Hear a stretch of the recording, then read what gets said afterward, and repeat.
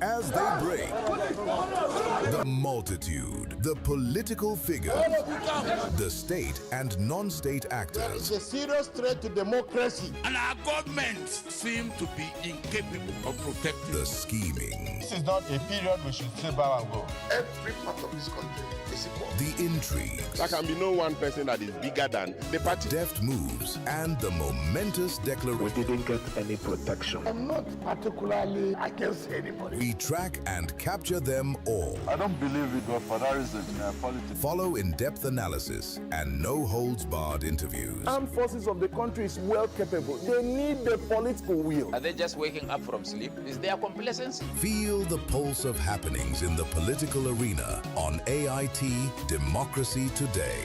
Widely acclaimed authority on politics. Monday to Friday, 7 p.m. Nigerian time.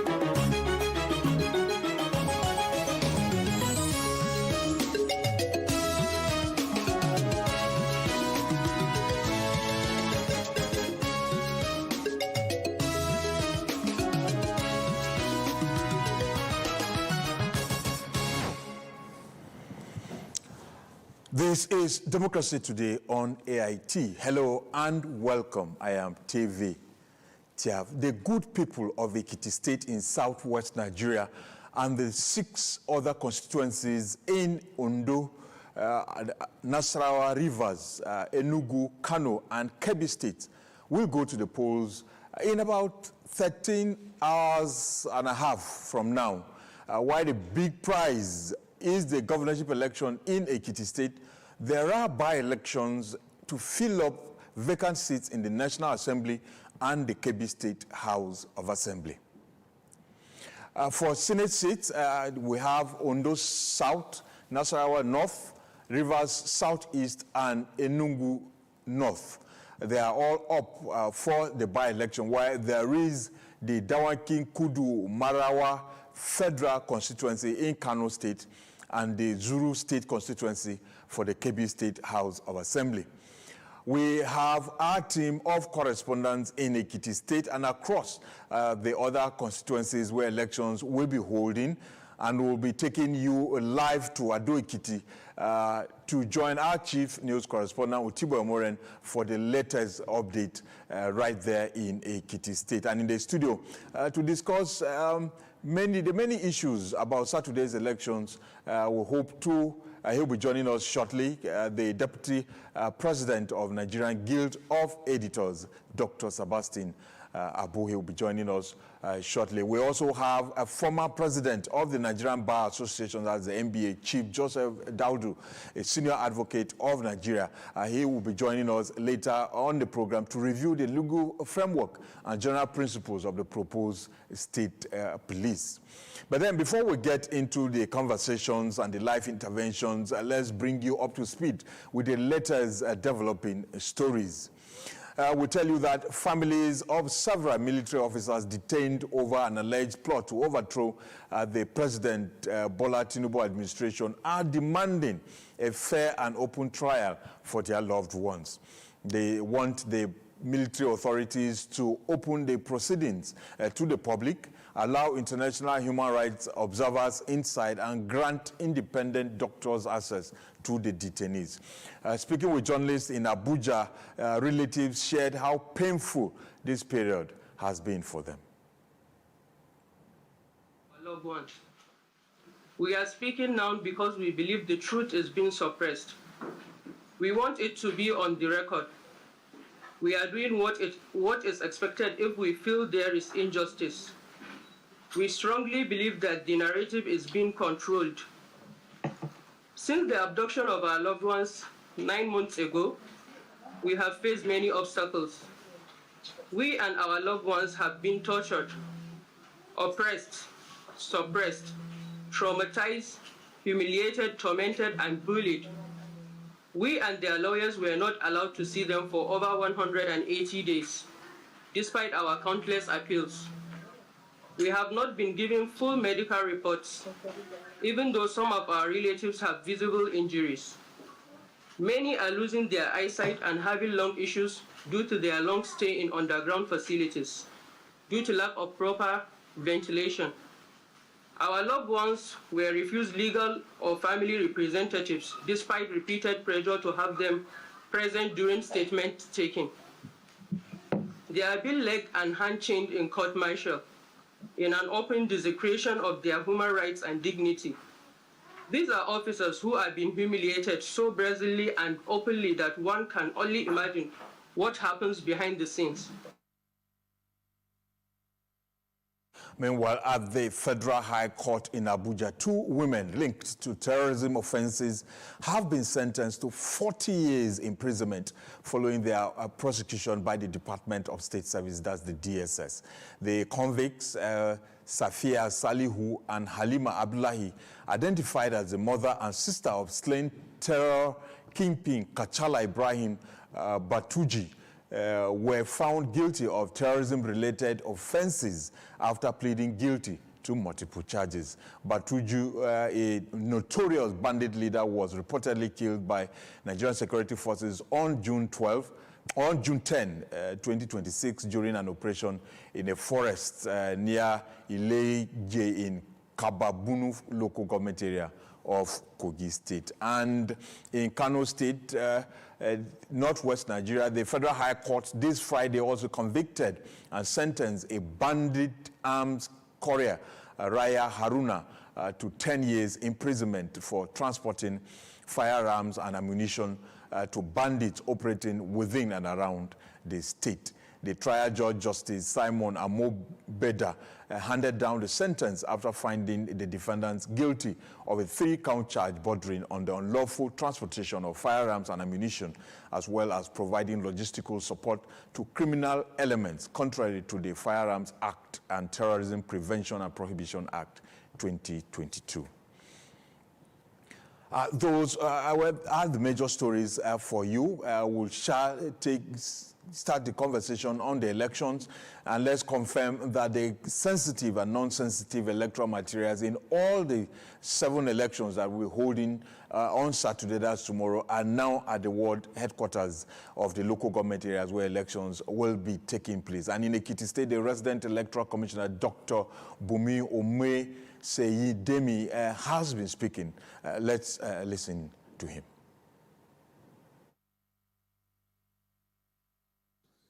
But the people that we see on the election day, those are the ones that we will see. And the ICPC is the responsibility of the ICPC and EFCC to do that. It's not the responsibility of INEC. The challenges of logistics, transporters, and we have been able to map out, do proper matrix of our transportation, knowing the number of vehicles that we go to each area. We have been able to know where we will need Okada. We have been able to map out where we need all those tricycle. So being able to map out those ones out. And also we have been able to make sure that the transporters are given their money, and we have told them that there's need for them to pay the drivers. You know, when you have middleman issue, someone will just go and bring the transport, get a driver, and he will not pay the driver, and the driver will say, I will not go until I'm paid. So all those ones, we have make sure we find a way of stopping that by making sure even the vehicles they will bring, sometimes you will see some vehicles, you shake your head. So we have been able to do the mapping, and we have given the transport owners to give us the list of their vehicles, put the plate numbers, the name of the driver, and the phone number of the drivers. And we have sent this to the road safety, and the road safety are the local government and checking of the vehicles. They have started that one since Monday, and they have a sticker that certifies the vehicle that we are going to use. And we have passed also the list to DSS.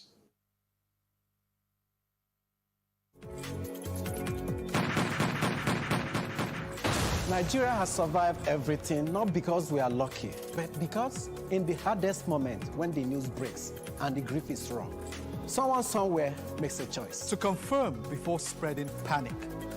To empathize rather than assign blame. To hold when everything inside said, poof. For terrorism is not only the attack that sparks our outrage.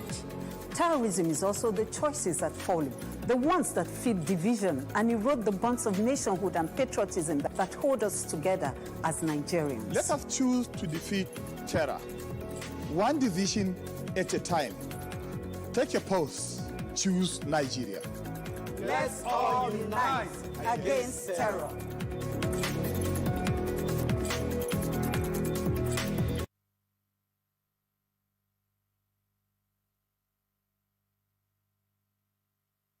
Thanks for remaining with us on Democracy Today on AIT. We'll now take you live to Ado-Ekiti, the capital of Ekiti State, where over 1 million registered voters are expected. We hope that most of them will be there. Ekiti State has never registered up to 50% of voter turnout. So we'll look at what will happen tomorrow. But we'll take you live to Ado-Ekiti, where our chief news correspondent, Utibe Omoren, is on the streets of Ado-Ekiti. Utibe, can you bring us up to speed with what you now know is happening, the preparations, how anxious are the people for tomorrow's election, what the authorities are also doing, and perhaps the concerns that you have picked up since your arrival in Ekiti State?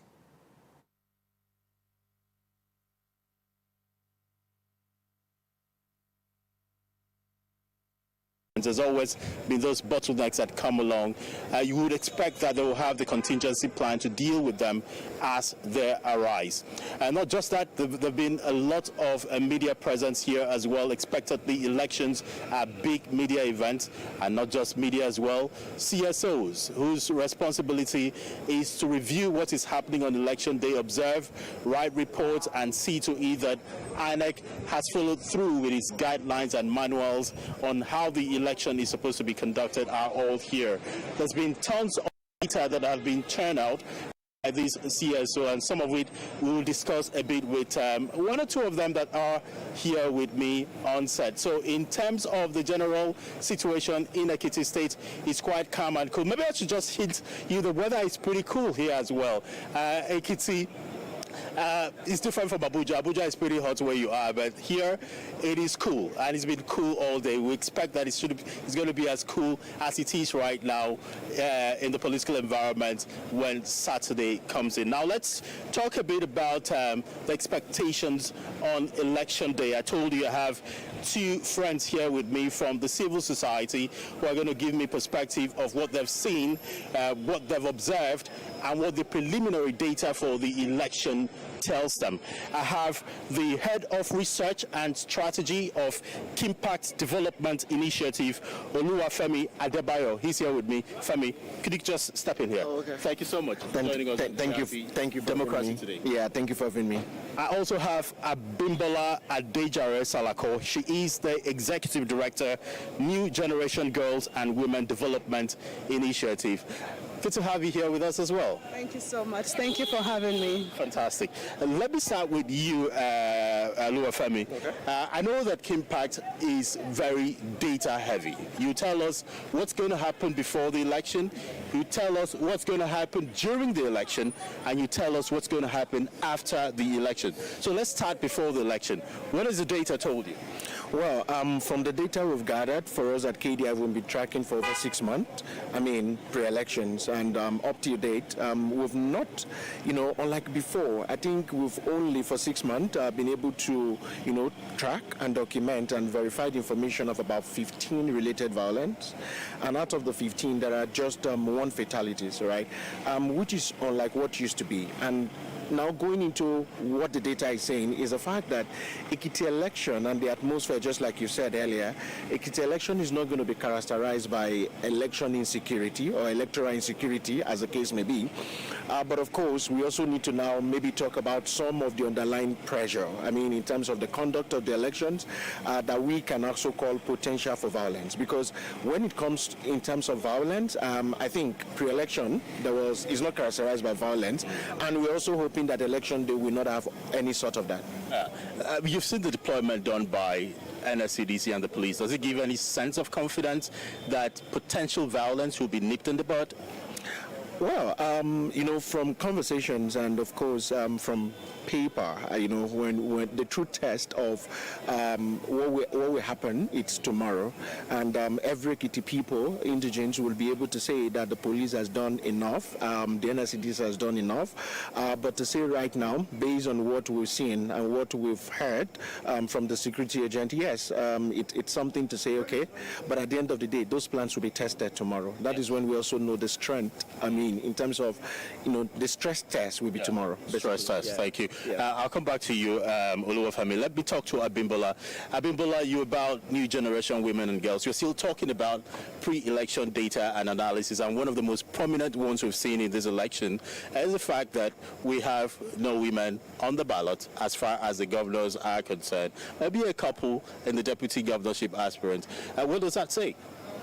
Well, it says a lot for a state like Ekiti State, and one of the things that we continue to engage from our end is increased women political participation, and just like every other state in Nigeria, it's still a major challenge and a major setback because the challenges that women in politics continue to face are very quite enormous, from a funding challenge to also having support of the citizens behind their backs and all of that, and of course the money politics politics that we play in Nigeria and the midnight meetings and all of that. So it's still a major setback and a major challenge, but we're optimistic because in Ekiti State, this current administration has 6 women in the House of Assembly, which is something that is unprecedented, and the coming House of Assembly, because one of the things we've done is to track, the progress of women political participation in Ekiti elections. So we are hopeful that the 4th coming Ekiti State House of Assembly will also have nothing less than 6 to 7 women in political participation. But of course, that's also not a pass mark,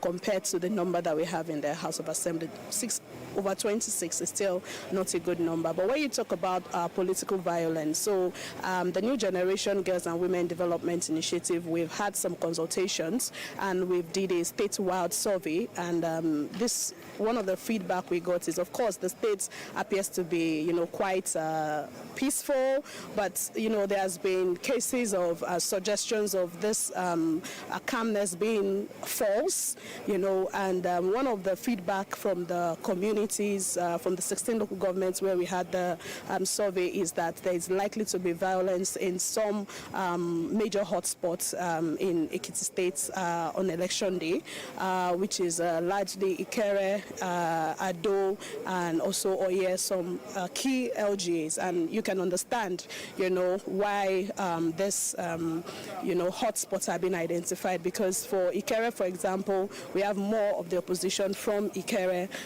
and so also internal party dispute has also been identified, and of course poverty and vote buying, inducement and all of that. These are things that have been identified as something that is likely to cause violence on election day, because the calmness that we see, people's perception is that this calmness is not really real, but on election day we are actually hopeful, and one of the things we've done from our end is to have a multi-stakeholder engagement where we had the police, we had INEC in attendance, and we had a series of questions, as regards their preparedness for this coming election. And of course, police have assured us that they've deployed as many officers as needed. The civil defense has also said the same, but we are really hopeful and watchful that Ekiti election, especially when it comes to the new electoral act. Of course, you know that Nigeria has a new electoral act which was signed into law by the president in February. So one of the things that we are also doing, because I also represent a movement called Yep Niger campaign, which is the youth-led electoral reform project. So one of the campaign is also to ensure that the needs of young people make it into the electoral act. Yes, we were not, lucky to have all our recommendations, but some of our key recommendations made it into, the new electoral act. So one of the things we are also doing is to deploy monitors to the 16 local government assessors, legal assessors, to assess, to see these new provisions, particularly when you look at the downloadable PVC, the use of downloadable PVC. There has been a lot of questions around, will people be allowed to make use of their INEC released a notice yesterday saying that's not going to be allowed for this election. So that's the challenge, because when the chairman was in Ekiti State, I personally engaged him and I asked him if the downloadable PVC will be used, and he confirmed that it will be used, provided you write to INEC ahead of time. So even the process, the operationalizing of the use of downloadable PVC is still not clear to a lot of citizens. So this is one of the things that we're going to be assessing across the 16 local governments come tomorrow. Interesting perspective. Let me also ask about your projections for election day itself, because I know you don't just do what is happening before the election, you project expectations as well. We've always had voter turnout situations in most elections. The worst we've had recent times was Anambra, November 2025. 21 point, how much was it? 10.10. Yeah, I thought it was 10.8. That's turnout. 2021. 2021. Yeah. Then in 2025 it was 21.4 in 2025. In Ekiti in 2014 I think it was about 50.4. If my data memory serves me right. In 2018, it was about 44.36, and in 2022, it dropped to about 36 point some fractions. Right. What are your expectations and your projections for 2026, for tomorrow? Okay, but before I answer your question, if you permit me just to build on some of the things you had said, is the fact that, completely, part of the underlying pressure heading into the elections is basically, the fact that the INEC guideline for the conduct of 20 elections, 2026, as a result of the Electoral Act, they need to review the 2022 version, was actually released on the week of the 28th of May. I mean, that's pretty much about between 3 to 4 weeks. 3 weeks to Ekiti elections. So it also says a lot when people do not have a clarity around downloadable PVC. It's also the fact that the clarity wasn't there in time. Then even after the guideline was released, what has happened to it in terms of popularization of the processes and procedure? I think elections in Nigeria is pretty much done. We are starting 8:30 and we're ending 2:30 now, right? It's also pretty much more than to say we're just going to use beavers for accreditation. There are other variables. I wouldn't want to use the word complexities. There are other variables that are involved in this conversation. And of course, to now come back to your question, I think pretty much in terms of maybe we're looking at turnout, there are a lot of variables involved. The very first thing is to also look at the fact that these elections in Ekiti will not happen in silos. It will happen within a context and the environment that exists in the state. And of course, in some part of the state, there have been so much, conversation around insecurity, kidnapping and banditries, right? And if you look at that, I was looking at the data today. For instance, a local government like Ileje-Meje, in the last is that the one that's close to Kogi State? So if you look at the turnout data for Ileje-Meje local government, is above about 49, close to 50%. But Ado local government, which used to have which has the highest number of registered voter, is actually around 29 or 28%. So it then means you have a local government with a high number of registered voter, but turnout is low. Then you have a local government with maybe a reduced number of registered voter, but with high turnout. But these are local government that have, high experience in banditry, kidnapping, and all. And again, I see this. I've said this earlier today of the fact that Ekiti has a culture, electoral culture, where people are maybe working in the urban local government, but they have to go back to their local government to cast their vote because they are registered in those local government. But these are local government now where people are afraid to go back, So then it then becomes, would people want to go back home to go and cast their vote in the midst of insecurity, uncertainties, if they'll be kidnapped on the way or not, right? Of course, not everybody can afford security company, to take them back home. This is number one. Number two, again, is to talk about electoral predictability. A lot of conversations around these elections. You rightly mentioned that the perception of most of the stakeholders is there is this high level of predictability heading into the elections. But or maybe some will say that has been some level of calmness, which I sure agree, it is forced calmness, right? But if you look at that, it's also dangerous for democratic practices and tenet, and even democracy generally in a country. For instance, I ask people, on the street earlier today to ask people around the fact that, okay, what do you think about the elections? And you have people saying, well, either I go or not, and we already, there is this predictability around the election to know who is going to, clinch or win the elections. Again, it then we then go to competitiveness of the elections as a conversation. So that's another factor. Then we also come to the complexity of the processes.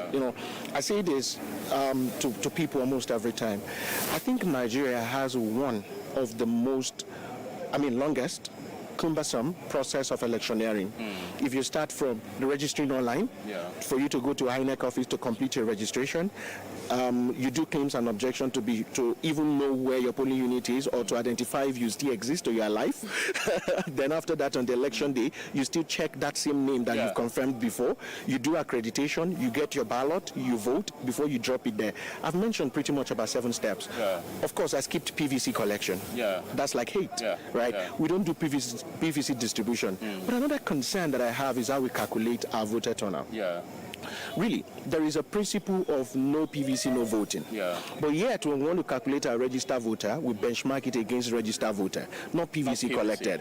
So, for instance, in Ekiti, over 1 million registered voter, PVC collection is about 97%, which is less than 1 million. But if voter turnout will be calculated, it will be calculated based on 1 million plus.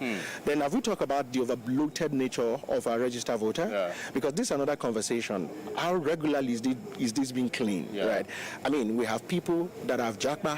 I mean, in the normal Nigerian parlance. Every now and then they go into cleanup of the exercise of the voter register. Is it that they don't do it, or they just say they do it? Well, we'll come to the practicality of that. We'll talk Oluwafemi, I know you have so much to tell us because you've been working so hard since you came into. I suppose you've been here for the past 5 days or 1 week. Yeah.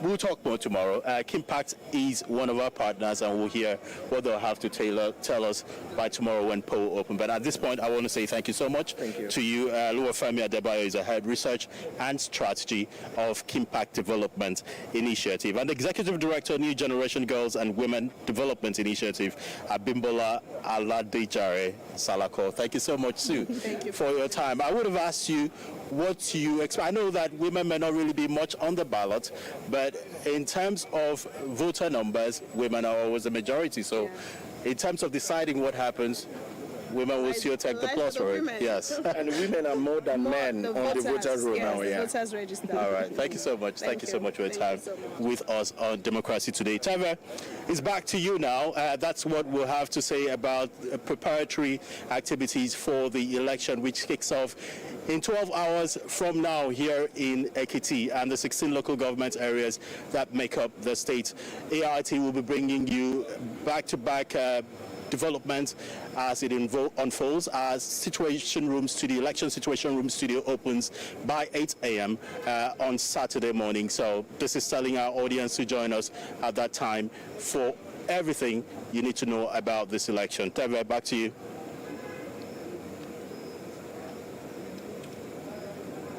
Especially the intervention by the executive director of the New Generation Girls and Women Development Initiative, a great female perspective that we've gotten to the election after all the masculine talk, the campaigns, and all of that we've seen and heard all along up till this moment. It will be decision day for the people of Ekiti State, and like we also told you, 6 other constituencies across the country. But then we shall turn attention now to something else, the state police, which is something that will interest each of the 36 states, and even the FCT in Nigeria. Governors of the 36 states or their deputies, except perhaps that of Ekiti State that has elections, re-election, have been in Abuja holding different meetings. And one of such meetings was the one they held with the 36 state attorneys general to draw up modalities for the establishment of state police. Governors emphasized the need for the state police to be constitutionally sound and aligned with federalism and citizens' rights. The forum noted the collaborative effort and added that the consultation outcomes will strengthen the state's collective position.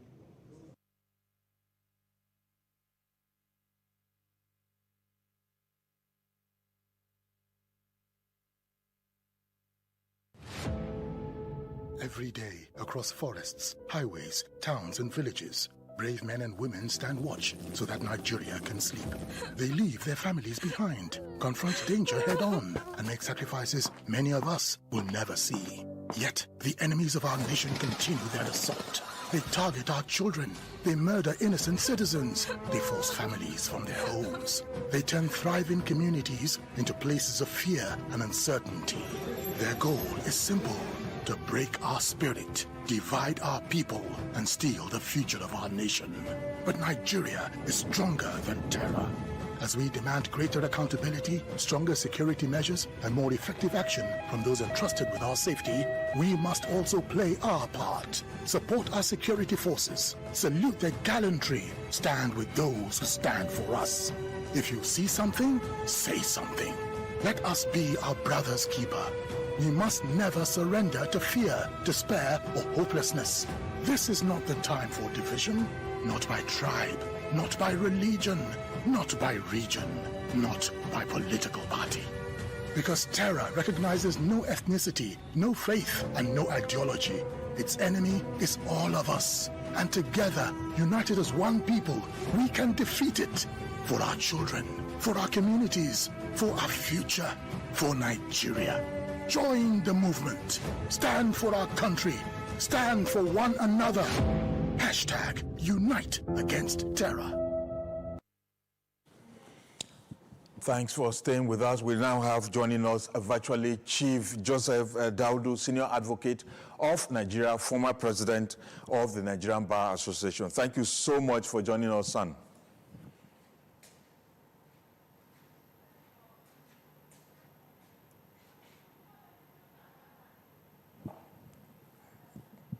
Can you hear me? Can you hear me now?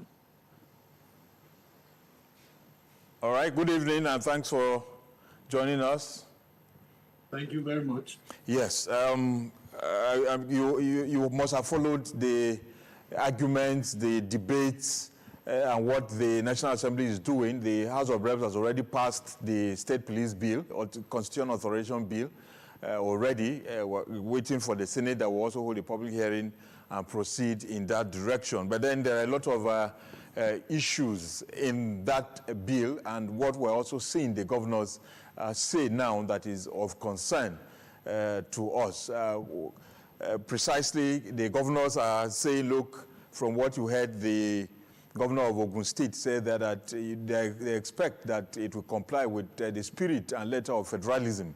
And if you look at some provisions in that bill, which are supposed to be checks for the governors, you will see that we are still going to most probably run a unitary police system, as it were. That has always been the problem with the way and manner the present quest for state police has been conceptualized. It wouldn't surprise Nigerians or people who are familiar with the Constitution that a state police crafted and modeled by the Inspector General of Police is just a federal police in another name. I would have thought that Nigeria being a federation, that the federating units would have been the ones to take the forefront in their quest to setting up the state police. Now, one thing has been missing. I've been an advocate of state police for the past 15 years. But gradually, I began to develop cold feet. Those will be discussed maybe at another opportunity. But for now, in a federation with 36 states, the 36 states must speak with a common voice. In the United States, there is a commission called the National Commission on Uniform State Laws, which sits together to craft uniform laws for the 52 states and their municipalities, that is Washington, D.C., Virgin Islands, and other principalities of the United States. Now, what should have happened here is that we put the cart before the horse. We should have had the states delegate persons to sit down, because we have different cultures, different terrains, different approaches, to sit down and fashion a uniform state police, taking into consideration our individual differences. Yes. Now, the fact remains that the Inspector General of the Police took the lead. And I searched for his report for a long time, and it was not even available. Yes, you can hardly find it. And so when something is shrouded in secrecy, and you expect the 36 states to have a buy-in, that is the beginning of the failure of the whole project. That is the beginning of the failure of the whole project. And we have other problems, but we are not coming to that now. Yeah. Our Constitution recognizes that being a federation made up of the center and the states, that in view of our increasing disharmony and problem and insecurity, that the states must speak with one voice. Left to me, it will take no less than 5 years to put the model and the machinery of state police in a correct manner in this country. Yes. Okay, you were citing an example with the US where they have a council or a commission that sits and drafts uniform state laws. Yes. In Nigeria, from what we are seeing, the Nigeria Police Council is supposed to replace the current National Police Council that approves the appointment of the IG and all of that. But then the kind of legal system we also operate in Nigeria, we have the penal code for the 19 northern states and FCT. We have the criminal code for the southern part of the country. Will that suffice in the kind of example you are making with the United States? Yes, because exactly my point. You can have a uniform criminal code, but with different provisions for different places. Yeah. So that if you're in Calabar and you commit an offense, it will not be said that such offenses are not applicable in other places. Yeah. And even if they are not, the code will so specify. But there is usually a need. Like if you know the history of the penal code in the North, the North too is a representation of Nigeria. It has different cultures, different faiths, different religions. Yet, the Abu Ranat Commission of 1959, consisting of the Chief Justice of Pakistan, Sudan, and some Nigerians, Mr. Chimu, were able to sit down and craft a code for the entire northern region, which is like a mini Nigeria. Yes. So there's usually a need for consultation, for unanimity on such sensitive topics. It is long overdue for us to have had a uniform criminal code for Nigeria. But lack of consultation, lack of interest, distraction to other issues like budgetary issues have taken our attention from very sensitive issues, which are the foundation of law and order in any country. And that's why we're where we are today. A number of people who were opposed, or most probably are still opposed to the issue of state police, is how the governors, they fear that the governors may, use it against the opposition, use it against even innocent citizens, as it were. So there are some safeguards in the bill that they are putting forward. For instance, the amendment to Section 215 of the 1999 Constitution that talks about appointment of IGP, the Inspector General of Police, and now the Commissioner of Police for a state.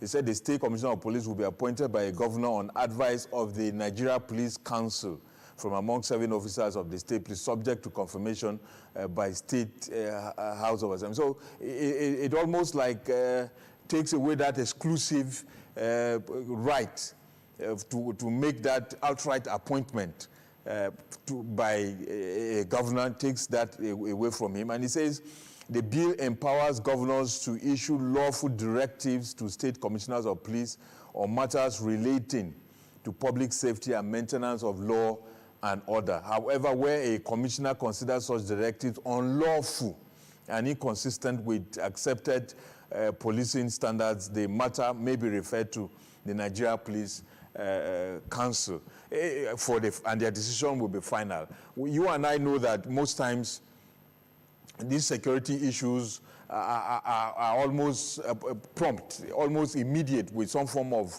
urgency. So you wonder how a governor will give a directive to a CP, and then the CP will have to, if he doesn't want to obey that order from the governor, he will have to refer it to the Nigeria Police Council, which may not be meeting every day. The time lapse, and all of that. What kind of tension are you thinking I'm just imagining that kind of tension in my head, visualizing it, how it will be between the Commissioner of Police, the governor, and maybe the Nigerian Police Council as it were, and a security matter that could lead to breakdown of law and order. You see, what you have read out confirms that the position of the federal government in the matter is structurally defective. It is not in line with how the Constitution has devised states and the federation and the center. When you want a state police, you should have a structure for the state police who begins and ends in the state. When you have the federal government as a supervisory agency over a state police, it is no longer a state police, it's just a community police in name.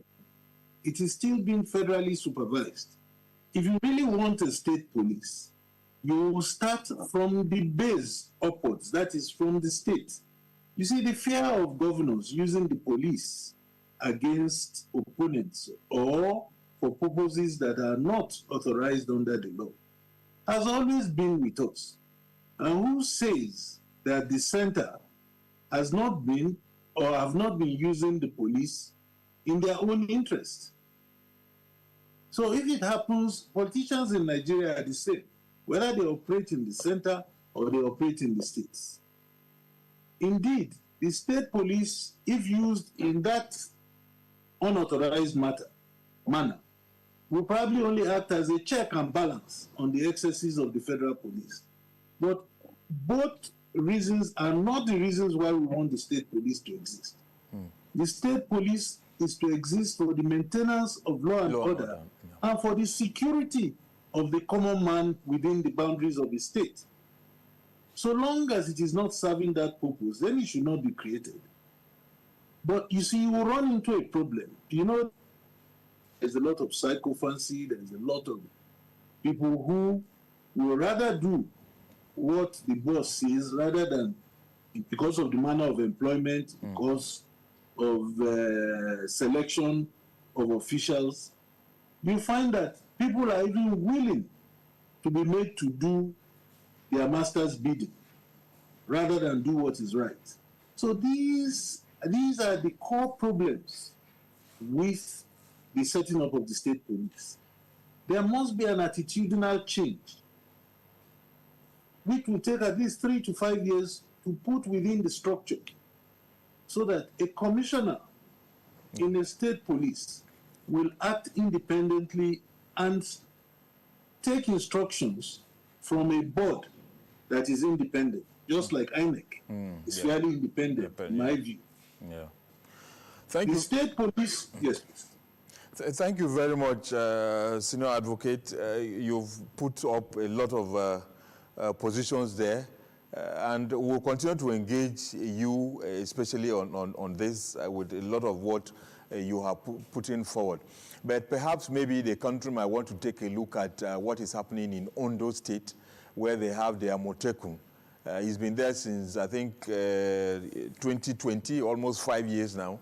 And, you know, the governor that came in did not sack the commander of the Amotekun. He continued, he in fact renewed his tenure, because it's supposed to be a 4-year tenure, renewed his tenure, and they've been going on with the operations almost effectively, except that they're not armed to do what is expected of a police service or a police force. So thank you very much, Senior Advocate. We'll get back to you on this matter, especially that is still under consideration in the National Assembly, and several other of those constitution alteration bills that are being considered by the National Assembly.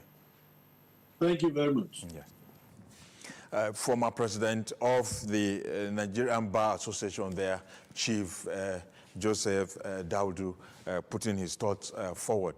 And if from some of the submissions he has made, if people like him were not consulted on this issue of state police, then you ask yourself how the Nigerian democracy is working. If people like him were not consulted, then something definitely is wrong somewhere. But I'm sure Nigeria is work in progress. Our democracy is also work in progress, and we'll also get it right eventually. And I have joining me the Deputy President of Nigerian Guild of Editors, Dr. Sabassy Abu. Thank you very much for being able to join us. He's also a member of the National Institute, MNI. I will not forget that. Thank you very much. Thank you for having me. Yes, we'll go back just a little to the elections, but you also had the senior advocate there making some submissions on the issue of state police. It's something that almost every Nigerian is concerned about. What are your thoughts? Yeah, I think that the state police, as it were, is jamming. It's something that has been dragged on for too long. And I think that we must face reality concerning the times that we live in this country. You spoke earlier about the establishment of Amotekun and the implication that we have given the current aspirations that the country is looking for towards the establishment of the state police, given the ongoing process in the alteration of the Constitution. Yes, I think that the establishment of Amotekun was more like a child of necessity to be able to deal with the insecurity within the southwest state, particularly in Ondo. And this cuts across to many other states, particularly within the Middle Belt.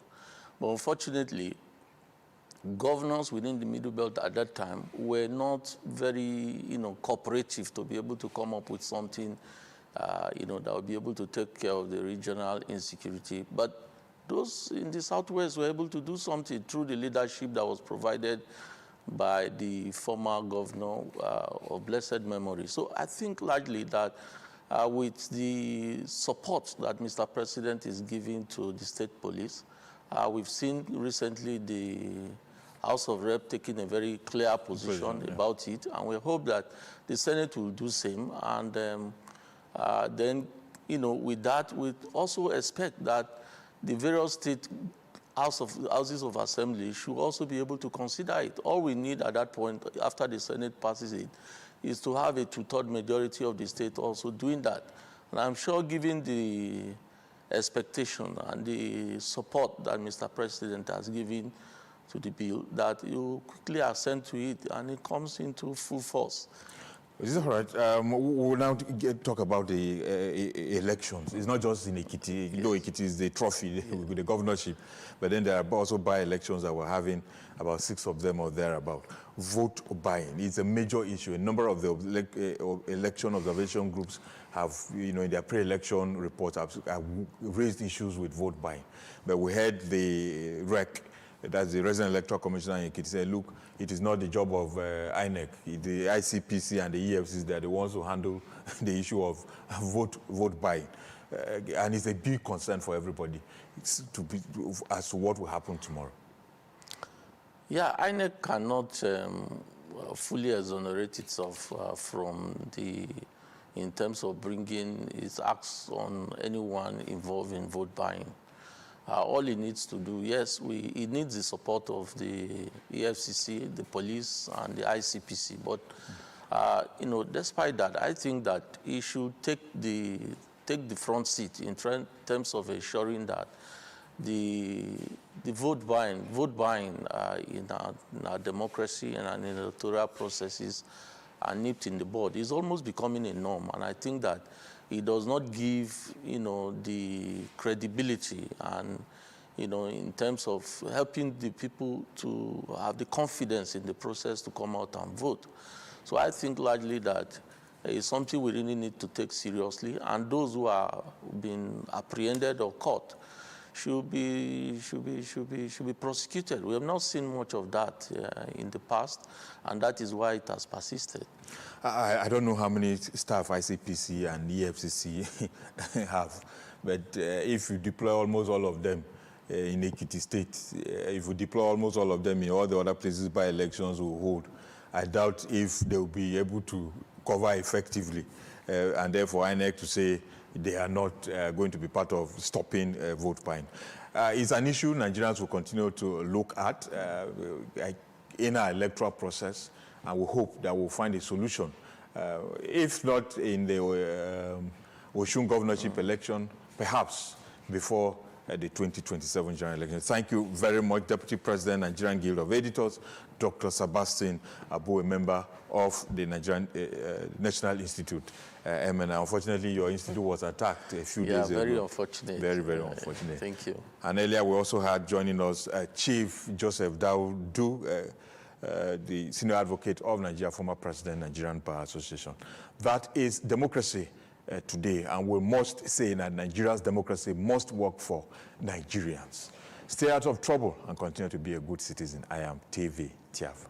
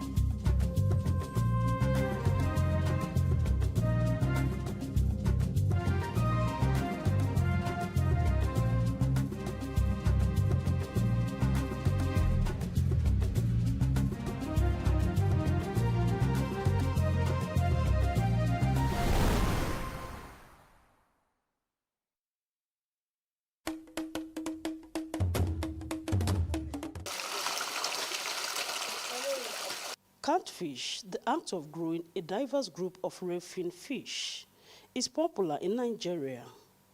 The production of the fish for commercial purpose is a major practice by farmers, as it accounts for over 80% of the country's aquaculture output, with a booming domestic market, as well as a strong export sales of smoked fish. In catfish production, feed constitutes the most important cost, as Nigeria still imports feed with only a few producing locally. Diesel, very expensive. NEPA, when they will bring their NEPA bill, per month they are bringing 70,000. Raw materials is no-go area. Where are we going to get the money? Its production in recent times is becoming difficult for some small-scale farmers, due to the hike in the cost of feed as a result of scarcity of raw materials and depreciation of naira against the dollar, making it difficult for farmers to cope. Feeds is nothing to write home about, so expensive. Everything has gone so high that the business is becoming so tiresome. But then, as many of us that had the vision, the love of it is there, we will not go back. After having spent so much on a cycle, at the end of the day, you want to sell. For instance, somebody will come and say they want to buy a kilo for 800 naira, 850 naira. This is something you have spent so much on. If you sell it for that rate, you are definitely not going to come back into the business if care is not taken. The feed now is being imported, and the exchange rate is affecting the importation of the products.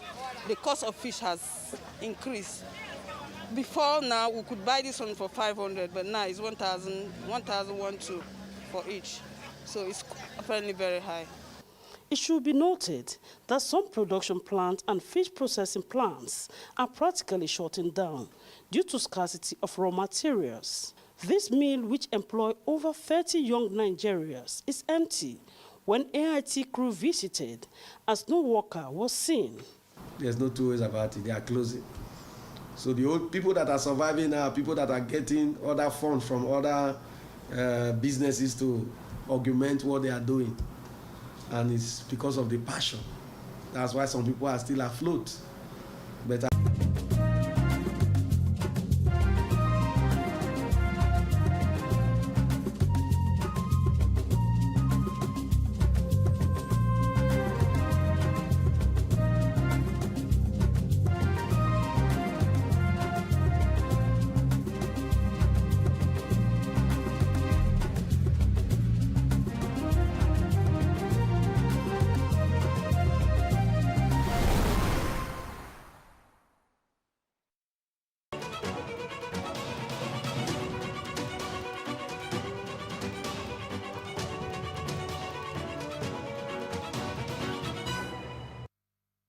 Thanks for joining us on AIT Report. I am Olamide Areyo. Welcome.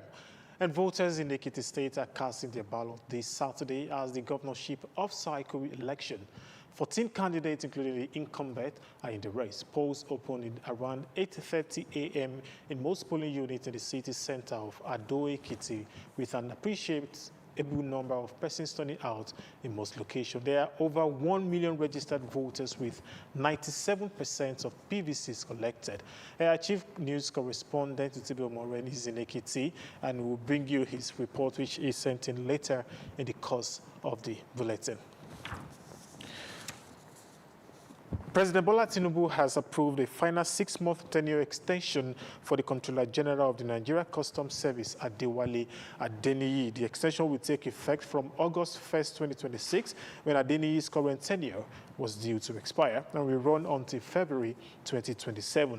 According to a statement issued by Bayo Onanuga on Friday, the extension is aimed at enabling the Customs Board to consolidate the implementation of the National Single Window Initiative and ensure a seamless leadership transition within the service.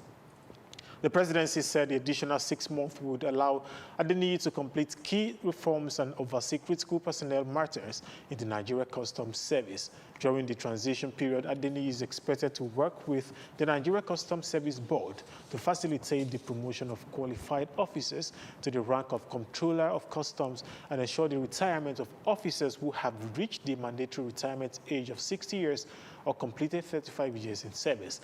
The statement noted that the extension forms part of efforts to maintain stability within the service while ongoing reforms are being implemented. Nigeria's Inspector General of Police, Olatunji Disu, has approved the appointment of Chief Superintendent of Police, Aniete Okokon Edem Iniedu, as the new Force Public Relations Officer.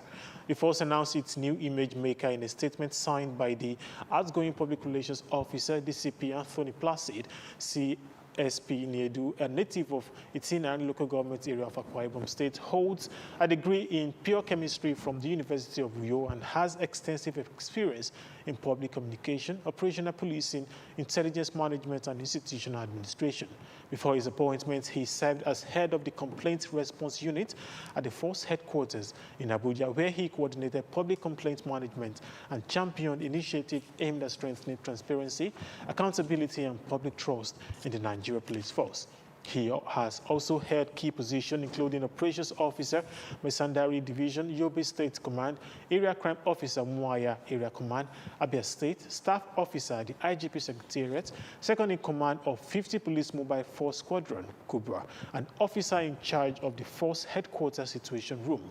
The Inspector General of Police expressed confidence in CSP Iniedu's capacity to lead the Force Public Relations Department, noting that his experience will further strengthen the Force strategic communication and public engagement. He succeeds DCP Anthony Okon Placid as Force Police Public Relations Officer.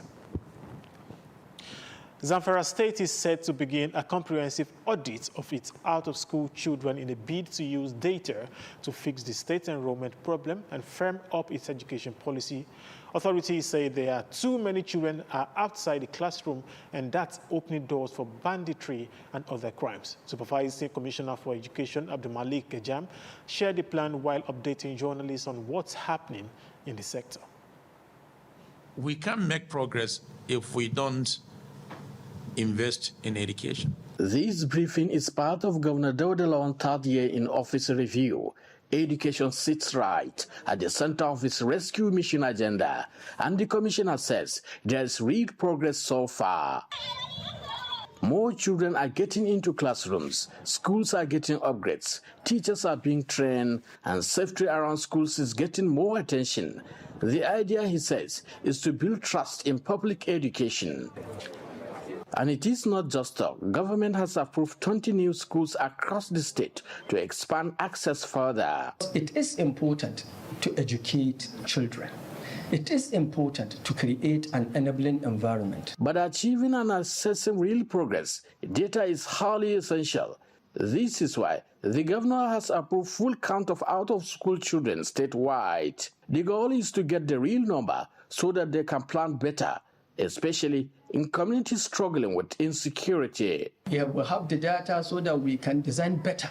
We can design better plans so that we'll be able to remove this idea of out of school, because out of school is a cancer, it's a problem. If you have out of school, then you have vulnerable children that can be recruited into banditry. Teachers are getting focused. Welfare, training and promotions, he says, are non-negotiable for this administration. He's also asking the non-teaching staff living in school quarters to move out so actual teachers can move in. The thinking is that when teachers are comfortable, teaching and learning will get better across Zamfara public schools. Damina Yusuf, AIT News, Gusau. The agreement publicly announced between the federal government of Nigeria and the Academic Staff Union of Universities, ASU, early in 2026 was to score some political points by the government of the day. And this is according to the General Secretary of the Non-Academic Staff Union of Educational and Associated Institutions, NASU, Peter Sadeyemi, during an interaction with journalists. We are not fighting ASU or anything, because the employer has a responsibility to provide a level playing ground. In fact, I do not know why government is even involved in this divide and rule thing. So, one, they started renegotiation with ASU and they concluded. But my attitude to that is that's simply because this government, under the leadership of President Bola Ahmed Tinubu, GCFR, wanted to score a political point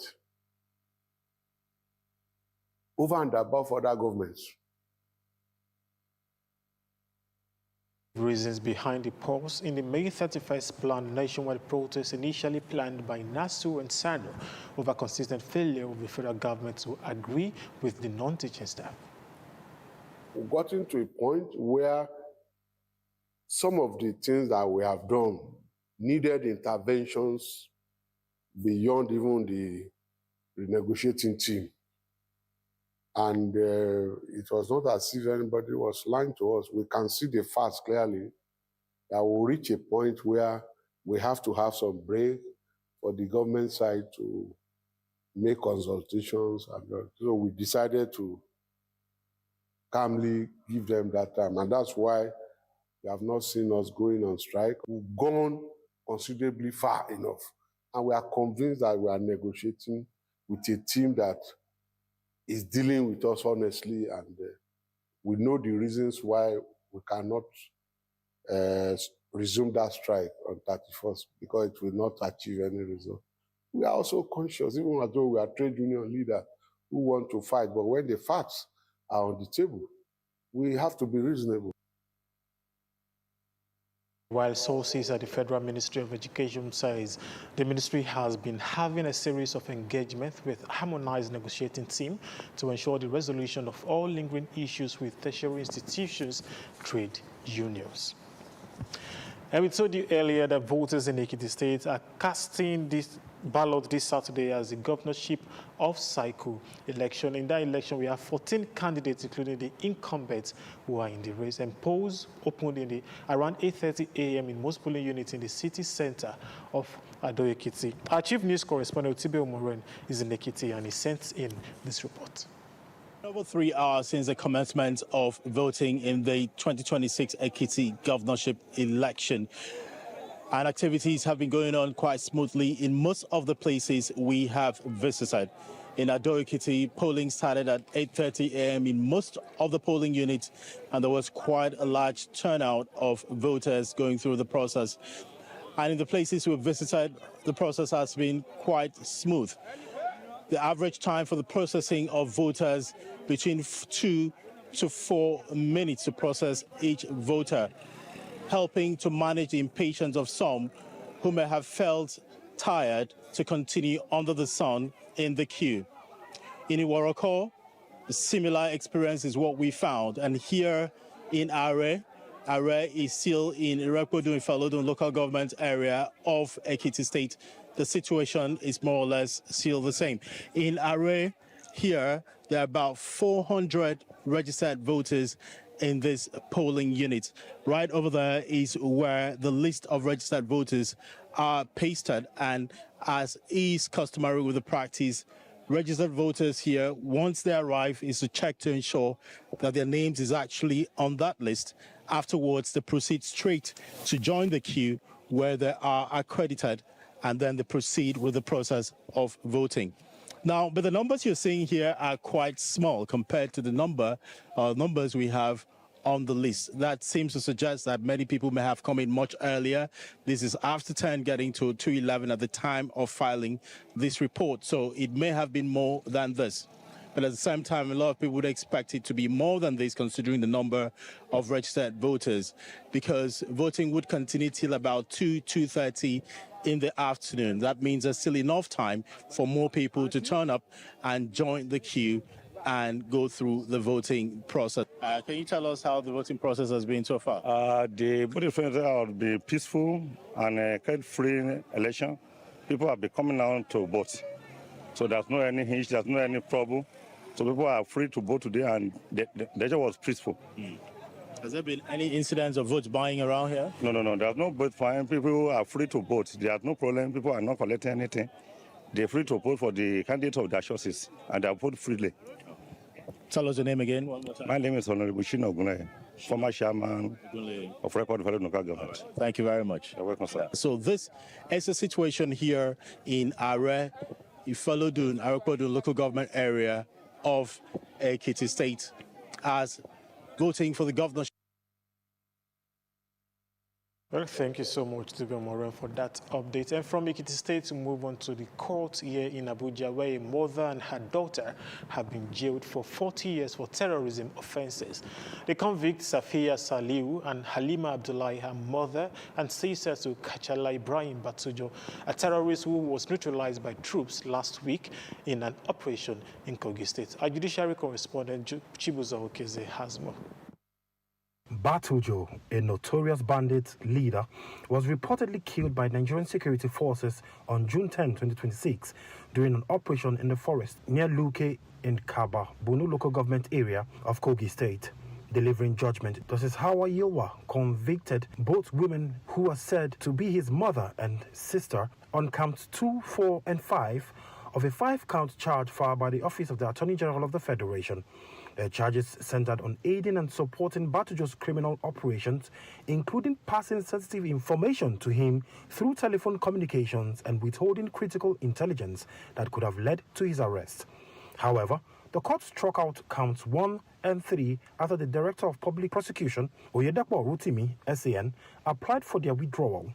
The counts involved allegations that the women received 490,300 naira, believed to be proceeds of terrorism, and accepted sponsorship for the Hajj pilgrimage using funds linked to terrorist activities. According to the prosecution, both defendants knowingly assisted Batujo by providing information that aided his operations, an offense punishable under Section 26 of the Terrorism Prevention and Prohibition Act 2022. Safiyat Saliu was additionally convicted for concealing information about her son's terrorist activities, while Halima Abdullahi was found guilty of failing to report knowledge of firearms allegedly possessed by her brother during visits to his forest hideout. Justice Yowa sentenced each convict to 20 years imprisonment on each count, but ordered that the terms run concurrently, resulting in an effective 20-year custodial sentence on each of them. The court also directed that both women undergo rehabilitation after serving their jail terms. Chibuzo Okezie, EIT News Abuja. Meanwhile, a federal high court sitting in Kano State has convicted and sentenced a bandit arms courier, Raya Haruna, to 10 years imprisonment for transporting firearms and ammunition to bandits operating within and around the state. The trial judge, Justice Simon Amubeda, handed down the sentence after finding the defendant guilty on a 3-count charge bordering on the unlawful transportation of firearms and ammunition, as well as providing logistical support to criminal elements, contrary to the Firearms Act and Terrorism Prevention and Prohibition Act 2022.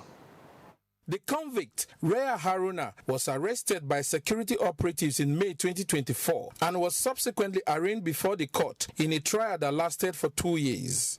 In his judgment, Justice Simon Amobeda held that although the convict was not directly involved in carrying out attacks, her roles as an arms courier substantially aided the operations of bandits and terrorist groups. The court noted that under the Terrorism Prevention and Prohibition Act 2022, providing material support, logistics, transportation, or any form of assistance that facilitates banditry or terrorism constitutes a serious criminal offense. The judge described the convict's action as a catalyst for terrorist activities and expressed concerns that such acts, alongside individuals directly involved in attacks, continue to threaten national security, resulting in loss of lives and destruction of property. I have to commend my Lord for the well job done. The minimum sentence is 20 years imprisonment or life imprisonment. We can say that my Lord tempered justice with mercy, and he's giving her a second chance to amend her ways in future. Justice Simon Amobeda said the sentence was intended to give the convict an opportunity for rehabilitation and to serve as a deterrent to transporters, logistics operators, and couriers who engage in activities that support criminal networks. Enemona Ocheme, AIT News, Kano. And 2 toddlers have been found in an uncompleted building in Yola South local government area of Adamawa State. The State Command of the Nigerian Security and Civil Defense Corps says investigations are underway to determine the circumstances surrounding the incident and locate the mother of the children. Our correspondent completes this thing. Residents of Wuro Hausa community in Yola South were thrown into shock following the discovery of 2 toddlers said to have spent the night alone in an uncompleted building after allegedly being abandoned by their mother.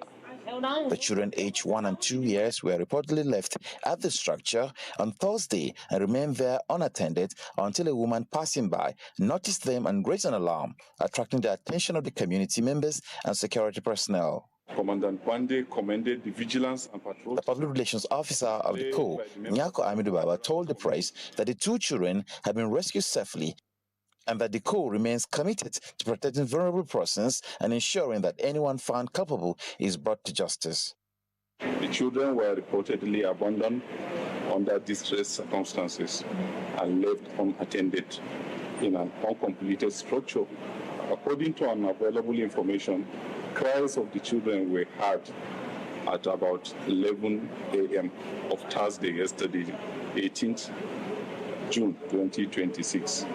Residents initially mistook the cries as coming from a neighboring house and did not suspect any foul play. However, in the early hours of Friday, June 19th, approximately 5 a.m.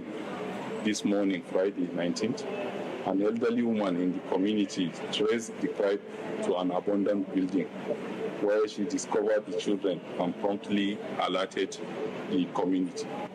The officers swiftly mobilized to the scene, recovered the children, and took them into protective custody. The incident has sparked concern among residents, many of whom describe the alleged abandonment as disturbing and call for greater protection of children against neglect and abuse. Ansem Nuhu, AIT News, Yola.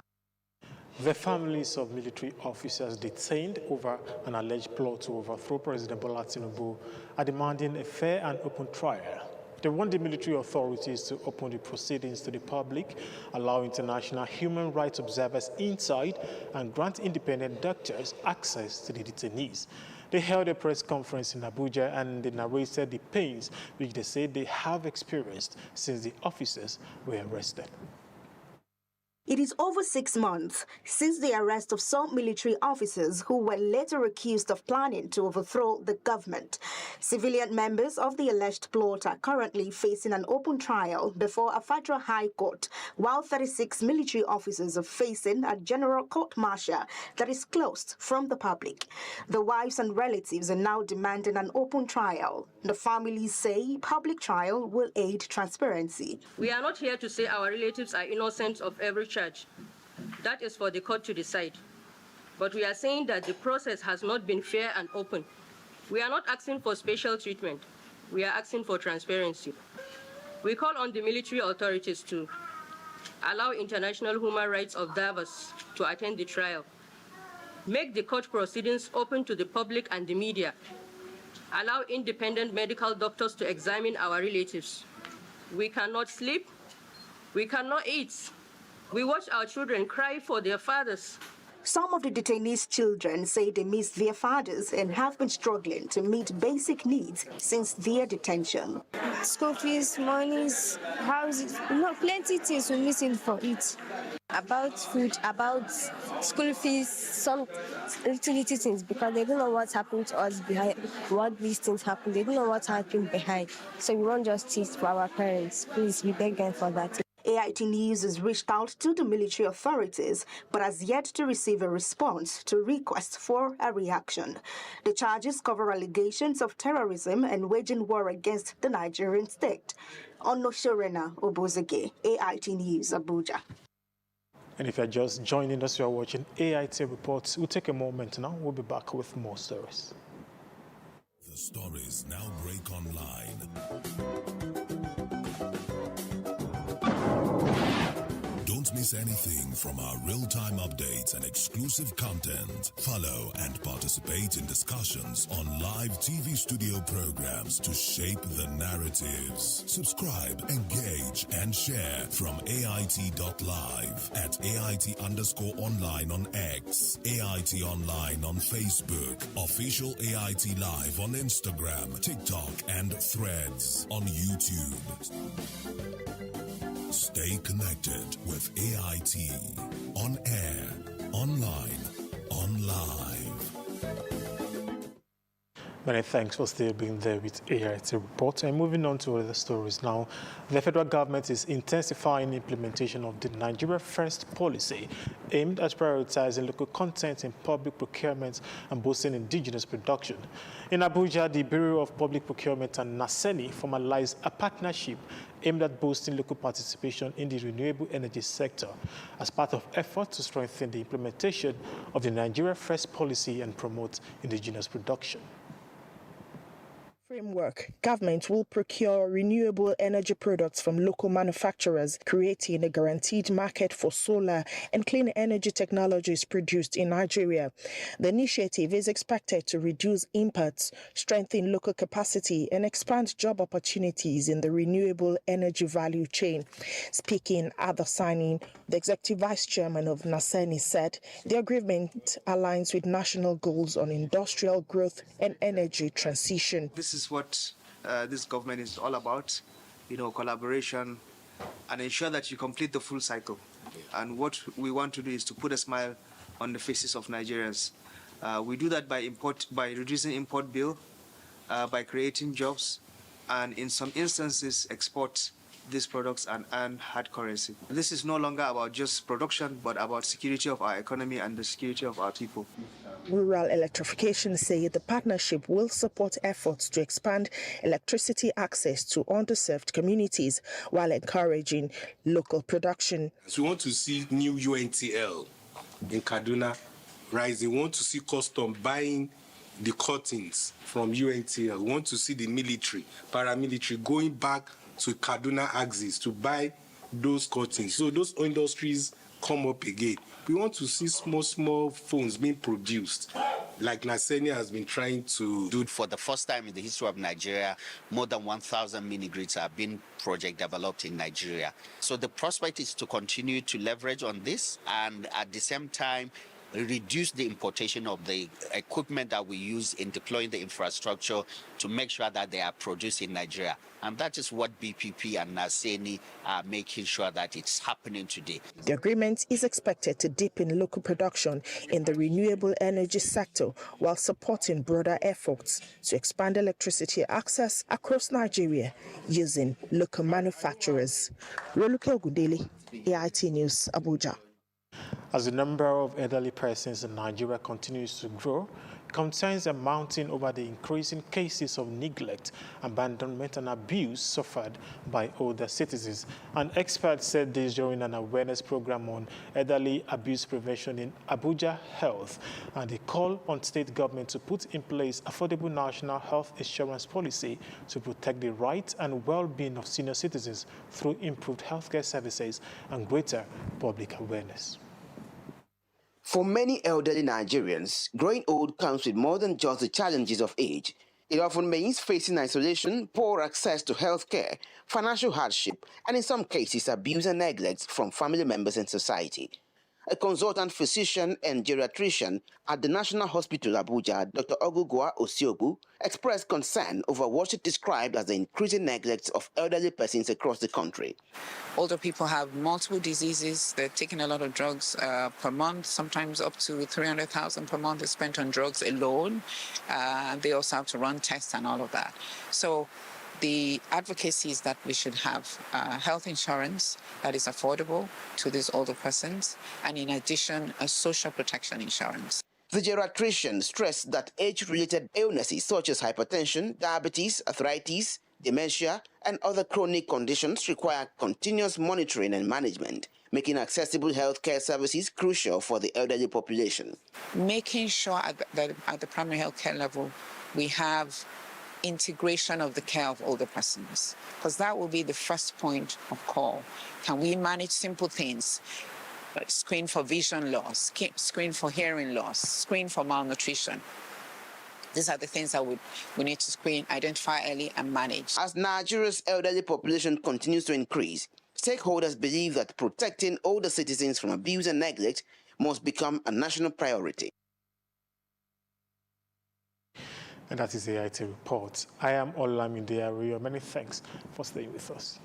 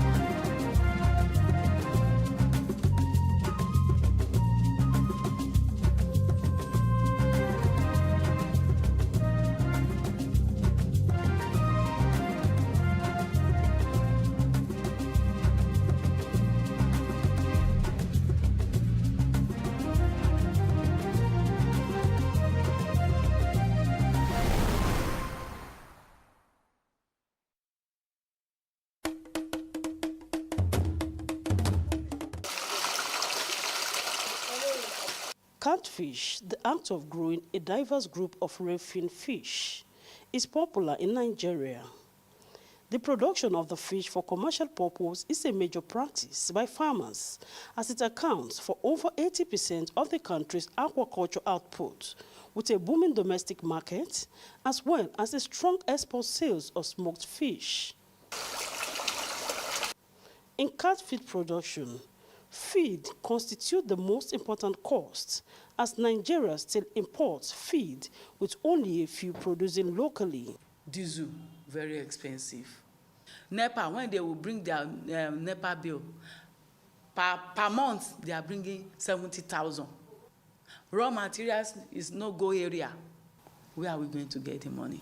Its production in recent times is becoming difficult for some small-scale farmers, due to the hike in the cost of feed as a result of scarcity of raw materials and depreciation of naira against the dollar, making it difficult for farmers to cope. Feeds is nothing to write home about, so expensive.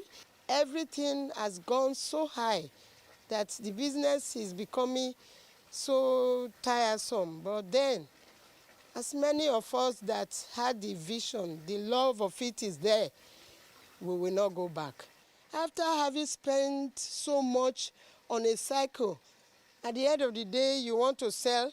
For instance, somebody will come and say they want to buy a kilo for 800 naira, 850 naira. This is something you have spent so much on. If you sell it for that rate, you are definitely not going to come back into the business if care is not taken. The feed now is being imported, and the exchange rate is affecting the importation of the products. The cost of fish has increased. Before now, we could buy this one for 500, but now it's 1,120 for each. So it's apparently very high. It should be noted that some production plants and fish processing plants are practically shutting down due to scarcity of raw materials. This mill, which employs over 30 young Nigerians, is empty when AIT crew visited, as no worker was seen. There's no two ways about it. They are closing. So the old people that are surviving now are people that are getting other funds from other businesses to augment what they are doing. And it's because of the passion. That's why some people are still afloat. But I want to assure you all, it's not as if I'm giving any negative prophecy, but if these things persist, a lot other farmers will go down. For this catfish seller, most Nigerians, instead of patronizing locally produced catfish, many prefer to buy other imported fish at exorbitant prices. In fact, catfish is very, very less than Titus.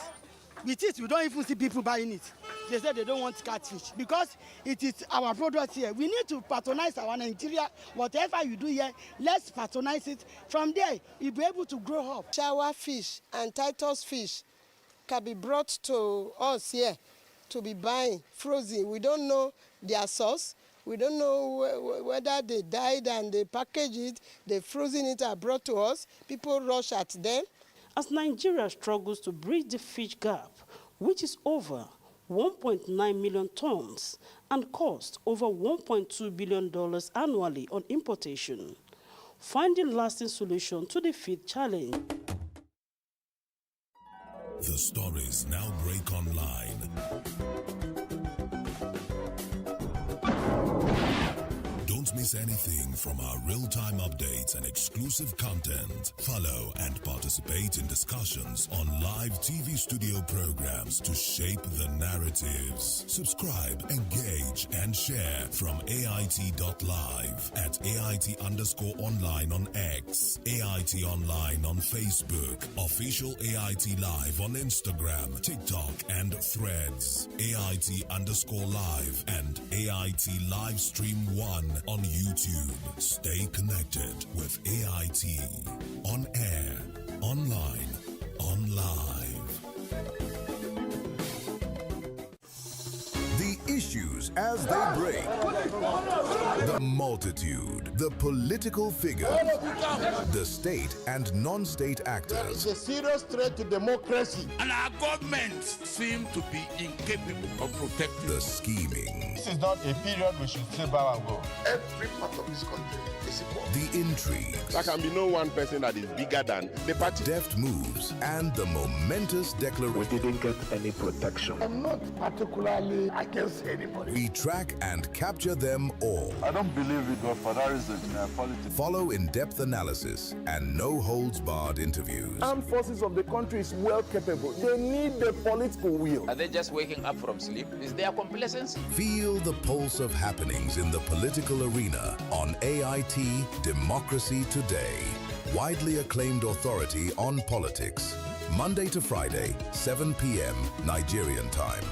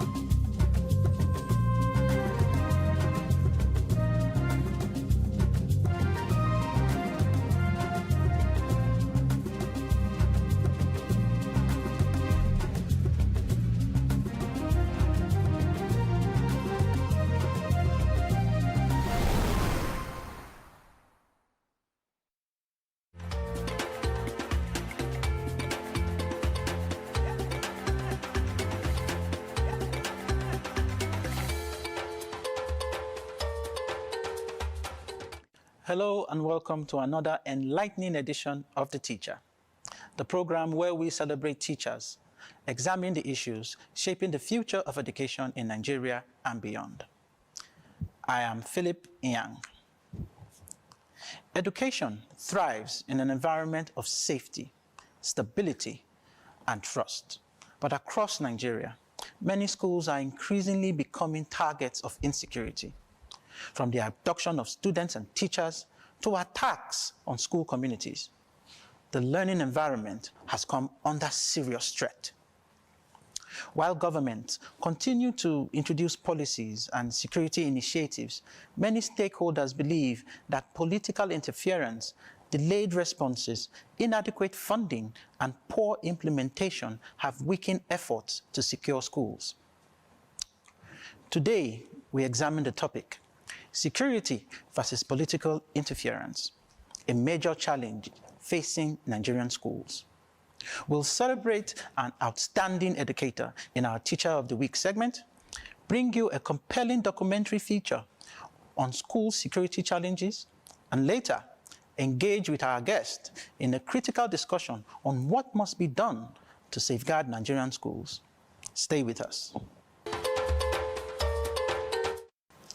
Today's Teacher of the Week is Mr. Kingsley Kelechi Ekpe, Vice Principal Admin, Daitams International School, Rivers State.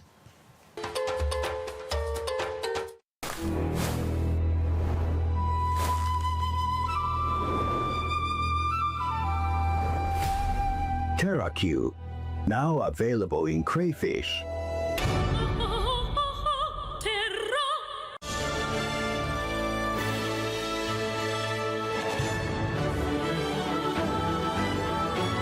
TerraQ, unwrap joy, unleash taste.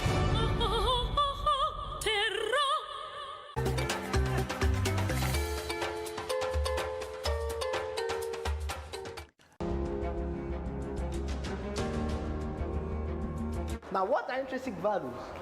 Intrinsic values are those things we cherish because they help mold our destiny. I've been a teacher for about 15 years. Okay, my motivation is that, when you see the young ones, okay, being as if they are lost and they need something to fill in that gap, that space, and that's learning. So I see myself, being in a position to fill that gap. I've learned so many things, how to do so many things, how to be able to, adapt to situations, especially when it's overwhelming, how to manage people, the students and the teachers as well. So it has been, a wonderful experience. Now, personally, it has molded me to know that there's how to relate with people. Interpersonal relationship is a very great virtue that I've learned in this system.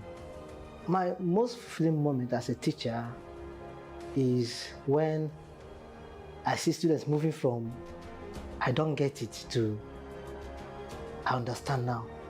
As a teacher, there are challenges, of no doubt. But I think one of the first steps to overcome those challenges is to be able to have a different perspective, a different mindset. You can only feel aware that you are called into a vocation, okay, and doing it with your heart, okay, is what will make you to go ahead. That will be your drive. How to stay motivated despite the challenges is to remain focused, okay, and do what you're doing, because you know that at the end, all the work, all the efforts you've put in, okay, you see them speaking, not necessarily for the children to remember you in the future by giving you something, but to remember that someone has impacted their lives.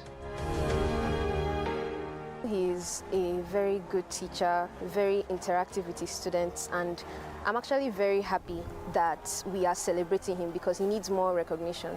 What makes Mr. Ekpe different from other teachers is his ability to communicate and converse with his students, both as friends and as teachers as well. Mr. Ekpe has helped me to improve academically in the ways of advising me on how to behave in class with decorum, respect, and to obey teachers. Mr. Ekpe is calm, he's humble, and he's a person that listens. Working with him has become so easy because he has a way of interacting with teachers and he's able to coordinate the teachers very well such that the work goes on seamlessly. He's loving, he's jovial, he's a fantastic leader. He's a people's person. He carries everybody along and he makes sure that the work is done. For the period he has fielded these children into WAEC and NECO, they have come out excellent. That is professional. Then otherwise, he is a humble, dedicated, respectful teacher.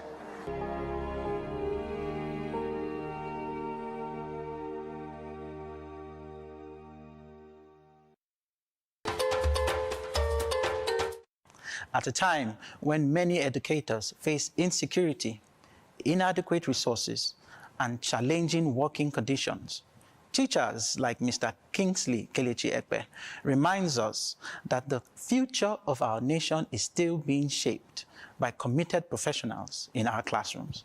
On behalf of the teacher, we say thank you for your service and congratulations on being our Teacher of the Week.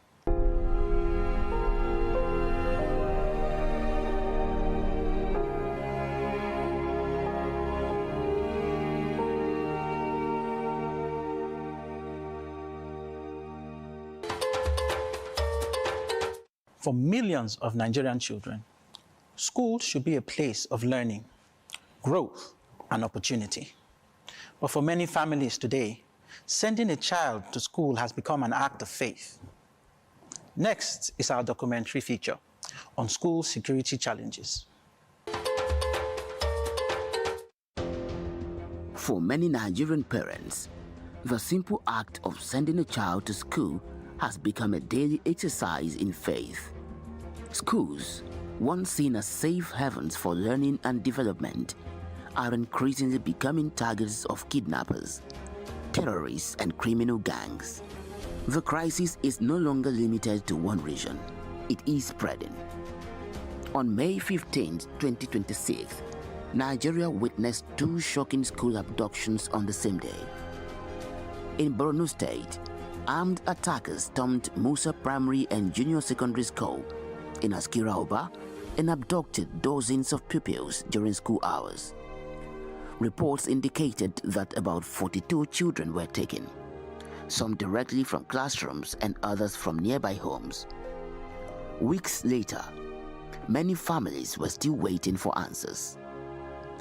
That same day in Oyo State, gunmen disguised as security personnel attacked 3 schools in Orire local government area, abducting 39 students and 7 teachers.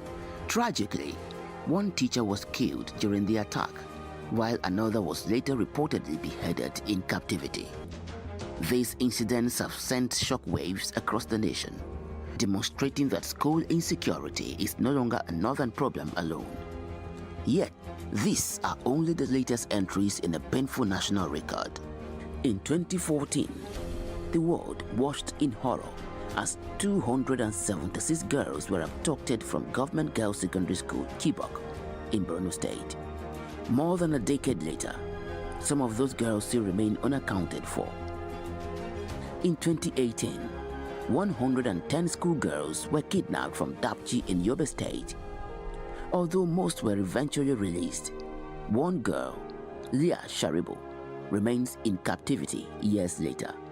Since then, attacks have continued across Kaduna, Katsina, Niger, Zamfara, Kebbi, and other states. According to reports, at least 1,900 students have been kidnapped from schools across Nigeria since the Chibok tragedy. The consequences go beyond the victims. Fear has forced some schools to close. Enrollment has declined in vulnerable communities. Teachers increasingly reject postings to rural areas, while parents struggle with the anxiety of whether their children will return home safely each day. Despite government promises, security initiatives, and budgetary allocations, many still lack perimeter fencing, surveillance systems, trained security personnel, and effective emergency response plans. Communities continue to ask difficult questions about accountability, implementation, and whether politics is standing in the way of effective security decisions. Education cannot thrive where fear reigns. If Nigeria is to secure its future, it must first secure its schools, because every child deserves to learn without fear, and every teacher deserves to teach without looking over their shoulder. This is not just a security challenge, it is a national emergency.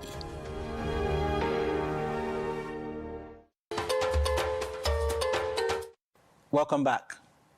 Following that insightful documentary, we now turn to our guest, Dr. Thomas Adejo Yusuf, who specializes in public policy and decentralized governance, a lecturer with the Department of Public Administration, Prince Abubakar Audu University, Ayingba, Kogi State, to help us unpack the growing concerns surrounding school security,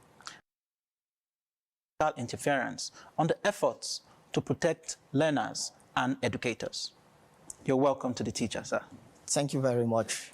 It's a pleasure being here with you to serve as a guest on this program. Thank you. So, as we know, Nigeria has been plagued with a lot of insecurity concerning schools in many parts of the country. The most recent and most shocking is the recent kidnapping of children and teachers in Oyo State. So tell me, to what extent has political interference, poor governance, or lack of political will contributed to the continued vulnerability of schools despite repeated security warnings? Thank you very much for posing that question. When we talk about security, we look at security in so many angles. It is a diverse issue. We talk about physical security, and we equally talk about there is a psychological security. The state of being safe, prevented from any harm, the state of being safe, that is what security means, it implies. And if we talk about the vulnerability of security issues as it relates to our schools in Nigeria of these days, you discover that it has really rendered our schools in a panic situation. The schools are no longer safe.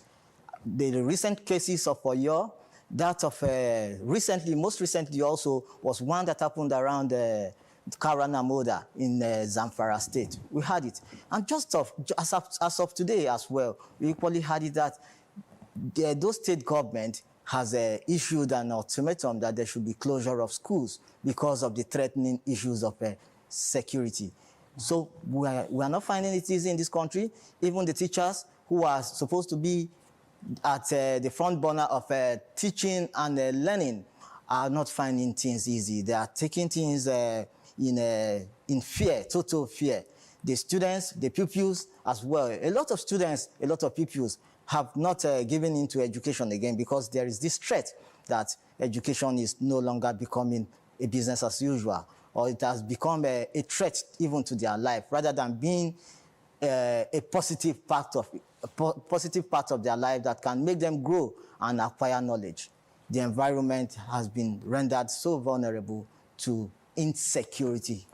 Security issues are on threat. Wow. Actually. See, as educators, this is something that really borders down to the heart. Saying, are we saying that schools cannot be protected, or the government have no ability to protect schools? Is that what we are saying? Thank you very much also. We are not saying that schools cannot be protected. Schools can actually be protected. The issue of insecurity dates back for more than 4 or 5 decades. It is not today that we are having the issue of insecurity. They can be protected, actually. But the major issue is that the rudiments of bringing in the protection that students and pupils and even the teachers deserve, have they been put in place? One of such issues is the politicization of academic activities. Anything that has to do with academic, anything that has to do with the schools It has been politicized in recent times, and we have not been finding it easy. In the academia, you don't see people that are most qualified taking positions any longer. It is on who you know syndrome, on who you know in the society that has the ability to bring you in. The most credible people have not been placed in the right positions to manage the insecurity problems that we're having in our Nigerian schools. That is one contending issue. All right. Just like you just mentioned, Edo State shutting down schools. Several government interventions have been announced over the years to secure schools, but yet these attacks still continue. They continue now almost on a weekly basis. Where are the gaps where are the gaps? What policies, what needs to be on ground to ensure these schools are protected? Thank you very much. Also, there are a lot of policies that can be put in place. Not until today, there is a federal government policy on the safety, national policy on safety, security, and violence-free schools that was implemented by the federal government. This policy is meant, it has guidelines that is meant to keep the schools safe. If the policies have been actually integrated into the system, we will have a safer school. But the inability of government to implement these policies to the latter has actually affected our Nigerian schools today, and we are not finding it easy. If you come to think of it also, you discover that we spoke about politicization of positions in the school. Those that are the helm of affairs, security operatives that are supposed to, those who are experts in security issues, have not been rightly placed. Okay, so you're saying the policies are there. The policies are actually there. So is the implementation, the implementation is the problem. Who should be held responsible? Well, the issue of security, you cannot hold one person accountable. When we talk about security, we are talking about you and I who are involved in this security issue. Because the first step to security starts from your doorstep. If you remember, we have the Know Your Neighbor policy that is always around. You cannot just wake up in the morning without knowing who is your neighbor and who is not your neighbor. Try to know, they say, if you see something, say something. Try to know who your neighbor is. That is the first step to security. All hands must be on deck. Both parents, both teachers, critical stakeholders, and government should come to the round table to make sure that this issue of insecurity in our Nigerian schools is actually handled. All right. So many school administrators still complain that security concerns raised at local level are basically ignored. We had the case of where they said security information went to a school, but security was pulled out. You understand? So how can school leaders, teachers, and communities be empowered to make urgent security decisions without being hindered by bureaucracy in the government sector? Okay. The issue of security operatives, people going to meddle in security activities and being not accepted or not given the room to play their major part in security issues, we cannot totally say it is out of place. No, as stakeholders in security issues, you use the school management boards, you use the PTA by passing formal resolutions. When you use the PTA, you bring these formal resolutions to board. If security issues are handled with utmost connectivity and utmost urgency. Thank you. When the utmost urgency is there, everybody will want to partake in security issues. We know that everyone now is afraid of kidnapping. Sure. Schools are being forced to shut down. Every student enrollment has reduced. The economy is getting harder. What impact has this insecurity going to cause in the long-term run in terms of students' enrollment, in terms of learning, in terms of our youths and our children? In the long run, we may not get it smiling at all because student enrollment is actually diminishing by the day. Parents are afraid to enroll their pupils who are qualified, who are already qualified to be in schools, For instance, if you look at enrolling someone for a pre-nursery school now, many parents are not comfortable with that again. And it has reduced the level of enrollment at the nursery level.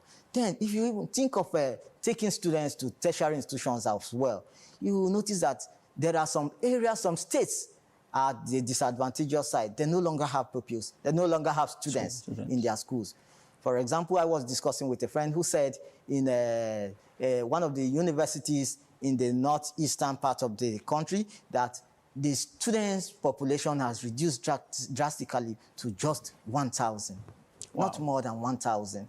That before they used to have up to 15,000 students, but with the present insecurity situation, we are not getting it right at all. And the way it is going, we might, in the long run, we might lack experts in various fields of studies.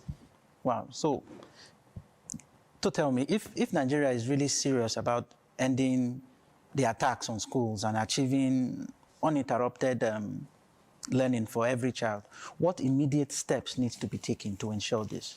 Within like the next 12 months, what do we need to do right now to ensure that schools are secured and children can return back to schools? Well, if Nigeria must attain fully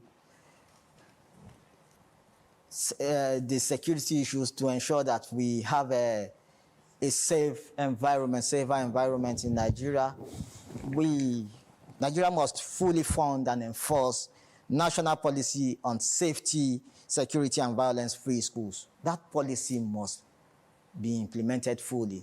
And also, the schools, the governance of the schools should be deviated from political interference. It means there should be a clear-cut demarcation between security issues and politics. Well, sir, all I can say is thank you for your time, and we appreciate your insights into this program, and we hope to have you another time. Thank you very much. Thank you very much, sir. As we conclude today's program, one message stands out clearly. Education cannot flourish where fear exists. Every child deserves to learn in safety. Every teacher deserves to work in an environment free from threats and intimidation. And every parent deserves the confidence that their children will return home safely after school. School security must never be treated as a political issue. It is a national responsibility and a fundamental investment in Nigeria's future. The challenge before us is not simply to react after attacks occur, but to build systems that prevent them from ever happening in the first place. We therefore call on governments at all levels, security agencies, community leaders, school management, parents, and civil society organizations to work together to create a safer learning environment across the country. Because when schools are secure, learning continues. When learning continues, communities prosper. And when education thrives, the nation grows. Thank you for watching The Teacher. I am Eyang Philip. Join us again next week as we bring you another important conversation shaping the future of education in Nigeria. Goodbye and stay safe.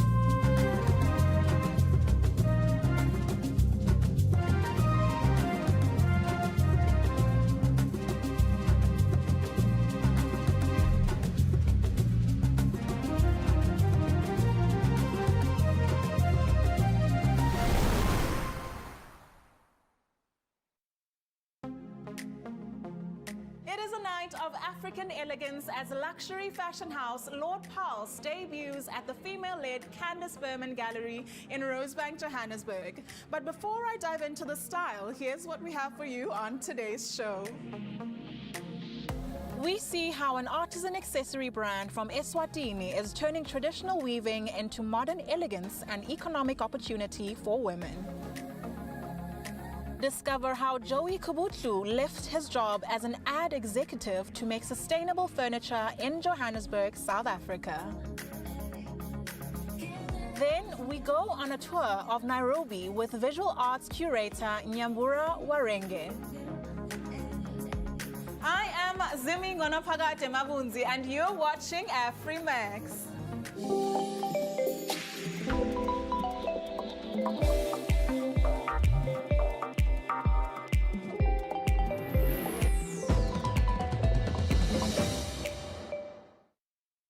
Ojude Oba, meaning the King's Forecourt, is a colorful Nigerian festival where the Ijebu people come together in honor of their king and celebrate their rich culture. Take a look. Ẹ káàbọ̀ sí ìlú Ìjẹ̀bú Òde. A few heard about Ojude Oba Festival. It is not just a festival, it is a living tradition where color speaks loud. History walk with the kings.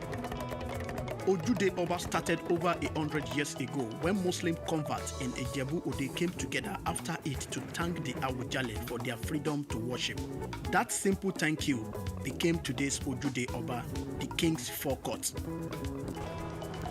This year, something different is happening. A princess, yes, royalty is once again riding into the spotlight. In the land where tradition has long spoken on behalf of women, Princess is rewriting the narrative, choosing to speak for herself with her grace and the power of her horse. She rides out speaking follow.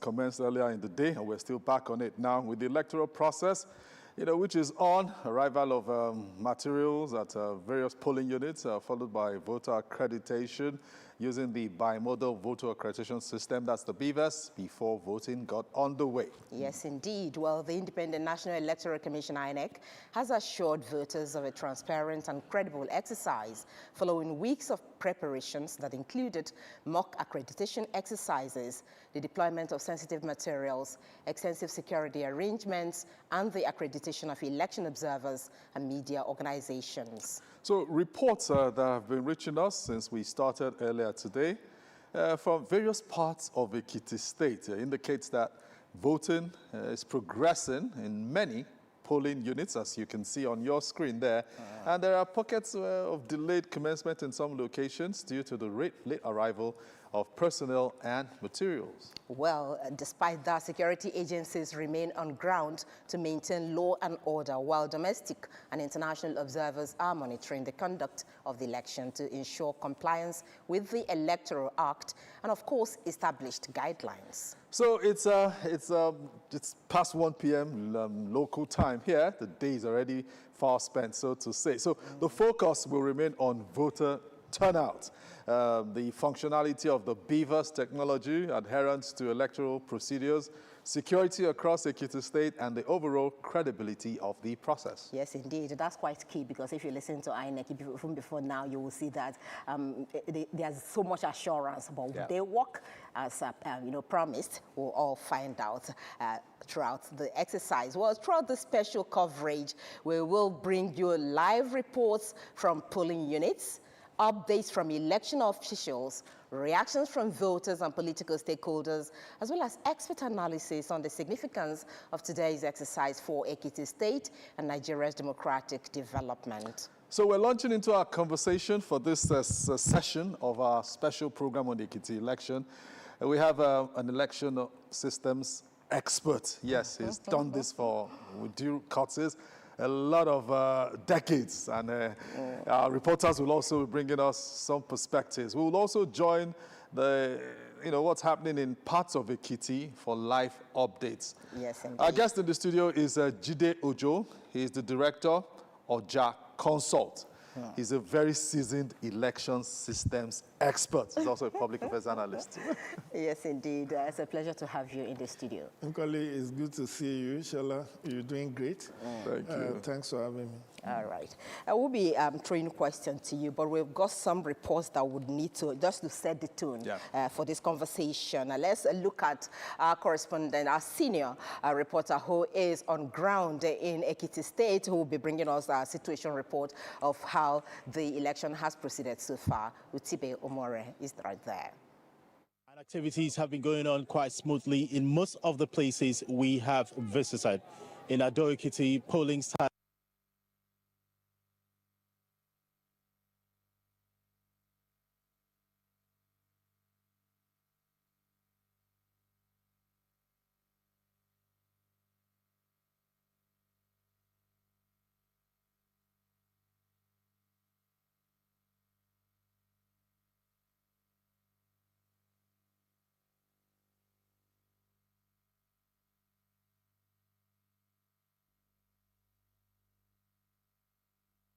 Apologies. The clip which we just played, where our chief news correspondent, Utibe Omore, was explaining there's some loss of audio there. So we'll probably get that sorted, and he will give us that report on where he is in Ekiti State and what is actually happening.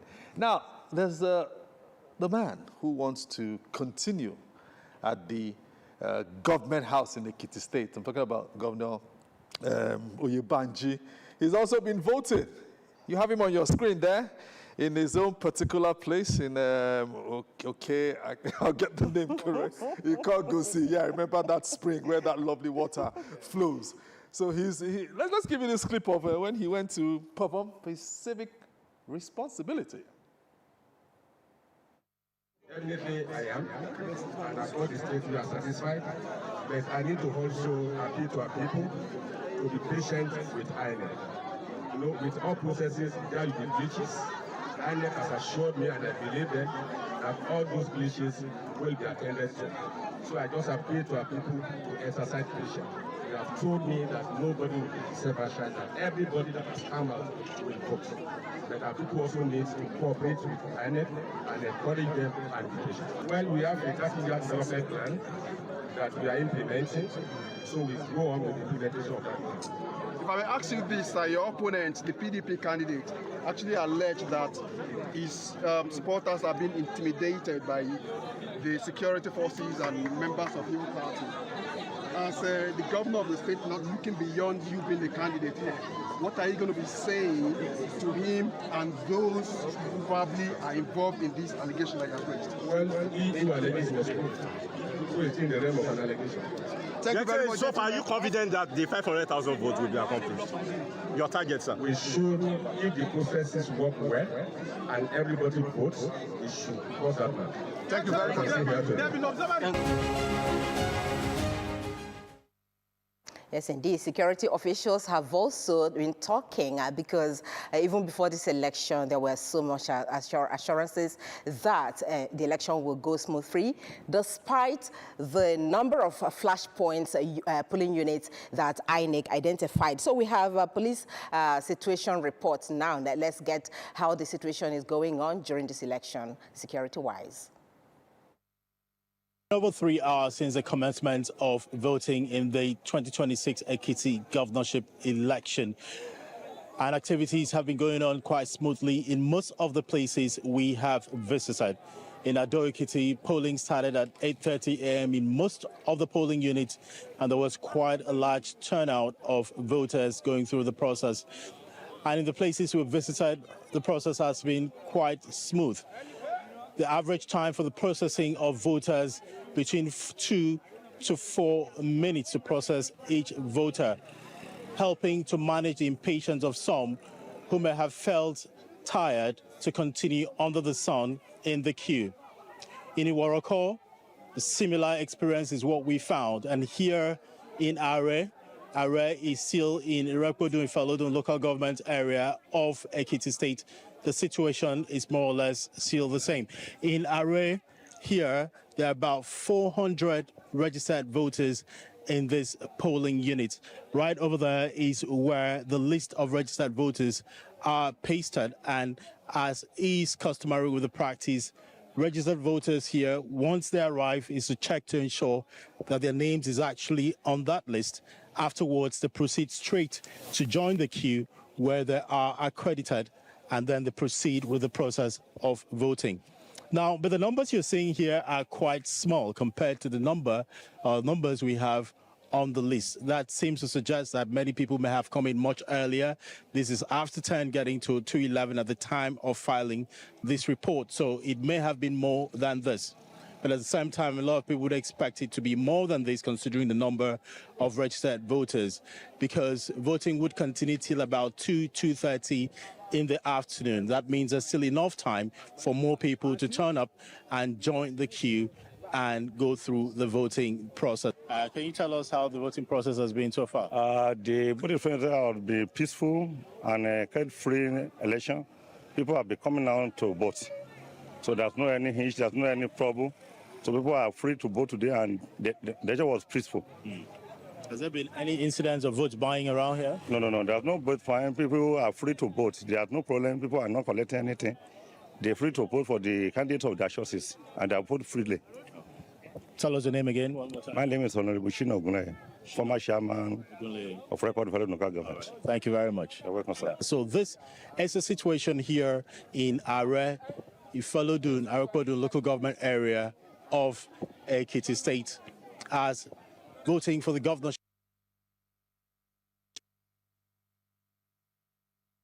Okay, there, that report by our chief news correspondent, Utibe Umoren. So it's already past 1 p.m. Nigerian time.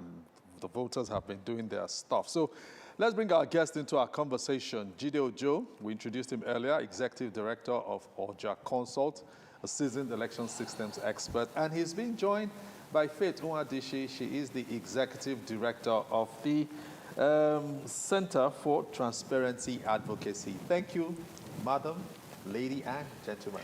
Thank you for having me. Good afternoon, Nigerians. You know what, I remember that since I started engaging those people over election matters, they are almost like pros in this field. Okay, so let's get into this conversation. We'll begin with you, Jide, because you have already seen some of the reports by our correspondents there. Our chief correspondent, who talked about what is going on and some of the polling units he visited, did say, I heard him ask one of the respondents that, have you seen any vote buying? And he said, no, election has been peaceful and all of that. You've been monitoring, I want to believe. Yeah, sure. So your general assessment so far, because election is just underway. Yeah, election is underway and it's going to end at 2:30. But those who are on queue will have the opportunity to vote. It's, as we have always said, election is a process. It's not an event. And today's election started way back 1 year ago when INEC released the timetable and schedule of activities. And from that, about 16 items on that list kept ticking, and this is the final tick.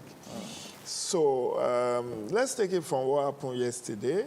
News reporters, it's an unfortunate incident that happened at Ishon Ekiti, where a police station was set ablaze by unknown gunmen.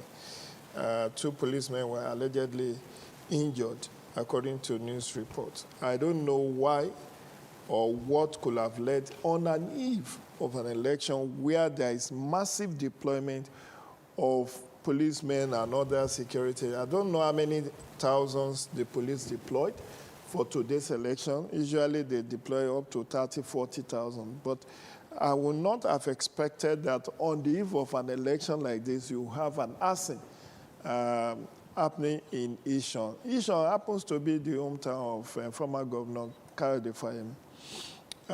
Oye local government. Those used to be flash. And I read a couple of days back that policemen said they have mapped out 460 flashpoints have been identified that they are going to be paying attention to. How that slip their radar, I wouldn't know. There's also an incident in Ikere where somebody complained of the beavers not working, particularly for aged people. I don't know how widespread this. The man was calling in that video, was calling for replacement of the beavers. But I do know that INEC usually have what we call RACTEC, Registration Area Center technician, who can quickly go fix things like that. If they are not something that could be done immediately, they will replace the beavers. So those are the two incidents I've picked so far that is negative. But majorly, election has been very peaceful. In fact, the campaigns was very, very peaceful. There was no incidents of arson, no killing, no maiming, no. Everything went on for the 150 days that campaign lasted. And you know, there was also the signing of peace accord, which was facilitated by the National Peace Committee in conjunction with the Kuka Center. They did that last month, unlike before, when they would do that in the week of election. But they did that earlier to promote peaceful election. And there are 14 candidates, even though I know the candidate of PDP, Dr. Wale Oluyede, has been making complaints. He said he saw aliens in the Ekiti, and I wonder who are the aliens. Because if I was there, I would be an alien. If Faith was there, she would be an alien. I mean, in an election, you have all manner of strange faces that will come around. Vendors that will help with the logistics. You have observers. You have journalists from across the country that are going to be there. So definitely there will be a number of strangers. So you can't actually lay claim that those strange faces you see are actually there for sinister motives. But is it not possible, because I'm also asking my colleagues if we have, what the PDP candidate has said so that we can play it for Nigerians to have their assessment of what he's saying. It's possible that, being someone who knows the terrain, he may have seen people on the queue who he knows This was before today. This allegation of strange faces was before today. It's not essentially today. But by and large, election, when you are assessing election, you are not going to assess election based on isolated incidences, because that are bound to happen. For instance, in that report, I think the one by Utibe or the other one, the elections were said to have started well, early in many places, but in some few places it started late. We are waiting for what the total aggregates are in terms of where elections started, like at 8:30 as scheduled, or where there were delays, whether there was widespread delay, or because these are the kind of, you see, in determining credibility or otherwise of an election, you have to look at how widespread. Even the electoral law says election cannot be nullified except there is substantial non-compliance. The word is substantial non-compliance. And that is to be determined by a court. By the court. So if there is substantial compliance, you are home and dry. But if there is substantial non-compliance, in which case there are infractions, irregularities, maybe violence, maybe vote buying, that in about 16 local governments that Ekiti has, if you are having it in 10, then it's widespread. That is substantial non-compliance. But if it's just like in one polling unit or 5-10 polling units, or out of 2,445 polling units, you have incidents, and I don't want to characterize specifically the incident. You have incidents like in 5% of the total population size. You cannot use those isolated incidences to now characterize the credibility or otherwise. No, but if those issues, Faith now, if those issues have reasons to affect the results of the election, do you toss that out, Faith? Yeah, it depends. Where you have over 1 million voters registered, and and you have over 2,445 polling units. And then you have some of those issues within the area. It will not affect the entirety of the election because you have 16 local government areas. So you have, let's say you have 10% of that. That's just about 1.6. It's an average of 2 local government areas where you have that. And there's no possibility that you have, within the 2 local government areas, you have widespread violence or issues that will mar the particular election. But so far, for instance, we have 120 people on ground in Ekiti. And so far, the reports that we're getting was that at about 80 to 85% of the polling units actually opened on time. In fact, the INEC officials were on ground waiting for the people to come. They didn't have those polling units, 85% of INEC officials on ground, but they have about 65 to 70% of them that had security accompany them there. So most of those polling units, they were actually waiting for citizens to come. And one good thing that has also come out from this election is that they were ready by 8:30. They had already put the people on the queue. People were already on the queue, and by 8:30, so those out of those 85% areas that I talked about, 70% of them actually started election on time. And one beautiful thing that they reported was that in some of those areas, they started with old persons. Yeah, because of yes. So they started with old persons because the law says you should give priority to old persons, pregnant women, persons with disability. And so when they started, they had that queue and they started with those old persons. Usually you will have people queue up and later they'll say, okay, let us just start. And later they'll begin to attend to those people. But interestingly, they started with those old people. And from the visuals we're seeing so far, it's impressive how many old people even came out to vote in this election. It will seem like, there's this awareness. Usually you have old people come out to vote in Ekiti. You have the last election, and interestingly, people talk about the last election, you had about a little over 900,000 people. And because of the continuous voter registration, you just have about 7.something% that came out to vote.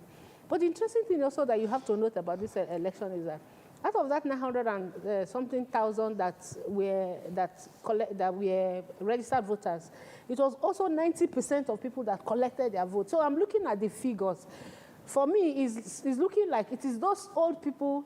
I'm not talking about age now. It is those former people who didn't come out to collect their PVCs are the same ones, because you just have 91%. And now you have over 700 and something, something thousand, registration. That new registration. So perhaps they all collected, you want to assume that the new registrants collected their PVC. And if we continue, but the thing is, are we sure that the 91% or even 50% of the 91% that collected their PVC will come out to vote? So far, we have not had any incidents of violence, apart from one of the polling units that they just sent to us that they were harassing the INEC official in that particular polling unit. So we have not really had any incidents of, and I'm sure you saw the video over the week before the election where they were throwing out bread to citizens. And the people were rushing. The people were rushing to collect it. So you can imagine that things like that. And it is also from Ekiti, the whole story of tobacco infrastructure. Started. So let me pick up this way, because you have almost 120, persons that you were deployed persons to. Yes. Both of you, I'm going to ask, are you aware of the incident, because you spoke about fracas or disturbances and all? The ADC candidate, that's Bejide, Ambassador Bejide, who has alleged that his police orderly who came just close to where he was going to cast his ballot was brutalized by security operatives attached to a presidential aide. I don't know that you heard that story. Our colleagues filed that report. I've not had that report. But again, you need to find out that the ADC candidate, the NDC candidate, PDP, most of the candidates, about 6 of them, this issue about, rotation. So since 1999, you have not had any governorship person from Ekiti South. So, and that's why you see about 6 of the candidates are from Ekiti South, 5 of them are from Ekiti Central that has already produced, you know, all of that, but 1 or 2 from Ekiti North. Okay, so let's quickly play that clip for each and every one of you who is watching. The ADC governorship candidate, Ambassador Bejide, who was complaining vehemently to the Commissioner of Police about certain things about vote buying. Let's have that clip. And that is why you see me as a Commissioner of Police within your ward. Thank you. And unit. Thank you. We may not be able to entertain your complaint now, but if there are issues, you can come and either reduce everything into writing. I will do that. Or you come to the divisional headquarters and make complaints.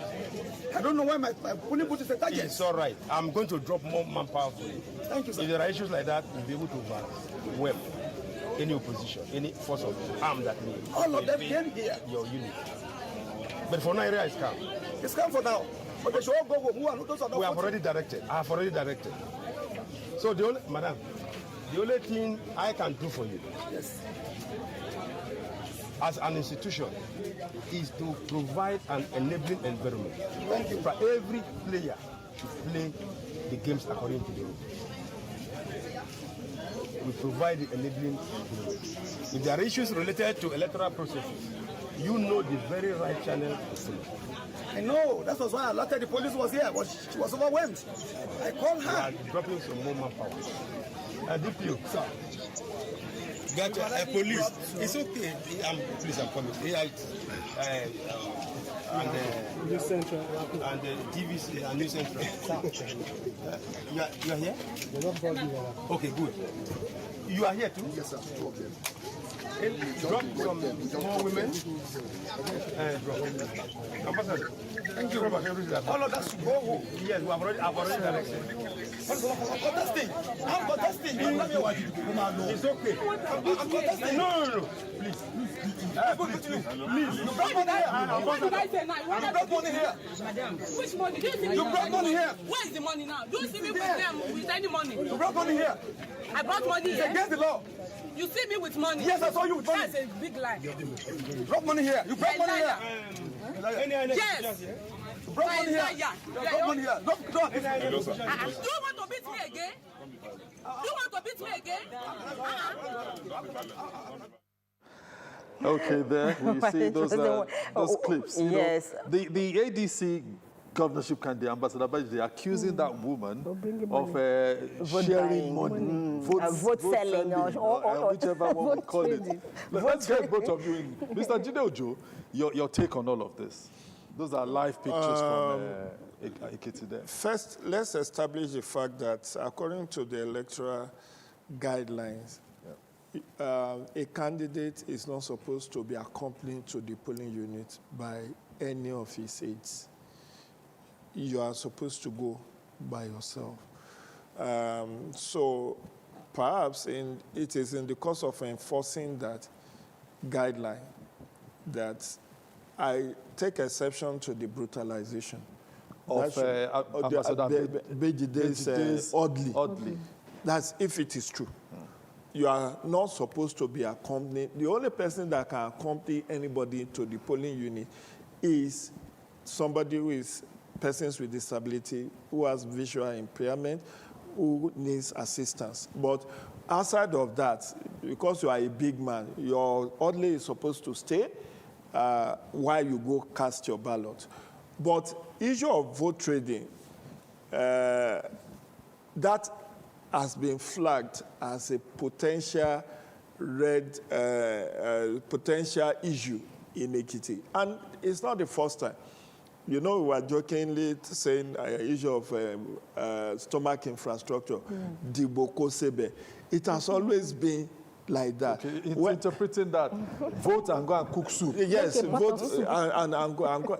I mean, in 2018, I was there 2014, I was there 2018. In 2018 in Faki, let me tell you how they did it. At that time, when, internet banking and mobile banking wasn't this prevalent, they were collecting people's bank accounts. All you see is that people will vote and then they will write their bank details, their names and bank details, and they will go. You cannot go and start seizing paper, but they know that the transfer will be made after. Then in Ifaki, there is a place, a polling unit within the precinct of a sawmill. So when you vote, you get a tally. You don't get money. You get a tally, then you walk down behind the sawmill. Is the sharer, is the person who will give you the cash. So you take the tally further down, within, outside the views of every, and then you go. So people, these desperate politicians have devised various means. But you see, the question is, Section 125 and Section 131 of the Electoral 2026 has criminalized vote trading. Yep. In fact, the penalty is 500,000 or 12 months imprisonment or both. But not so therefore as those who, you know, it cannot be imposed administratively. When you are caught, when you catch anybody, you go and incident it at the police station. That's the police will be the one to go and incident it. There will be an IPO, the investigating police officer, who may not be from Ekiti. So he went over to his colleague and go back to his own base.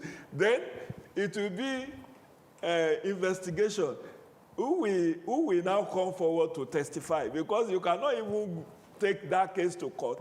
Meanwhile, when the police finish their own investigation, they now pass the case file to INEC. That is the trinity. Somebody makes arrest, possibly hand over to the police. Police does investigation and hand over prosecution to INEC. Now, by the time INEC gets the case file, it may be 6 months after the election. They are looking for witnesses. No witness is willing to come forward.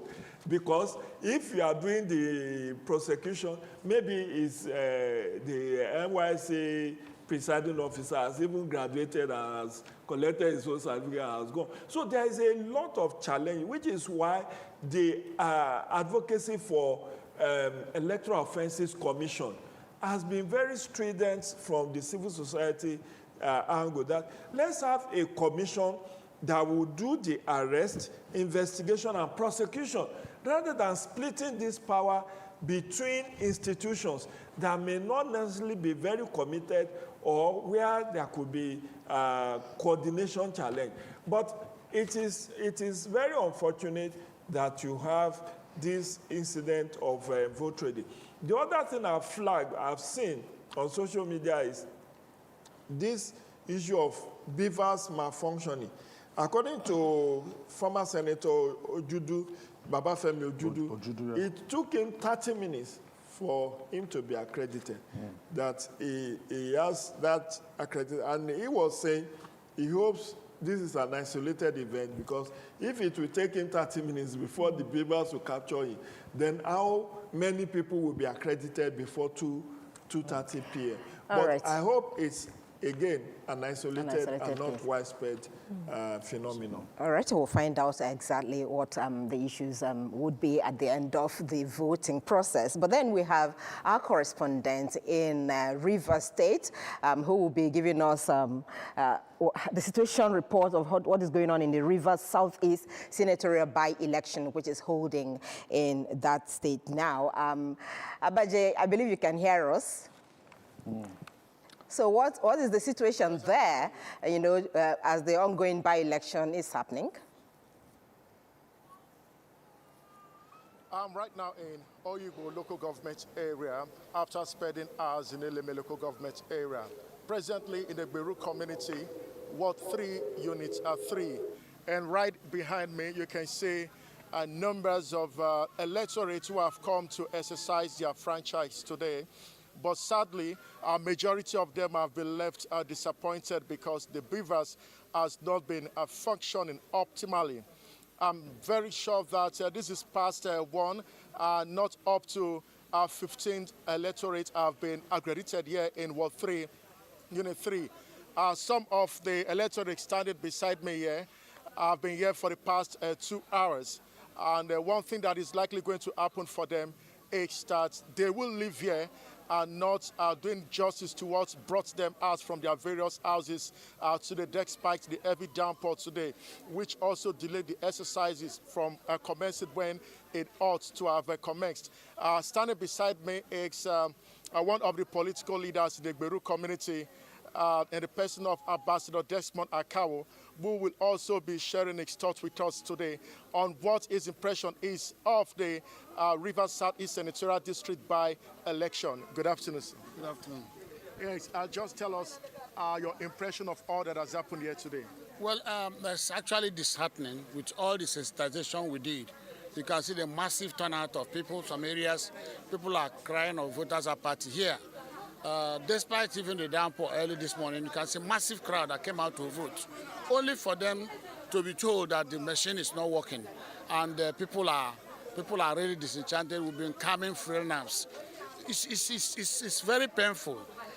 Even National Assembly, in their own wisdom, said if the electronic system is not working, take the manual option. And the electoral officers here, nobody has given them that instruction. They say for them, if the electronic system is not working, there is nothing they can do. You will end up having 80–70% of the people not allowed, being disenfranchised, not allowed to vote. I think this is not what we are praying for. This is not what is desired. It's important that those electoral officers at the top level should be able to send the message downward so that our people will know what to do. If people like us are not here, I'm sure it would have been a different story, because people are feeling very uncomfortable. Women, old women sitting down since 9 a.m. This is 1:30, and they've not been able to cast their vote simply because the accreditation system is not working, and nobody wants to take the manual option, and it is very painful, and we don't subscribe to this anymore. So that is the situation here in Ward 3, Unit 3 in Oyigbo local government area. Egberu community, to be precise. You can still see the electorate in their numbers, still waiting to try their luck whether the beavers will function before the close of the exercise today. Like one of the electorate did mention, efforts to get across to the state headquarters to see if alternative method can be taken to ensure that these people do not go back home disappointed, as proven abortive at the moment. Okay, thank you very much, Peter Agbaje, with that report there. So we'll bring you into the studio now so that our guests can give their perspective. Thank you, Peter. Agbaje Usekwe, thank you so much. So, Faith, Jide, we've seen it, we've been focusing on Ekiti, but there are these by-elections all across the country, senatorial, House of Reps and all. Lots of people gathered in that particular place. They can exercise their civic rights of voting. Faith. Okay, so usually it's quite unfortunate that we're getting this report from Rivers Southeast. A by-election. Yeah. It's a by-election. And because of the fact that you have another off-cycle election that's happening in Ekiti, perhaps the first thing that wants to come to mind is to say the attention that was paid in Ekiti for Ekiti is not the same attention that they have paid for on this some of these by-elections. And I think also that for this kind of complaint to be coming out for a senatorial district election, it's either that like we're talking offline now, the issues around the storage of those machines devices, and how perhaps they didn't really look at it to do.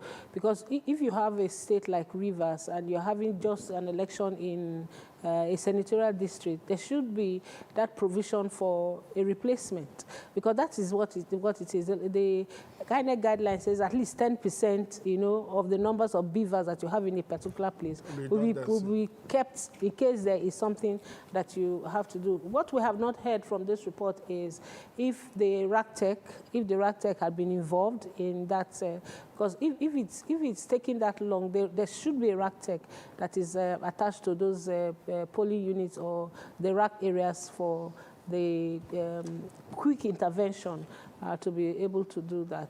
The issue about the beavers also in Ekiti, we didn't get a lot of that, though some areas, in some of the polling units, they complained about the the inability of the beavers to accredit people and the time it was taking, but the number was not even up to 10% of the... From the reports you have from so the reports far. That we have so far. Because I also remember going through some of the issues that INEC raised even before this election during the, Ekiti election, during the interaction with stakeholders. They did say that even during the mock election in Ekiti State, that they are sure that all the technological defense against identity theft and, manipulation of result and all of that can be guarded against from their test and from the results they got from their mock. And he also said that their engineers have also been deployed for this election to ensure that, even if there's any beavers that malfunctions, it can be fixed within minutes. So are we seeing a glitch? No, this is about the Ekiti now. So probably what you're saying is that attention was not given to Rivers, all the other areas, because there's by-election also happening in Nasarawa and some other Kebbi, right? And then even Enugu, I think Enugu is also by election. But the big election that they have is the governorship election for... is there a big and a small election? No, but if you want to measure how big, you want to look at the number of ad hoc staff, the number of deployments they have, the machines, and the logistics alone that have deployed to Ekiti. And you know that next year is a general election. All eyes are on what will happen in Ekiti and Osun.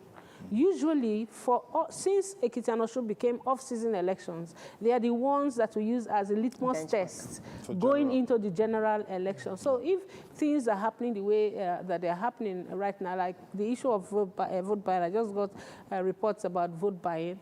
For every election, there's a new strategy for vote trading. There's a new strategy. And what I want to say, point out here is that it's not that the politicians are not listening. It's not that INEC is not listening. But you see that they have made vote trading a part of the culture of our elections, such that if observers report about the system of vote trading in this election, you go back the next election, it's a different ball game altogether. I was once in Ekiti, and in the particular polling unit I went to, leaders of a political party will bring their chairs and sit down there. They are the ones who are giving out the money. No, they are the ones who are giving out the money. And you would even see security agents by their side. You will see some of them giving out money very close to security agents, but you don't see that happening anymore. I think my brother mentioned earlier about the fact that the police didn't mention the number of the personnel they were deploying. The CP elections actually said that is their new strategy. They are not giving out the number again. So in the past they will tell you we've deployed 30,000, but the civil defense came out to say they are deploying 10,000. But the police didn't give a number. That it is what the excuse he gave was that it is their new strategy. They don't want to tell people the number they are deploying anymore. So and then for every polling unit, you're supposed to have at least 4 security personnel in that polling unit, not just the police. So if you come out in an election like this and you are not telling people the total number of personnel you are deploying, you leave people guessing. Some people have even gone out to say, okay, if they are deploying 4, it means I've deployed about 12,000. The police didn't give any number for the number of personnel that they are deploying. Is it not possible that is done to ensure the electorate is not scared? Because, in these our clients, I keep wondering, when the police will make those announcements, either from the IG's office or the commandant of the Civil Defense Corps, or maybe a GOC somewhere who says we are deploying, and people wonder, is it not just governorship election? And almost 100 and something thousand personnel will be coming for a governorship election. Is it not possible that the police saying, look, let's not give any figures, but let's ensure our physical presence is felt? No, but okay, sorry, okay, let me just quickly put something there. The fact of the matter is an accountability issue. It is an accountability issue.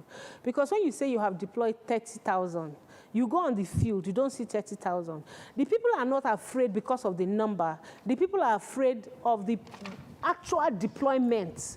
because those are the ones. For instance, when you deploy military to a civil election and the military are taking over. I'm really sorry to cut you short, but we'll come back to this. But we need to join a press briefing, being conducted by the Kempak Development Initiative right now in Ekiti, I believe. So we'll get a situation report about what's going on there. Importantly, the data indicates that the delay arrival were not evenly distributed across the state. The highest concentration of late arrival of INEC officials were recorded in Ado Ekiti, Ekiti West, Ekiti East, Ikere, and Ikole. An interesting pattern emerges from these findings. Contrary to conventional assumption that election logistic challenges are primarily associated with remote communities, some of the highest level of delay arrival occurred in relatively urbanized and administratively accessible local governments, such as Ado Ekiti and Ikere. This suggests that factors beyond geographical accessibility, including personnel deployment, RAC coordination, traffic management, and election monitoring logistics may have contributed to the delay. Election materials. Despite delay in personnel movement, election materials generally reach polling units in good condition. KDI observed that 97% of polling units received intact election material, while only 2.6% reported missing or compromised materials. The relatively high integrity of election material indicates that the principal operational challenge was not the availability of materials, but their timely deployment and distribution. Among reported material deficiencies, the most frequently missing items include poster EC 30A, ballot paper, voter register, BVAS devices, EC 60E, information material, and EC 8A, result sheets. Although these shortages affect only a limited number of polling units, they have the potential to delay accreditation and voting processes where contingencies arrangements are not immediately available. Commencement of polls. KDI assessed the commencement of accreditation of voting using 8:45 a.m. as the benchmark for timely open polls opening. Analysis from over 318 verified locations indicates that 84% polling units commence voting on time. 16% commence later than the benchmark, which the benchmark of 8:45. This presents a measurable improvement over the earlier arrival statistics, suggesting that INEC officials were able to mitigate some of the effect of the delayed arrival. Though operational adjustment at the polling unit level,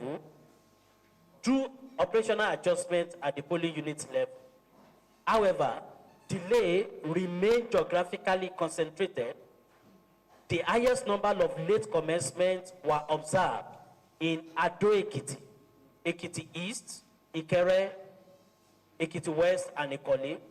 The overlap between local government area experiencing late commencement, late arrival of official, and those recording late commencement suggests a direct relationship between logistical preparedness and the timely opening of polls. Security deployment and election day environment.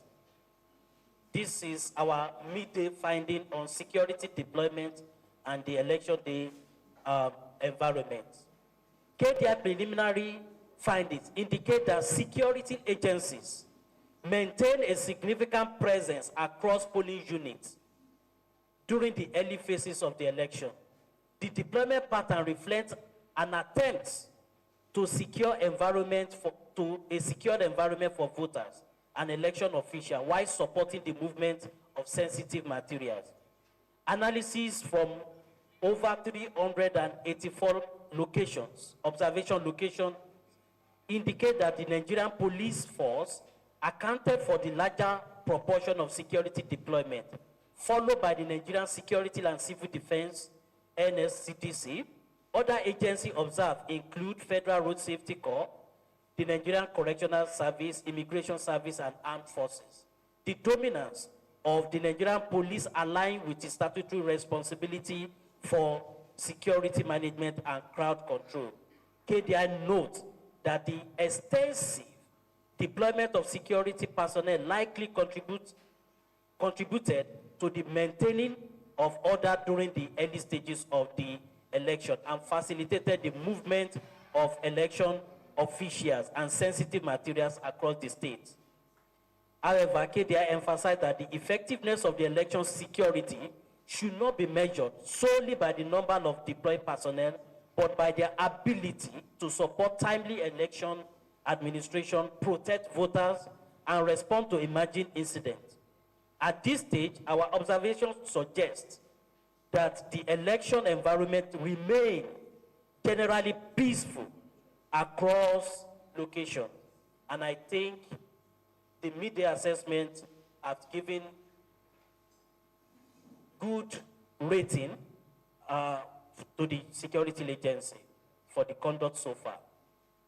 I move to BVAS functionality and voter accreditation.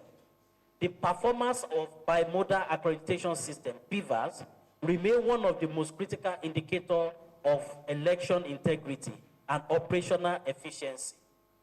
KDI preliminary assessment indicates that BVAS devices successfully facilitated voter accreditation in 82% of the polling units observed.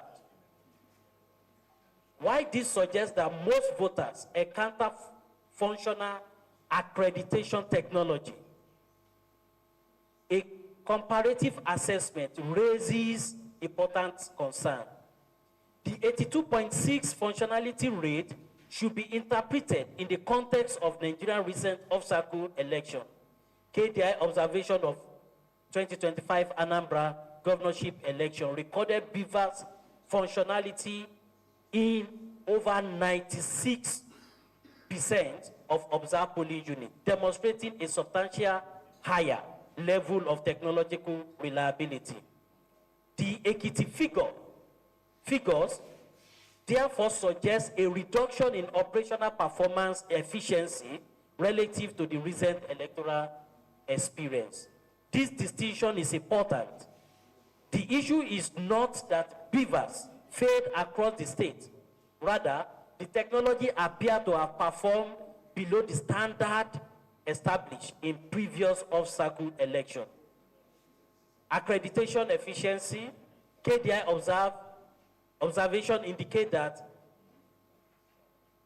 49.5% BVAS accredits voters under 1 minute. 24.6% accredit voter in 2 minutes. 8%, 3 minutes. 3.7%, 3 to 4 minutes. 2.2%, 4 to 5 minutes. And 11% over 5 minutes before BVAS could accredit one person. The data indicates that accreditation remains efficient for most voters. However, the number of polling units recording accreditation period exceeding 5 minutes deserve attention. Normally, accreditation should not take more than 1 minute. Longer accreditation period have several practical implications in which are but not limited to increased queue length, voter frustration, slower voting, throughout the entire process, increased pressure on polling officials, and heightened vulnerability to crowd management challenges. KDI notes that the interaction between delay polling units opening and slower voter accreditation may compound election day inefficiency, particularly in polling units with larger voter population. Technology performance and election day resilience. One of the most interesting findings emerging from KDI midday analysis is that operational resilience appears to have partially offset technological and logistical challenge. Despite delayed arrival of election material, late commencement in some polling units and moderate pivot performance, many polling units continue to process voter and sustain election activity. This suggests that election officials demonstrated a degree of adaptability in responding to operational constraints. However, KDI emphasized that resilience should not become a substitute for operational efficiency. The comparison with previous off-cycle governorship election suggests that Nigerian election management system has established higher expectation for election day technology performance. The Ekiti experience demonstrates that maintaining this standard consistently across electoral cycles remain an important institutional challenge. KDI preliminary findings suggest that the election has benefited from a substantial security presence and generally orderly polling environment. At the same time, the performance of election technology presents a more complex picture. While BVAS functionality supported voter accreditation in majority of the polling observed, its performance fall below benchmark established by the recent off-cycle. Okay, right. Quite an analysis there, really, and data-based as well. Correct. So let's get back to our guests who will help us get a sense of all of the things that King Park Development Initiative have been talking about there. A whole lot, security issues, BVAS performance, percentage of arrival of voting materials, and all of that. Faith, let's get back to you. Let's even talk about these things he raised before we get back to your earlier point you were making before we continue. I'm quite happy that the statistics I talked about, of the 120 polling units that we had, about 85% and opening, tallies with their reports, yes. their own report on ground. So it shows that there was early opening of polls or the arrival of polling officers to the polling units. But the other aspect of the presence of security agents also is another thing that he mentioned. Even though you had the presence of security agents there, that kind of brought about some peace and all of that. And also the performance of the BVAS. So we're talking about the performance of the BVAS. He did a comparison with Anambra and not even Anambra, the last FCT election. The BVAS worked very well. So that I'm surprised with the kind of reports that we're getting now that the BVAS is not working as optimally as we expected that it should work in Ekiti. But the percentage is still high, isn't it? 84%, he said. The major concern really is that when you have RAC techs, intervening immediately, you usually don't have that kind of complaint. But the major concern is like the RAC techs are not intervening as quickly as possible as they should intervene. So that's something we can really interrogate and find out. In another one of the polling units that they reported, where our observers are observing, was that because the BVAS was not working, some of the voters wanted to go away because they waited for a long time. It didn't work. The ad hoc staff, the presiding officer there, was kind enough to plead with them to say they should wait a little bit more before they go away. And they were asking, just like what the case in Rivers, that they were asking for the alternative method of vote. Exactly. We have really gone past that. What we really need to do is look at our technology, make it work, because definitely it will Maybe for the benefit of our viewers as well. One of the respondents in Rivers State did say that they were expecting them to go back to the manual. Yes, You so know, I was that's even where- referring to the Electoral Act. Jide is shaking his head. So maybe for clarification, Jide, when voters meet such kind of issues at the polling unit, should they be asking for, you know, going back to the manual way of being accredited? Nkoli, see, when we started the smart card reader was used for the first time in 2015. Yes. And as at that time, INEC, because of the compilation of the voter register at that time, when in 2011 and in 2015, INEC allowed for incident forms to be used if the smart card reader could not capture you. But since the introduction of BVAS, that has been completely eliminated. Because BVAS is supposed to be multi-dimensional. This BVAS, multifunctional, multidimensional. BVAS can register voters. BVAS can do multiple functions, but in fact, what we were told, if they were right, was that if your fingerprints could not be captured, your iris, your facials will be captured, or the QR code of your voter's card will be captured. So there were about 3 or 4 things that the presiding officer can do. So maybe in terms of training, these presiding officers were not trained to use any other method beyond fingerprints. Because if, like the complaints was that old people were having issues with capturing their finger. So if iris, the facials option was there, why was that not used? Or did that also fail? If that did not work, what about the QR code that was supposed to be scanned?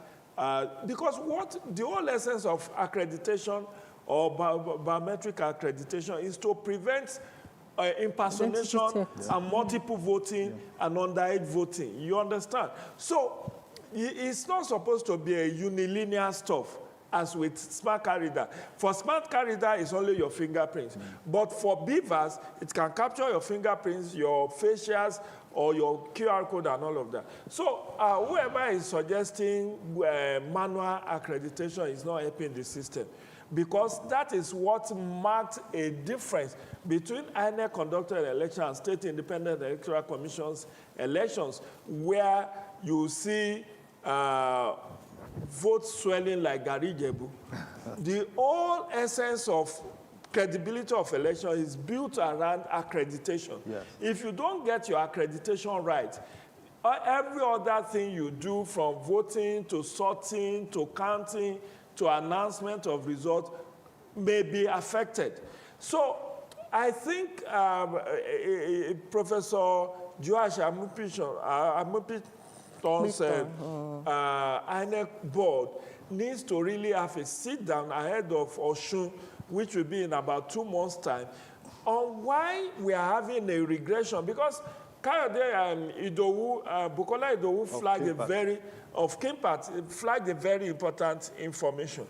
If in Anambra we have 96% functionality of BVAS, and that was in November, and now in June you are having 82 or 84% functionality, it brings a problem, because in a general election, you understand? In an on-cycle election, you can get, if you have, from different neighboring states. If you have issues with configure them and deploy.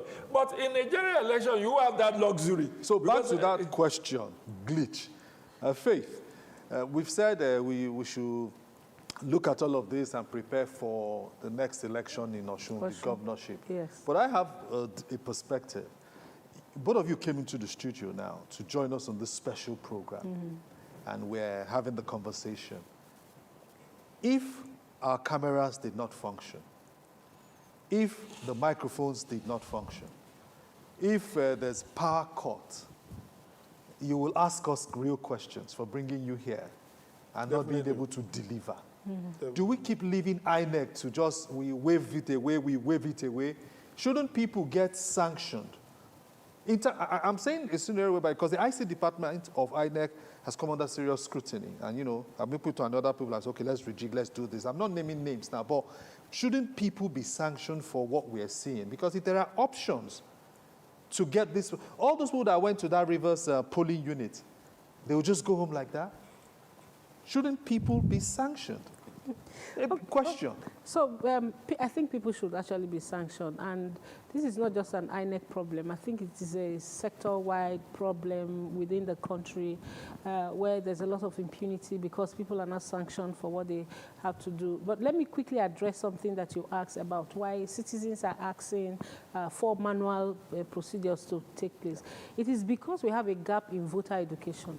So elections are happening. A lot of people don't know the rules, actually, that guides this election.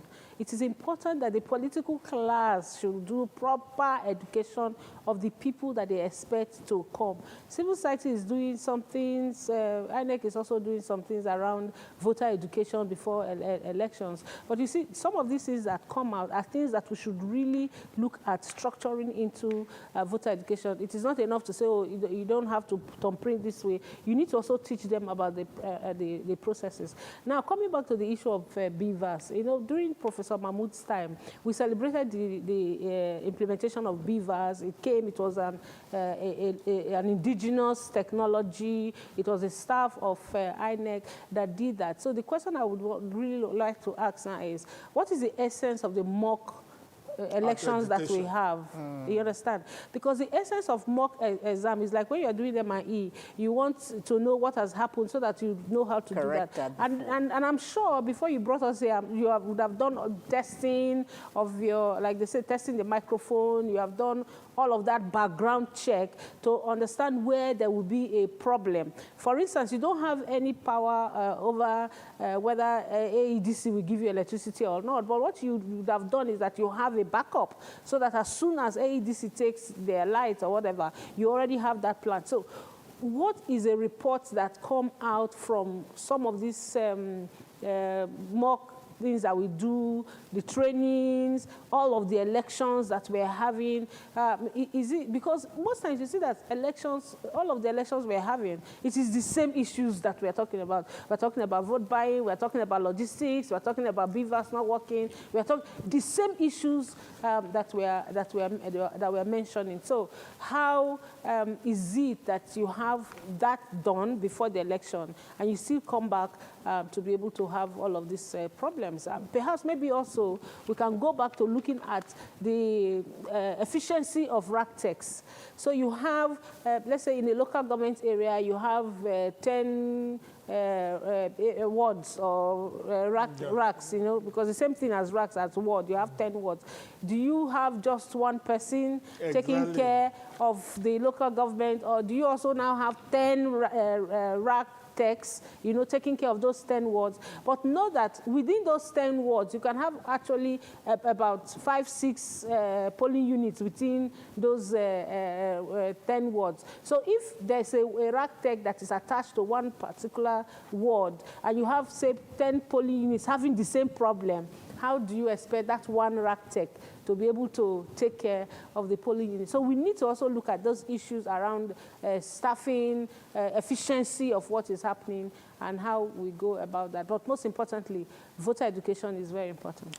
All right, Faith, I'll actually come back because what you said is quite germane. We've been talking about this for God knows how long. Shouldn't we have gotten over this? Or is this something that is insurmountable, you know, all around the world? We'll come to that, but we need to take a breather.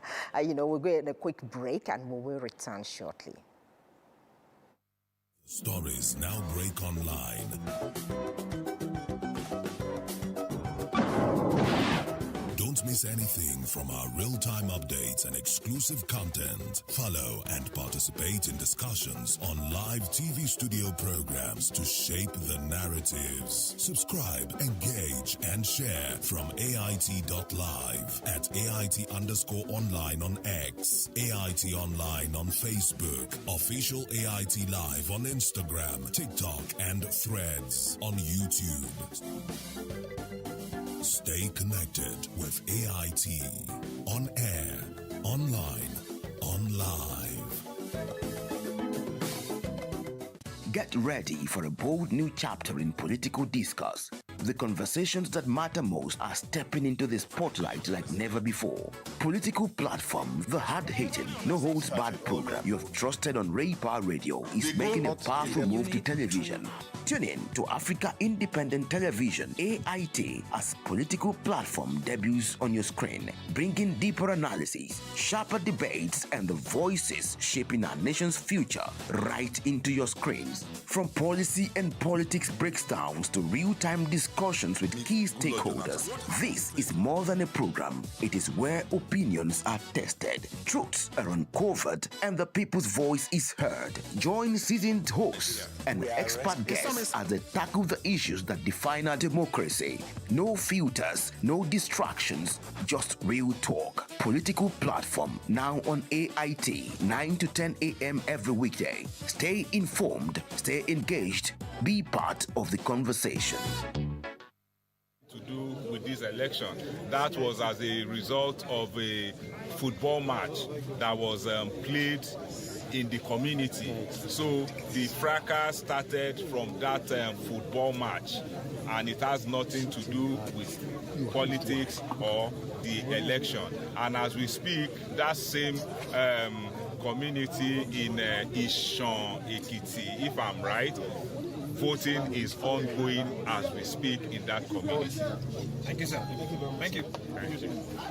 Despite the arguments that occur between supporters of different candidates, we can all see that voting is still ongoing, and that argument has not disrupted the voting process. Okay, so I would like to hear your feedback from your men on ground here.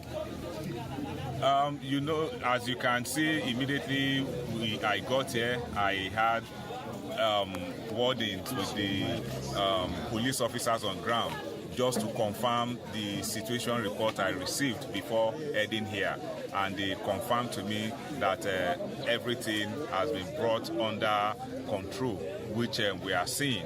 Then regarding police officers from other polling units across all the local governments, the reports I've been receiving is that the accreditation and voting are ongoing peacefully, and there are no serious incidents to report about. You will recall during the press briefing I had with the journalists, the media 2 days ago, right? You know, I did mention that we're going to see a high voter turnout in this election. And what we have been observing and what we are seeing is a confirmation of that. As we can see, in the first 1-2 hours of the commencement of voting, we can all see the high voter turnout at various polling units across the state. And as a matter of fact, this is unprecedented, and we can link this high voter turnout to the high level of confidence that voters have expressed over security arrangement that has been put in place. Because as a matter of fact, our pre-voting assessments predicted that there is going to be high voter turnout because of the high level of confidence that voters have on the security arrangements that we have put in place. Of course, we are monitoring every situation, and where we need to put amendment, we put amendment. Where we need to relax some things, we relax, and where we need to add more, we add more. The main goal for doing all this is to make sure that this election turns out peacefully and it is hitch-free.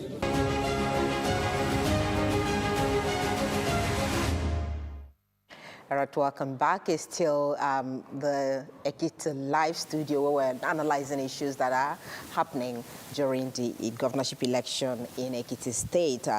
This report coming in now, we'll take it before we start engaging our guests again. DIG Fayode Adegoke from Nigerian Force Headquarters in Abuja has inspected perceived flashpoints for electoral violence in border communities between Ekiti, Kogi, and Kwara states. Adegoke, who visited more than 10 polling units, spoke with some of the police personnel deployed to the area, and Independent National Electoral Commission's officials said that no report of electoral violence has taken place since the commencement of the exercise at 8:30 a.m. Well, AIT crew joined the DIG's convoy and spoke to some of the voters' report, and said that the security personnel have so far conducted themselves to maintaining law and order as the exercise is still ongoing. Okay, I think that's Funke there, really, who sent in this report. So let's get her to tell us more about what really happened during that visit. Funke. Thank you very much, Nkoli. Actually, it's been like 3 hours on the road, right from Ado Ekiti to border communities linking to Kwara and, of course, to Kogi State, which since some of the security personnel overlooked it, and that is where, with my experience in covering elections so far over the years, that is where some of this electoral violence take place. And I think it's due to security report that makes the DIG, this is the DIG, what I just okay, Bayo Ade is company, yeah. So it came from Abuja, the headquarters, headquarters. Now, let's just hear from him what actually he's finding from our 3 hours talk, inspecting all this. Thank you very much. So far, what are your findings? Thank you very much. Well, like as you can see, it's been very, very peaceful. The election is going on smoothly. The voters are voting with ease, and there's no encumbrance, no violence, no fights, and everybody is happy that they are exercising their franchise, their rights, under a very conducive atmosphere. Okay. And of course, if I count, give and take, visitor more than maybe 10, I stand to be corrected. I am yet to see the NCDC, that's the civil defense, and of course the EFCC in places with joy, because this is the norm, and of course the tradition when it comes to election coverage. We see a combination of like a joint task force. What's happening? Why is only the police being manned? Well, police is the principal agency in charge of this election. The NCDC, they are around. I saw them in one of the polling booths. Okay. They are scattered all over the place. I think every security agencies are here. Okay, that's but, from my eyes. But from your own perspective and from your observation, you can see police presence is heavy. We have to make police presence heavy, especially in these areas we have highlighted in this part of the state, borders, Kogi, Kwara, and other states that in the past we've been recording some 1 or 2 problems here. We don't want such to happen this time around. Okay. On our way here, I noticed that so heavy duty vehicles on the road. I thought there's no movement restriction. What's happening? There's restriction, but you know these heavy duty vehicles are interstate vehicles, okay, and they are carrying some vital products that will be used in other states. So they can be given some excuses to move around. But within Ekiti itself, movement is restricted. But you say movement is still we saw Okada riders, which I took that up with the police commissioner earlier. Well, Okada riders, you may not know, it could be party agents that are moving around to make sure that the election is moving on fine. Okay, I want a clarification. What time did you deploy your officers to the polling unit? Because we saw something. We started deployment from 12 midnight yesterday. Okay. So as early as 12 midnight, till this time, we have been there, waiting to... Display in the morning around 9 a.m. or to 10, when we got to your office there, we saw some men. Are there backups? They are backups. They are backups. They are backups. In case there's any major incident which we are not envisaging. They are to respond promptly. Why is the police not disclosing their amount? The numbers of personnel deployed. NCDC did that. Why is police hiding it? Yeah, we cannot tell you our numbers. You can see our numbers from all over the place. NCDC did that.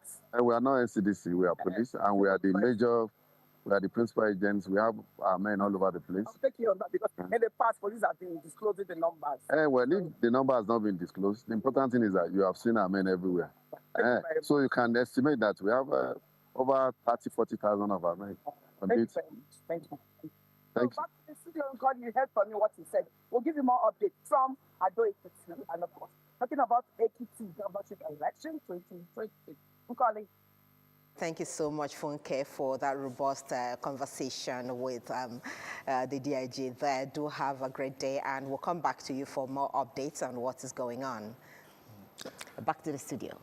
Okay, so the question, Funke posed the question some of you had been wanting to also ask that we don't know the number of police personnel who were deployed. The DIG, he said it doesn't matter. We are here, we are here. He said you can see our number when you see how many we are.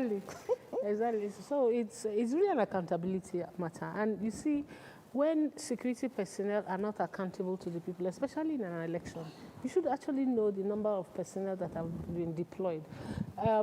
You may want to exempt the DSS because of the way they do their things. Yeah, incognito. Yes, so you may not be able to say, oh, we have 20,000 or 10,000 or 5,000 DSS officials on ground. But the police is the main, in fact, is the coordinator of the security of election. The DIG said it. He said it. Yes, he kept insisting on that. And he's not able to tell you that this is the number of the people that were deploying. It boils down to this issue of accountability. They're not doing us a favor. They're not doing us a favor. It is information that should be given out there. We're not saying, give us the pictures or give us the names. We're not saying, show us your deployment plan. Because by the time you go to ask for deployment plan, you're asking for security information that you may not even use the FOI to get. But we're saying, how many personnel have you put there? Because you want to be able to look at the end of the day, how much did it really cost for this particular election? What did it cost to get security? Okay, that's for you who are civil society? Yeah, so it's even for the citizens. Even for the citizens. Are they afraid because there has been so much story about the number of personnel that were deployed? And whether that number was needed or not? Do you know for there was one election, one by-election I went to Anambra. I think it was that by-election that brought in Senator Ume also went there. And for that by-election, they said they had deployed 25,000 police officers for that particular by-election. I went from constituency to constituency. Rather, it was the people themselves who were protecting the vote. There were no presence of police or security officials there. It was the people themselves, all people. And I have suggested that this is what should happen. Perhaps maybe even in the conversation of having state police and all of that, that's another conversation. What is the role that they will be playing for election? For that particular election, there was the old people who were sitting down. And the young, protecting the ballots, and the youths of the community were the ones, playing the role of security, and it was very peaceful. Because the people owned the process. And that's another thing about what Jide mentioned earlier. People not wanting to come out because of the sheer number of police that they see there. Let us make people understand that this is a service that they need to. As citizens, it is their responsibility to come out to vote, to be voted for, and to protect their votes. And I'm happy that most of the polling units reports I'm getting, the people have voted. They're waiting for the counting of the votes. They want to be there. Unlike before, when you say 100 people have voted, you have only 10 or 20 people waiting for the counting of the vote. People have voted. It is not yet 2:30. They're still waiting to come back. There was one particular polling unit, they just, I think in the Irekpodun local government area, so that the people came and drove away the INEC officials and all of that, but that they have come back. The security agents have brought back some. My observer said I had to run away because of what was happening, because even the INEC staff and some of the security officials that were there ran away, but they brought in some reinforcement, and they are back now. Okay, so Jide, let's get back to because this election is for the people. Those who are electoral officials, those who are security agents who are playing a complementary role. The people should own the electoral process. And Kimpact, Bukola raised some other issues around the process. You know, I like it when we work with data for processes and discussions like this. And he said that INEC needs to do a lot more. Osun is coming. I have also mentioned to all of you that personally, I want the officials involved in the ICT aspect to answer real questions. As we look ahead, the voting is ongoing. In a couple of minutes now, accreditation will stop, and those who are still on the queue, like we all know, will be given the opportunity to cast their ballot. Are we going to see, from what your observers are telling you, a scenario where we may not have the results of this election by, let's say, noon tomorrow? No. This election will be concluded later today. There are 177 wards. There are 2,445 polling units. And there is no riverine area in Ekiti. In fact, the farthest place you have in Ekiti to Ado is 3 hours, which are the border communities, Ilejemeje, Moba, and those ones. And the flip side of this, we are hoping IRF will work optimally, because that's what will be of interest. INEC resolving portal. Almighty. That is the one many of us will be watching to know whether there will be a glitch or there will be no glitch. Let me pick it from what Bukola Idowu of Kempa said. And this has been the phenomenon everywhere. The last time I was in Edo for the election that brought in Okweolu in 2024, I noticed that in INEC deployment plan always take care of the farthest places, and they usually get their materials and personnel, and they start early. But the urban centers always start late. And I don't know why that should happen. Because if you can deploy to the far-flung places and they can record early commencement of polls, why should Ado Ekiti be recording? Because out of that 84 or 82% that he claimed that voter turnout, that polling units open on time, you find out that the places where election didn't start on time were actually in the urban centers. And I think that should not have happened, because unless we are dealing with paucity of personnel, and that may also account for the issue of RATEC, because Faith actually brought that issue. And it's a very, you see, why we may want to call for the head of Director ICT or anybody. Unless you know the full story, you may actually err on the side of caution. Faith says something. When we call hold on, sir. When we ask for accountability from the head, the head will produce those. No, you see, we want to see somebody sacked. No, not along those lines. It doesn't have to be that. Jide, hold on. Let me make my point. It doesn't have to be that. My point is that, like I gave a scenario. I said if you come here, and we have a dysfunction in this studio operations for this program, heads will roll, shoulders will roll, legs will roll. You know why else may roll? If everybody does what they are supposed to do. Will not roll. Wait. Are we so sure that INEC has the resources for this election? Let's not make excuses for this election. I'm not making an excuse, because it starts from there. But they have also not complained. No, they will not complain openly because they are under presidency. But let's look at it from this angle. You need, maybe the director ICT said, Oga, we need average of 2 RATEC for each ward. And they said there's no enough budget. So make do with release one. of it may just be the issue of release of funds. Because there may be exactly, budget on release paper. Of funds may actually impact. Release of funds. Wait, hold on. Wait now. I'm sorry. Release of funds will make those who do the trainers workshop, not to teach the officers who they are deploying technological-wise that if you miss it with the thumb, go to the that's eye. one layer. I'm laying all of this so that... That's one layer that training we have not done forensic audit of those instances.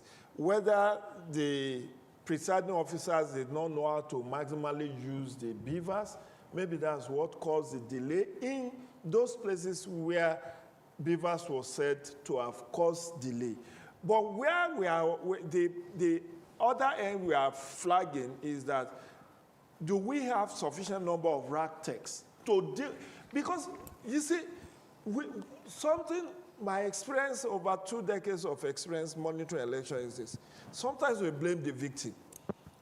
If you make a request as a director, we need 20 million for this, and they say, okay, we will see how it works. And the money is not released on time.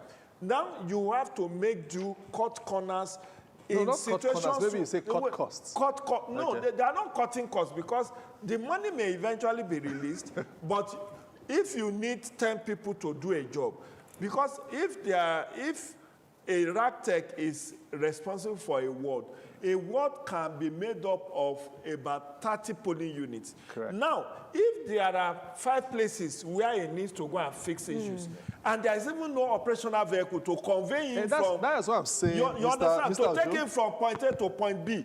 And then depending on the complexity of the issues he has to troubleshoot, if there are no enough deployment, because sometimes, do you know one thing Mr. Just sorry, let me make this point. Civil society and the media must continue to work together. Of course, we are partners in progress. To close the space, to demand accountability, probity, and better service from public service. So the earlier we continue to put the spotlight on those who render essential services like electoral bodies, the better for our democracy. And that's why I can't agree with you more. And that's why we're making the point. I'm not making excuses. What I'm saying is that from experience, sometimes these people cannot come out to tell you this is it. But in confidence, sometimes they talk to you. You people, you are going on TV, you castigate us. Do you know what we face back end that we cannot come out to say?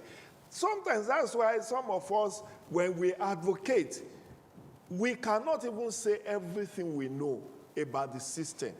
And that's why I say, don't blame the victim. Unless you are very sure, the analogy you do... Who is the victim? I was just going to ask that. Who is the victim in this case? The victims may actually be those officials that you think should be sanctioned. The victims are the electorate who are not able to vote. No, they are not victims in this respect. Do you know why the electorates are not victims? Because it may just take a bit more of their time. Everybody, even though... And they've lost the right to vote? No, they have not. To decide? Listen. Sorry, sir, to decide... If you are on queue, if you are on queue, even if it's 4 p.m., you will be attended to. The bottom line is that this conversation we are having here will not end there. Because at the next consultative meeting with civil society, we are going to be flagging this before Professor Joash Amokwito to demand for answers. If there was sufficient provision, there are sufficient number of rack techs, the trainings were okay, and these people failed to deliver, then there should be S-Shuro. So we are saying the same? S-Shuro. But let me just add, let me just add a little bit also. Sometimes the issue of network accessibility could be there.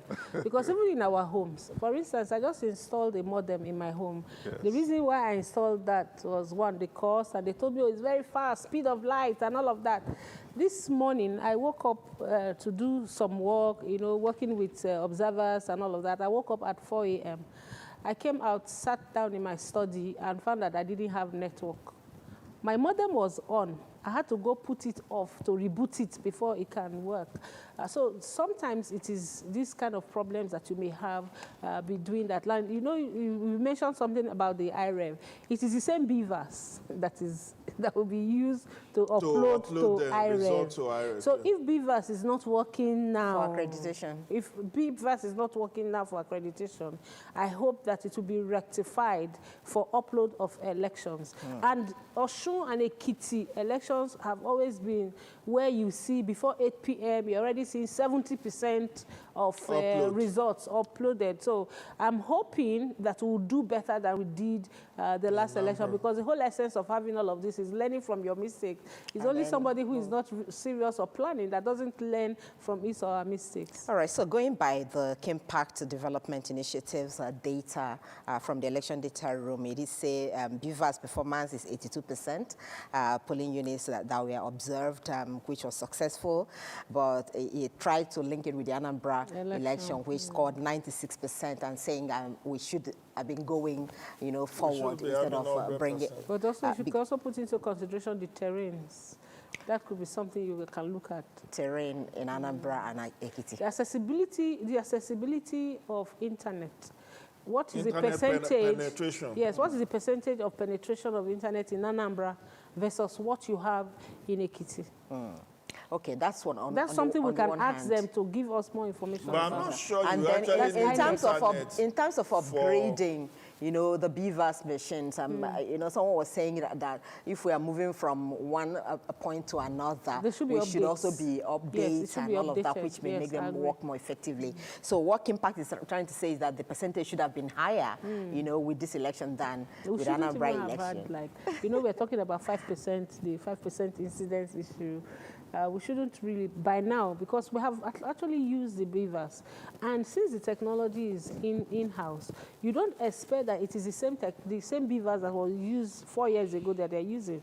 You expect that they would have upgraded it. Yeah. The software should work, you know, with the reality of the situation. So if you have 82% or perhaps you have 80% at the end of the day, you want to achieve 90%. So what is it that you need to do?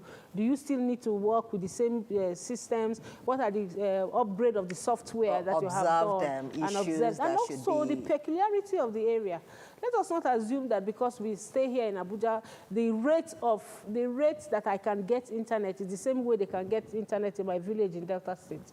But does the BVAS require internet connection to accredit? I think it's about 2. You need 2G. You need 2G to be able to do that. You do all of that. And so when you go to, for instance, for the upload, when you upload the result, but for accreditation. So for accreditation, you need to call up the data of the person. Okay, and that requires some because that's the verification. Either the thumbprint or the face or whatever you are doing to ensure, you need to call up. And that has to go through a process. You know, it's not a fully manual process. So you sort of need some level of internet connectivity, and that could be one of the reasons why you're having that. And then also we need to now call out the people who are in charge of the internet in the country, what is happening. Remember in 2020 when the COVID happened and they said they were laying 5G lines. Now on your phone you can see 5G. Can we try to do a little better? Does it work like 5G? It does not all the time. Doesn't work like 5G. That experience you have, I'm also having it. We are internet connected, even with all this speed of light. It's not always speed of light. So, even in Abuja. Technology. And I went to Abia and Imo recently. Do you know that I found it extremely difficult to grant virtual interviews from there? From where? From Abia from Uma here. Yes, a number of media houses that wanted to connect with me. Couldn't work. It wasn't working. 2 out of those 3. In fact, the third one I actually asked to tell them it can only be by phone. Wow. And I'm talking of Umuahia, the state capital. So sometimes when we sit in Abuja and pontificate, probably it depends it depends also on the internet you're using. The others could be better in certain areas than the others. Am I that poor? Am I that poor? Yes. No, really. Some networks work better in certain areas than others. So it depends. Five internet modems all over the place.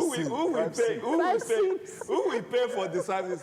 Anyway, the bottom line is that you see, one thing we must flag, and sometimes people say I'm too sympathetic to INEC. It's not so much because I'm too sympathetic. It's because I understand the system and how it works better than average citizen. Do you know that INEC relies on exogenous factors more for the conduct of its own election than the endogenous? What I'm trying to say is that it relies on security that it doesn't control, relies on telecommunication service that it doesn't control. It relies on logistic companies, NURTW, NATO, port owners, and all of that it doesn't control. It relies on NYSC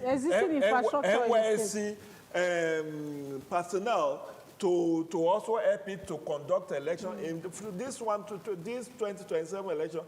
In 2023, INEC actually had to recruit 1.4 million people.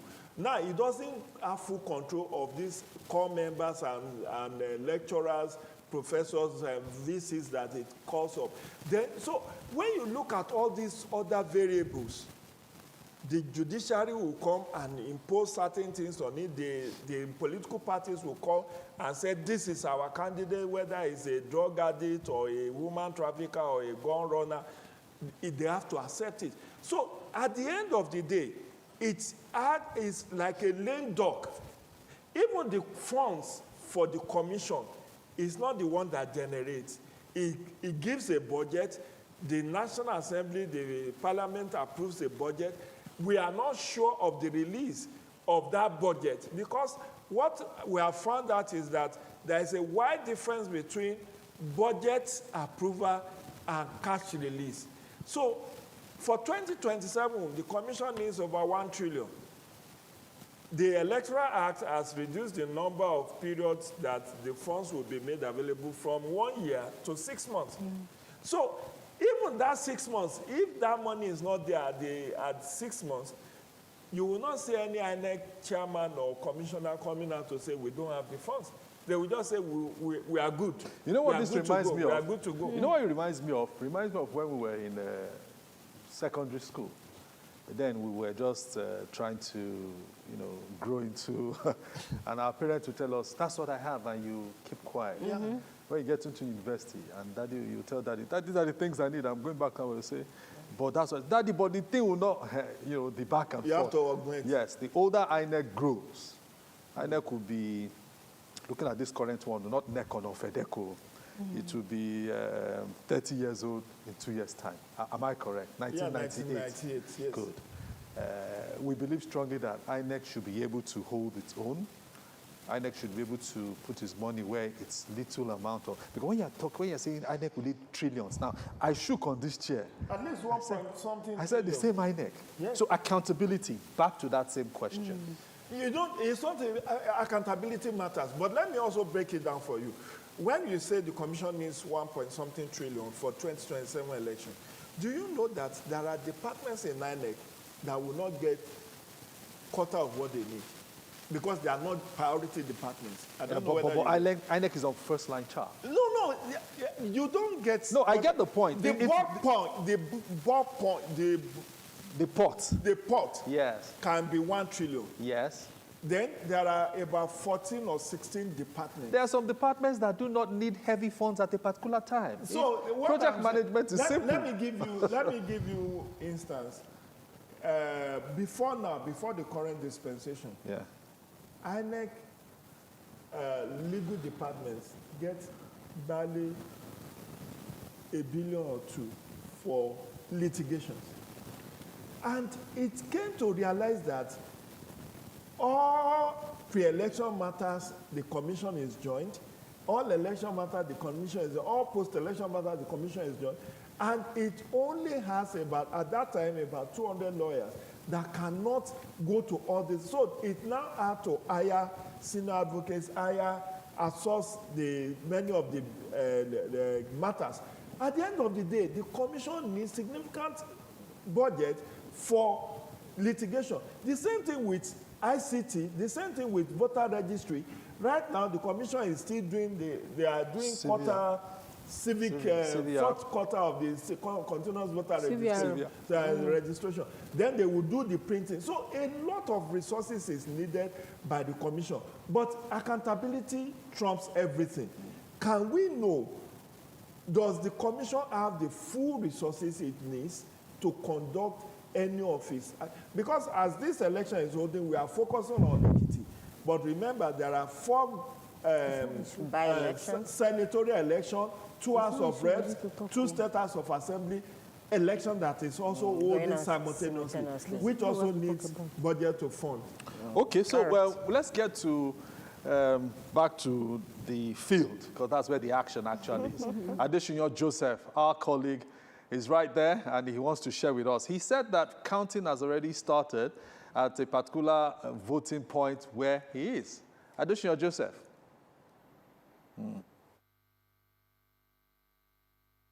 You have it if you now. can hear us, the floor is yours now. Yeah.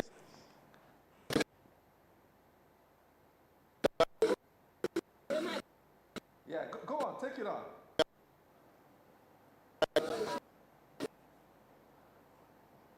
The same internet connectivity we're talking about. All right, I hope you will allow us here, Joseph, this time. I can. Okay, go ahead, please.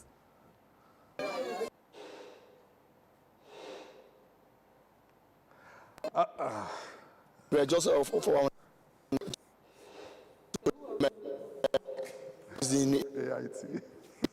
and okay, we do apologize for the poor quality of the. That's the glitch now, isn't it? The glitch. Almighty glitch. And that's exactly what we're talking about here. You know. You want the management of AIT responsible for that? We don't have control over the internet. So that boils down to what you were saying earlier. Exactly, you don't have control. So, but however, while voting is happening, I think there's something fundamental that we really need to talk about this election. Okay, so let's bring in, because those who have different challenges, physically challenged, those who cannot see the ballot, they're also part of this process. Mr. Jake Ekwele runs the Albino Foundation, Africa. Yes, so he joins us. Thank you, sir, Mr. Jake Ekwele. Thank you, sir. Thank you. Good afternoon, and thank you for having me. Thank you. No glitches. Networking,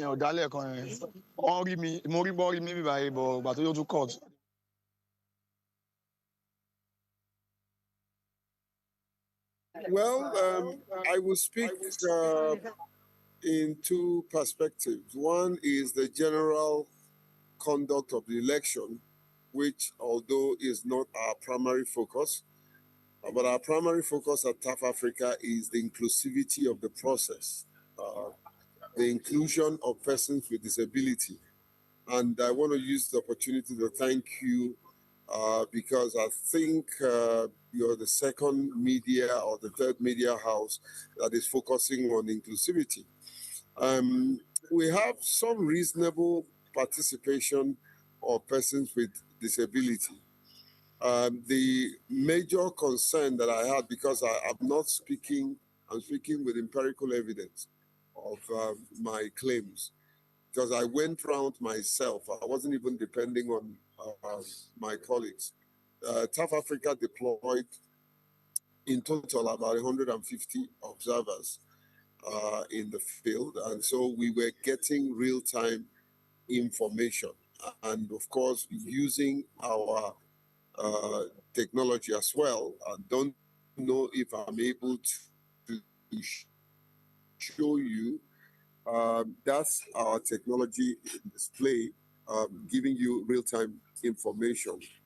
So the situation in terms of the participation of persons with disability is something that INEC still needs to do something to ensure we have a 100% participation, which is possible, but currently there's still some minor issues around accessibility, issues around provision of the electoral materials, the magnifying glasses, the braille ballot jackets, the issues also that has to do with placing the units, the voting cubicle, in a place that those on a wheelchair cannot access. I would give INEC almost near 90-95% in terms of voting priority, not only for persons with disability, but also women and elderly people. I would give them a thumbs up because that information, virtually all the INEC ad hoc staff had that information, which is a good thing, a good development, but we still have some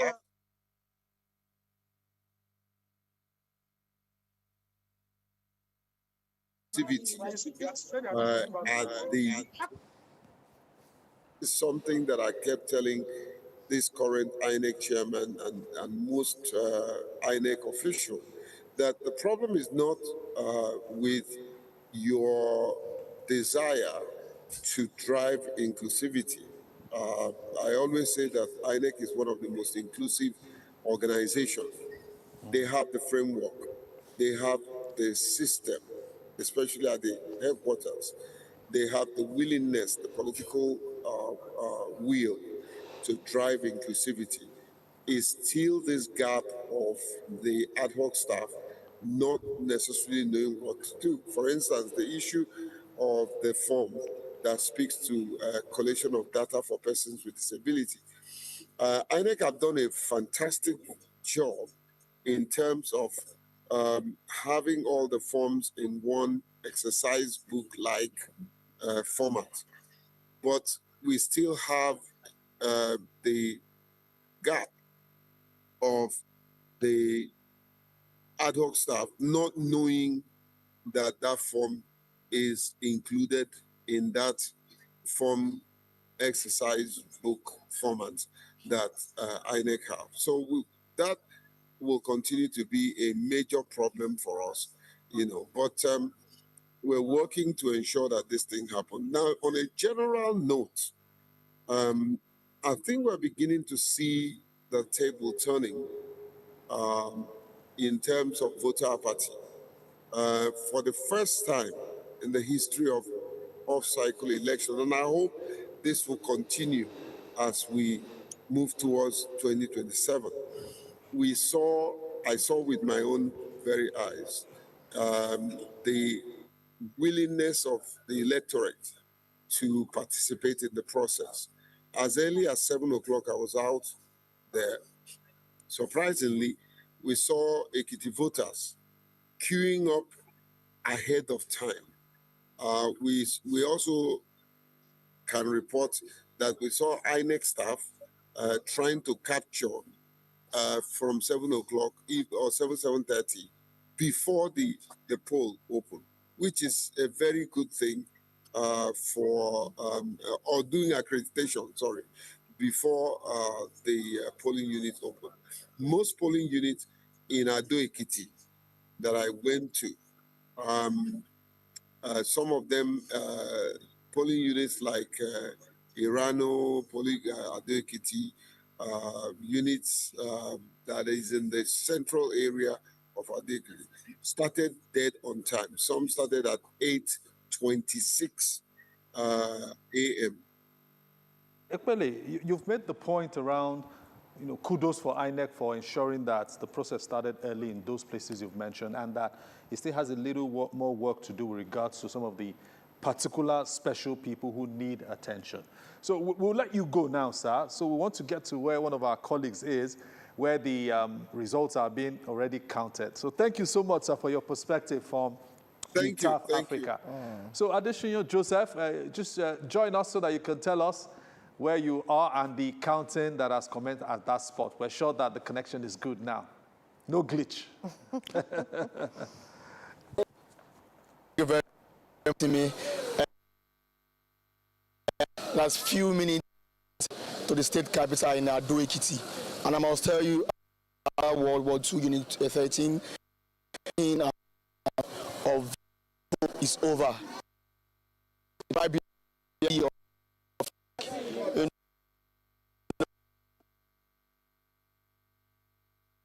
Really?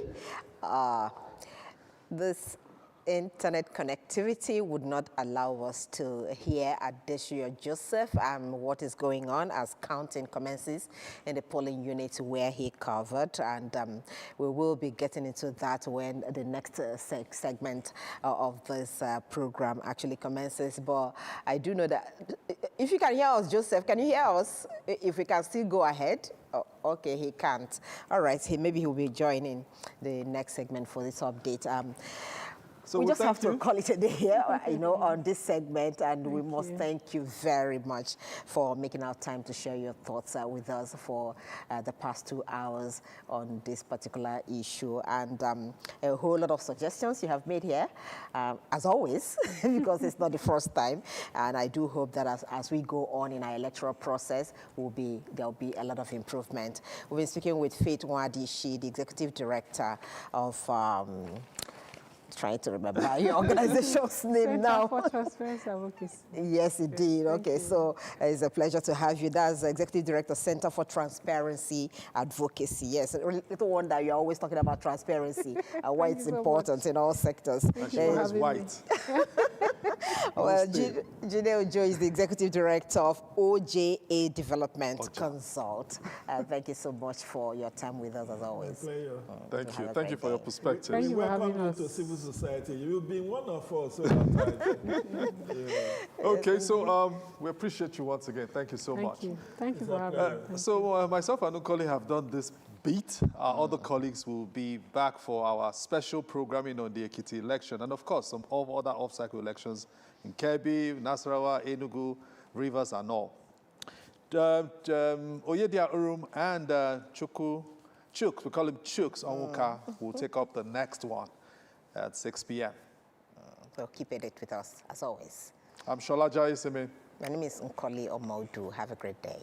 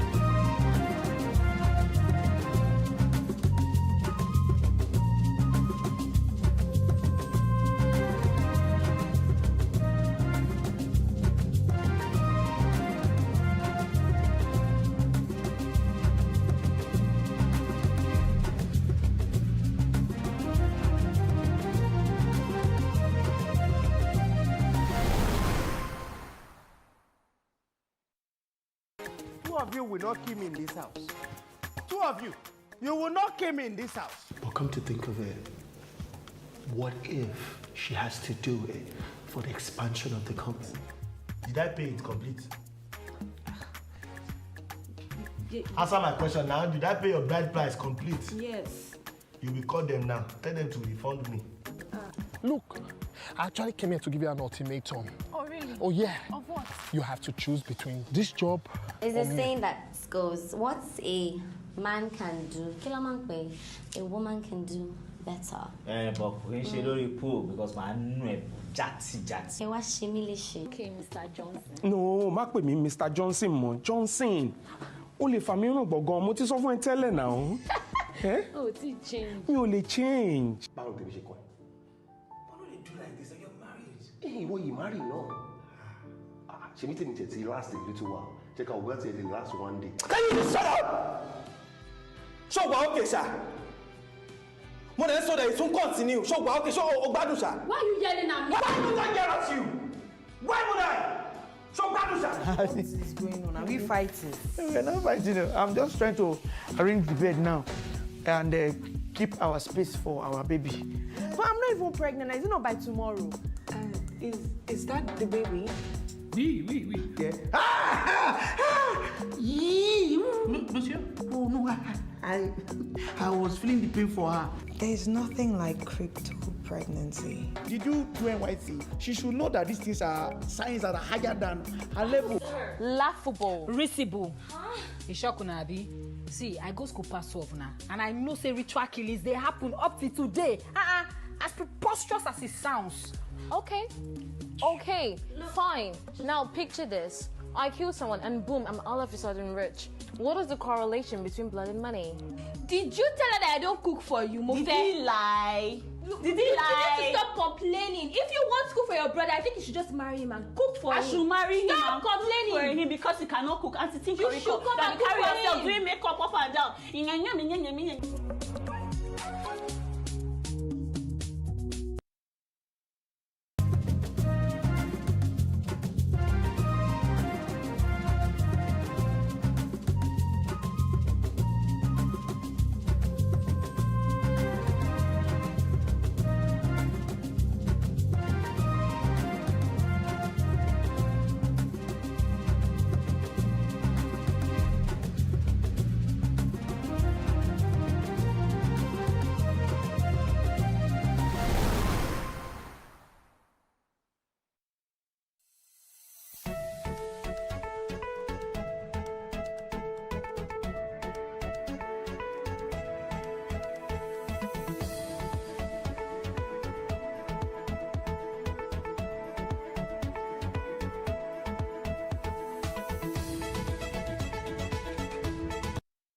Lupus is often called the invisible illness. For many people living with the condition, the symptoms are not always obvious, but the impact can be life-changing. Hello and welcome to Health Digest, your go-to program for timely, relevant, and people-focused health conversations. I am Ukeme Etukwa. On the program today, we explore the realities, challenges, and common misconceptions of living with lupus today. And on this episode, you don't just hear the conversations, you get the scoop right here from some of the warriors that live it every single day. Take a look.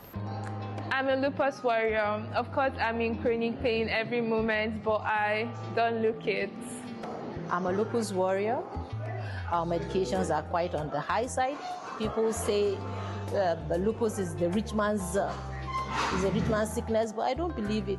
Even the rich, we are crying. The medications are expensive. They are very, very expensive, depending on what you take. I'm a lupus warrior. Of course, I see different types of doctors. The rheumatologist, dermatologist, orthopedic surgeon, cardiologist, and nephrologist. I hope you enjoyed that. Yes, that's just the tip of the iceberg. We hear more from them on our Chat with the Experts segment. But first, let's begin with today's health news.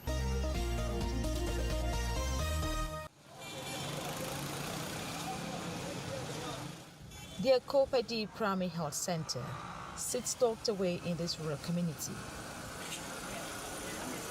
miles from the state's capital, Uyo. For years, residents say this facility existed only in name, paralyzed by poor infrastructure and skeletal services. But today, the narrative is shifting. The center has come alive, operating 24 hours a day to provide critical care. Inside, the turnaround is visible. Solar panels guarantee uninterrupted power, and clean water flows through the facility. The laboratory is fully operational, even providing specialized tuberculosis testing. All the sample that comes in must be documented, analyzed, results sent back to the appropriate unit for follow-up. And of course, we also have the TB lab. We do TB as well. Aside from the issue of personnel, where we are supposed to have more hands to make the work easy. So, but the current situation, we are running short of personnel. As it stands, I work here. I also handle the PCR. Some of our machines that were supplied by the primary health agency cannot carry the solar we have. Like you see, all these machines are supposed to be used. But the fears we have now is that if you use them with the solar, it can break down the solar. At the pharmacy, well-stocked shelves replace the empty cabinets of the past, drastically cutting down the time patients spend waiting for medication. Anytime I'm getting sick, or I get sick rather, I come here to get my treatment because here I see one of the best place for treatment. Everything about them is just good. To gauge the real-world impact, we took a walk into the village. Residents tell us the proximity of the center is a lifesaver, especially for pregnant women and vulnerable children. For Deborah, though she had her antenatal at the facility, but she had to leave the community to her in-laws for delivery. Since I gave birth to my first son, I attended my antenatal and my baby immunization completely there. They are very good. I do go there for checkup. Even my family also do receive treatment there. Nobody has ever asked me for anything. Even if they conducted a test over there, I've never paid a dime. Tuesdays and Wednesdays are the busiest days here, reserved for antenatal care and routine immunization. Management says weekly turnouts regularly exceed 50 children for vaccines, alongside 3 to 5 deliveries weekly. But this turnaround has also brought severe pressure. The officer in charge, Agnes Umong, tells us the center is critically understaffed, forcing the few available hands to work grueling shifts. Outreaches are crippled by a shortage of vehicles, with only one ambulance on ground. Furthermore, the facility remains largely inaccessible to wheelchair users and persons living with disabilities. The center is very okay compared to when I came to this place. Because last year, people came from National for repainting of this environment and changed some bulbs. They changed some doors that was in wooden door. They now replace it with iron doors. And they also gave us the solar lights, and they put the planets on our roof. Even though we don't have staff, we operate 24 hours because some of our staff, volunteers, are living here at the facility. Even if other people go, those that are living at the facility will attend to people at any time, whether in the night, anytime. When I came newly, we used to run shifts. Morning people can come by 8 to 2 o'clock. The afternoon will take over from 2 o'clock to 8. Then the night people will take over. But now, no people to do that. If you come in the morning like this, you only know the time you are coming. You don't know the time you are going. Because you can prepare to go, then you bring a pregnant or a labor case. You will not go and leave that person. You have to stay and take delivery before you go. That is why I say you know the time you are coming, you don't know the time you are going. Because we are saving life. And any case that is difficult than us, since we don't have doctor, we will refer the person to where the doctor is at the secondary facility. For the gains recorded at this facility to be sustained, there is need for the Nigerian government to address a shortage of health workers, provide more vehicles for outreach activities, and improve access for persons living with disabilities. These interventions could go a long way in strengthening healthcare delivery for residents of Okopedi and neighboring communities. Ogom Ezedimbo, AIT News, Uyo. Still ahead on Health Digest, 2 major health developments making global headlines. National health agencies, including the U.S. Center for Disease Control, are ramping up surveillance of seasonal respiratory viruses, including influenza and the COVID-19 variants. As case fluctuations persist across regions, early detections, experts say, and criticals preventing outbreaks from escalating. On a lighter note, according to the research reported in Nature Medicine, scientists are developing a next-generation smart insulin that activates only when blood sugar rises, potentially reducing dangerous highs and lows. Early studies suggest it could transform diabetes care by making treatments more precise and automatic. Now to Outreach Edge, where we spotlight health initiatives making an impact closer to home.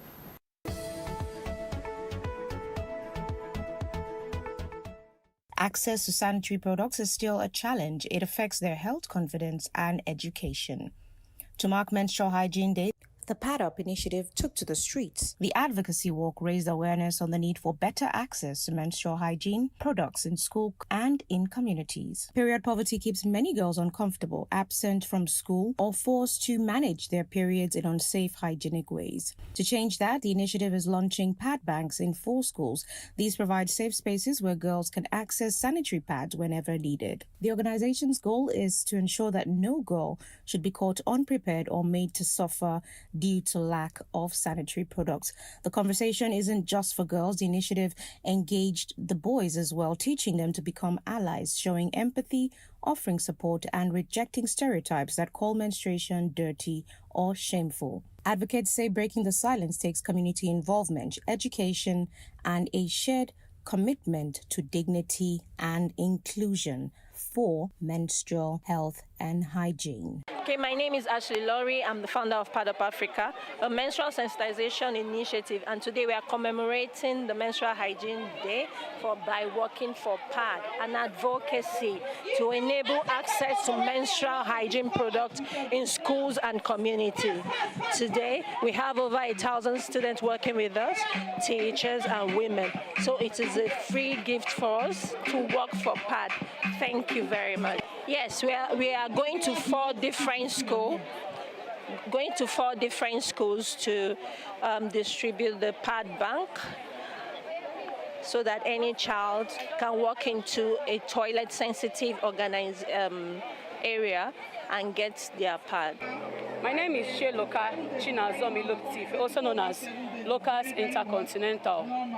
Okay, today being Walk for PAD 2026, we LISOT Initiative, we are here to support Pad Up Africa and other partners to support the girl child. LISOT Initiative is about the boy child. The boy child is here to support the girls. There are many reasons why the boy child should be here to support the girl child. There is this stigma on the girl child. Whenever a boy sees a girl menstruating or maybe sees stains, the boy child tends to make mockery, make fun of the girl. But no, we are trying to change the narrative. Yes. For us, I think our message is simple. The plight of these young girls is enormous in the sense that many of them struggle month in, month out in order to, get basic sanitary pads. If the government can, do as much as they can to even make some of these sanitary wares free for some of these ladies, have centers across, have places across public areas where women that are in need of sanitary pads can simply pick what they need and go, and to make water and hygiene mandatory. You're still watching Health Digest. Next is our Health Tech segment, where we explore innovations, discoveries, the things that shape the future of healthcare. Do stay with us. Japanese scientists have announced a breakthrough that could reshape the future of genetic medicine. Researchers at Mie University used CRISPR gene editing technique to successfully remove extra copy of chromosome 21, responsible for Down syndrome, from laboratory-grown human cells. Now, according to findings published in the peer-reviewed journal PNAS Nexus, the technique not only eliminated the extra chromosome, but also helped restore several normal cellular functions affected by the condition. While the research remains at an early experimental stage and is not yet ready for use in humans, scientists say it offers valuable insights into how genetic disorders may one day be treated through precision medicine and advanced gene editing techniques. Finally, we're here on our Chat with the Expert segment, where we get to hear from the Amazons themselves. Let's take a look. Yes, we're going to be discussing the topic lupus. As you already know, the month of May was the official month for lupus awareness. However, I don't think 1 month is enough for this conversation. It should be something we discuss every single day. Now, I'm not going to be discussing this issue myself. I have two of the most amazing women in the world to discuss this with me from the lupus community, and I'll allow the queens represent and introduce their crowns. And I'll start with the beautiful lady to my left. Please, what is your name and what organization are you with? My name is Ejiofor Anita Chidimma. I'm from Mablevi Lupus Foundation. Thank you so much, Chidimma. Thank you. And yourself? My name is Asma Abba, and I'm from Mablevi Lupus Foundation. Thank you so much, Asma. Now, for a lot of people, they still do not know what lupus is and what it's like to live with lupus. So, in very, very few words, or rather, let's put this on a clock. I'll say 2 to 3 minutes each. Just give us what lupus is to you, because there are very different spectrums of lupus for different people. So if you could give us a brief introduction, then we can get deeper into this. I'll start with you, Chidimma. Lupus is a chronic illness. It's an autoimmune disease in which your immune system attacks the healthy tissues and organs in the body. It could attack the joints, the kidneys, the skin, the blood. It's anything literally. And lupus is an invincible illness, and it's an imitator of different illness. That's why it's so hard to diagnose. And how would you explain the spectrum you have? Are there different spectrums? Tell us about your lupus journey. Okay, my lupus journey. It's been quite a ride, yes. Like when I got diagnosed of lupus, unfortunately, it affected my joints, which affected my mobility. But there are some individuals that it affects their kidney, leading to kidney problems, while some it affects their skin primarily. So it just depends on the individual. Lupus is not just like it's not a one way, it comes in different directions. Thank you so much. And Asna, I'd like to know, what would you describe lupus as? And I mean, in your own experience and journey, can you break down lupus for us? Wow, lupus is it's an autoimmune disease. It's hardly diagnosed in Nigeria, hardly diagnosed, because during my time, I was diagnosed in 2014 in Dubai. Before then, we've been going in and out of the hospital. It's either malaria, typhoid. There's this severe body pain. When you tell people you're not feeling fine, people see you fine, but deep inside you, you're not feeling fine. It was when we went to Dubai in 2014, I was diagnosed, and the doctor told me, write it. He spelled it L-U-P-U-S, lupus, you have lupus. I was looking at him, what's this? What is he calling? He was like, do you have children? I said, yes. How many? He said, I said 3. How? I said, God. Because I didn't know if you had lupus, yes, for you to conceive would be very difficult. Because the medications we take, you have to stop your major medication, which is the hydroxychloroquine, before 6 months before you conceive. And you have to be under doctor's supervision all through that pregnancy. I didn't even know. But during all my pregnancies, I was like a mini mad woman because of the hormones. Yes. Because of the hormones, so it was blockers, it was really difficult for the me. natural ones. Yes, but thank God, I have 3.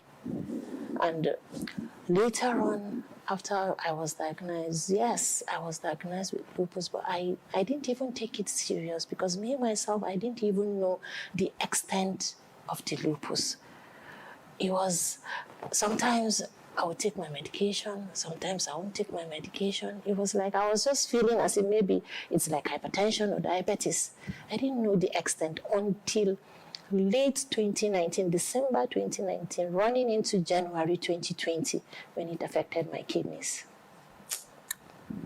Yes. But fortunately, I was very lucky. I got a very good nephrologist, Dr. Kwaifa.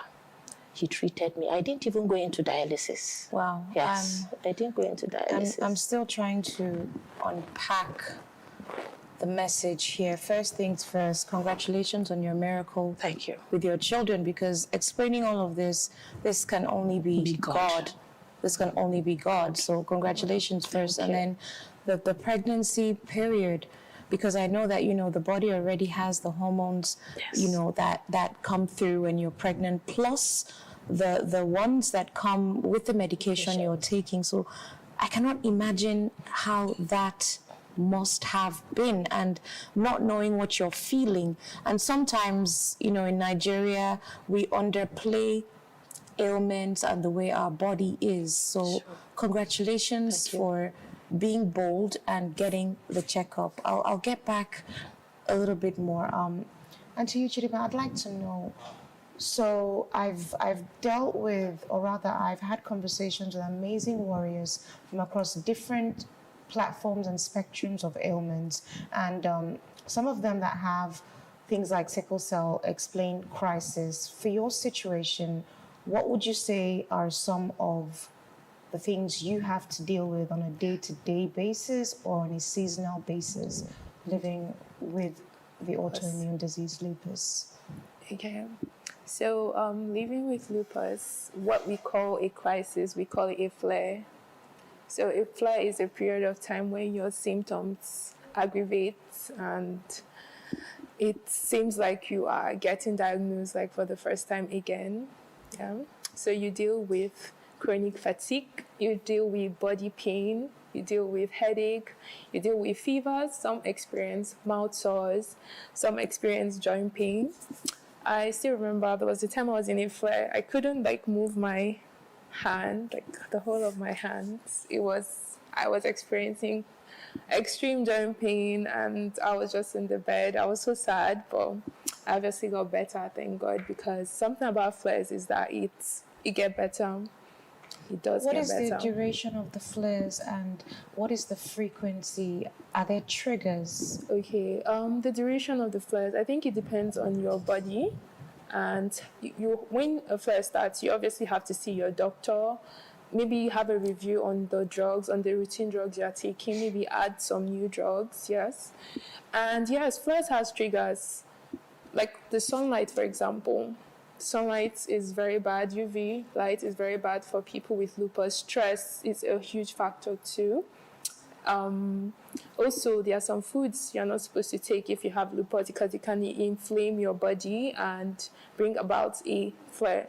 So that's why people with lupus, you have to be very careful in terms of your lifestyle, in terms of your diet, protect yourself from the sun, protect your mental health, and take your drugs adherently, because not taking your drugs can also cause a flare. Thank you so much for sharing that. I'd like to know, when it comes to support, how has it been, before we get to the organizational level, in which the amazing Maple Bee Foundation is doing a great job, let's get to the other stakeholders in the support sector. Okay, so in terms of support, my parents have been there, my mom, my dad, my siblings, they have been there for me. My friends have been a very huge emotional support for me. So obviously I cannot mention them when I'm talking about support, because it has been quite a roller coaster living with lupus. The depression, the experience, it was crazy. And also, I would also like to thank my teachers, my lecturers in school, because I had to defer a year in uni. So I had to let my school know. Would you like us to know what school that is? Oh, Bingham University. And what lecturer that is? Oh, there were quite a few. So I'm so grateful. Chidima's lecturer from Bingham University. We all want to say thank you, and to all her friends and everyone that has supported her journey. Thank you. Muchly appreciated. Thank you so much for being my guest on Health Digest today. Thank you. God bless you all. Thank you. One final health update before our next segment. Now, new research suggests kimchi, a fermented vegetable dish, may help strengthen and regulate the immune system. In a 12-week clinical trial, scientists at the World Institute of Kimchi found improved immune responses and better inflammation control among participants, according to findings published in the journal Molecular Nutrition and Food Research. Before we continue, don't forget to stay connected. You can follow me on Ukeme on air on Instagram, YouTube, LinkedIn, and so much more, so that we keep this conversation going and you get updates, the behind-the-scenes content, and you get to communicate with me as well. Now, let's turn our attention to Weird Health Stories, where we explore the unusual happenings in the world of healthcare. Here is more.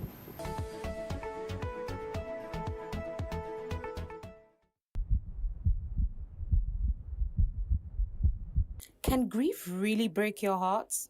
For 57-year-old Brenda Young from Scotland, the answer was yes. Shortly after witnessing her mother's death in 2025, Brenda developed severe chest pain and was rushed to the hospital. Doctors initially suspected a heart attack, but further tests revealed something unexpected, a rare condition known as the broken heart syndrome, medically Takotsubo cardiomyopathy. The condition can be triggered by intense emotional or physical stress. It causes the heart's main pumping chamber to temporarily weaken, producing symptoms that closely resemble a heart attack. Brenda has now joined a groundbreaking clinical trial led by the University of Aberdeen, where researchers hope to find the first targeted treatment for the condition. Her story serves as a remarkable reminder that emotional trauma can sometimes leave more than emotional scars. It can have real and measurable effects on the heart itself. And that's our program for today. From raising awareness about lupus to community health initiatives, we've examined some of the issues shaping health and well-being today in Nigeria. Thank you so much for joining us, and always stay informed, stay blessed and not stressed. I'm Ukeme Tokwa. Bye-bye.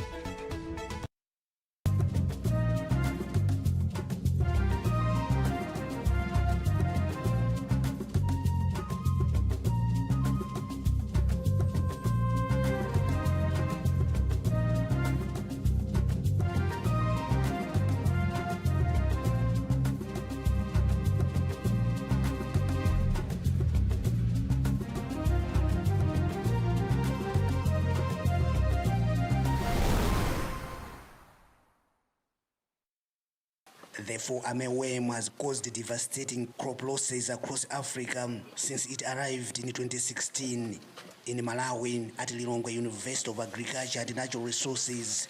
Biotechnology research scientist Kingdom Kwapata is leading studies in 2 varieties of maize whose genes have been modified to resist the pest. Such engineered crops are considered genetically modified organisms or GMOs. We needed a solution because our farmers are suffering. Our main purpose and aim for the research is to establish whether the gene that confers resistance against fall armyworms and other lepidopteran insects is effective. The trials are expected to take about 5 years. They are conducted in a fenced and confined maize field 500 meters away from any traditional crop to avoid possible contamination with the traditional varieties. In the meantime, lawmakers, traditional leaders, and farmers have visited the trial site to observe its progress. Some farmers are excited about the trial, which is in its first year. This will solve the problems of lack of money to buy pesticides to kill fall armyworms, which have affected my maize harvest for many years. And I am now a happy farmer because these trials are providing solutions to the problem. Another subsistence farmer Esther Kanjawala is skeptical about the technology. She notes that replacing local maize varieties with high-yielding hybrids has created new troubles. These new varieties are not good at all. You can't harvest anything without applying fertilizers, and they are easily attacked by pests. That's why there is growing poverty. But with our local varieties, we can harvest even without applying fertilizers. Researcher Kwapata says genetically modified crops have been introduced safely elsewhere, including the United States, Brazil, and Argentina. But many in Malawi are concerned about possible health and environmental impacts. So even though the target is to make sure the stalk borer doesn't attack the maize or the armyworms, but actually the introduction of this GMO will affect other beneficial insects such as bees and other birds. So that is something that we don't want. We don't want to disturb that cycle. Ganier also fears that once introduced to farmers, the GMO maize would keep other local crops from growing. Kwapata says there is no evidence that would happen, but he acknowledges that people are concerned. There's a lot of skepticism. There's a lot of political anxiety, but in the final analysis as researchers, we are saying that the nation needs to give us a chance to do the research diligently, independently, without due influence. Kwapata says the researchers will present results of the trials only to government authorities so they can decide whether the GMO maize should be introduced in Malawi. Lamek Masina, VOA News, Lilongwe, Malawi.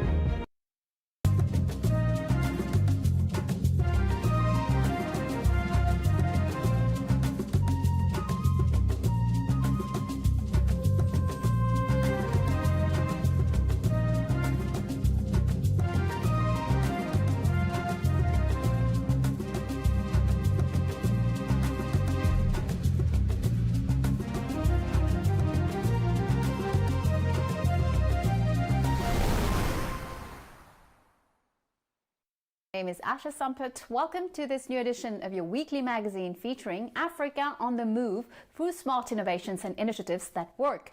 Let's get on the show with our top stories today. Documentary director, photographer, but also writer, Oswald Levat is a multifaceted talent. This Cameroonian by birth has been writing since the age of 14. She's the author of The Aquatics, a beautiful fresco on the emancipation of an African woman against a backdrop of social and family pressures. The novel was crowned with the first prize for Pan-African literature awarded by the African Union. She's our guest of the week. How to stop being defined by others, to be no longer defined by how men see us, the patriarchal view, and reinventing oneself. How an income-generating activity can precipitate an environmental disaster. We are heading for the Congo Basin, where the practice of smoking fish threatens the forests. When you go fishing, there are days when a lot of fish come out. Sometimes, when they don't sell all that fish, they have to smoke it. African books take the bus. A fascinating nomadic library bookstore traveled through Europe before taking the road to West Africa. The day before yesterday, I was in Arles, afterwards in Tarascon, all thanks to the African book truck. It allows me to make some exciting encounters. In Congo, the high demand for charcoal is a major source of deforestation. But it's not just about heating and cooking on a daily basis. Traditional fish smoking can also pose a great threat to the forest. This flourishing activity requires more and more wood. Hence, in the Congo Basin in general, and in the Republic of Congo in particular, the traditional smoking of fish is accelerating deforestation. A report in Pointe-Noire by Jean-David Miamlé and Brice Kinou. This is a smoked herring, the famous makwala, a very popular fish in the Congo. Its production is intrinsically linked to the exploitation of the forest. The Congo Basin is 268 million hectares of forest. That is 70% of Africa's forest cover and 6% of the world's forest area. The forests of the Republic of Congo occupy just over 10% of this space, or 22,410,682 hectares, according to the Congo Basin Forest Partnership. The production of makwala has already ruined the mangroves of Pointe-Noire. Now the wood from the surrounding forests, as in Mayombe or Kouilou, are being targeted. On 1 hectare, there can be around 700 trees, 1,000 or 250 or 500. It depends. One thing is sure, in a month I can cut down trees on a perimeter of 3,000 meters by 100 meters. Congolese legislation does not yet address the issue of small loggers, who are nevertheless very dynamic. Ignored by the tax services in particular, they are still evolving in the informal sector, with a simple chainsaw as their main asset.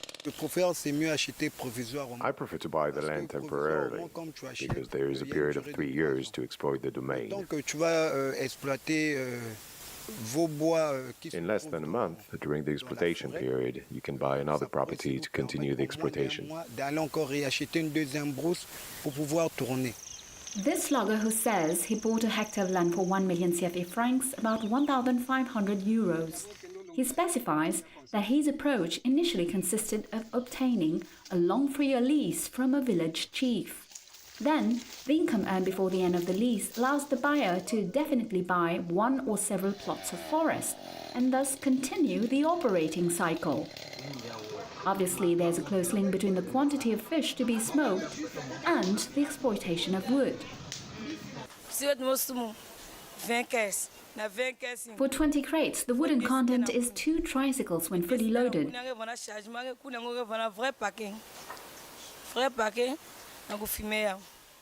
We start smoking fish in the morning and finish between 5 p.m. and 6 p.m.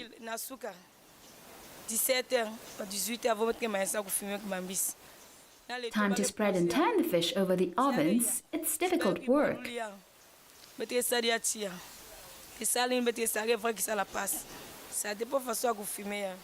all depends on the quantity and the size of the fish.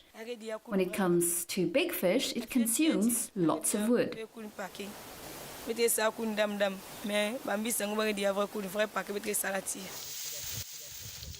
Civil society representatives warn against reckless exploitation of the forest. When you go fishing, there are days when a lot of fish come out. Sometimes, when they don't sell all that fish, they have to smoke it. If there is a lot of fish to smoke, a lot of wood is used. And if we use a lot of wood, it means that we have to use a lot of wood in our forests. And if we cut a lot of wood, it becomes a danger for humanity. Because as you know, today the forest plays a very important role for our survival, because the forest tries to store carbon dioxide to emit oxygen. It is not known exactly how much wood is taken for smoking fish. In 2007, a World Bank study revealed that an inhabitant of Congo used 1 cubic meter of wood per year for a total production of 100 million cubic meters. Half of it is for firewood. With demographic pressure Demand is such that more and more wood is needed to supply the market with charcoal, firewood or for smoking fish. During COP26, the Congo Basin states, together with the international community, adopted a set of measures called the Glasgow Pact. In particular, it recommends the abandonment of the financing of fossil fuels.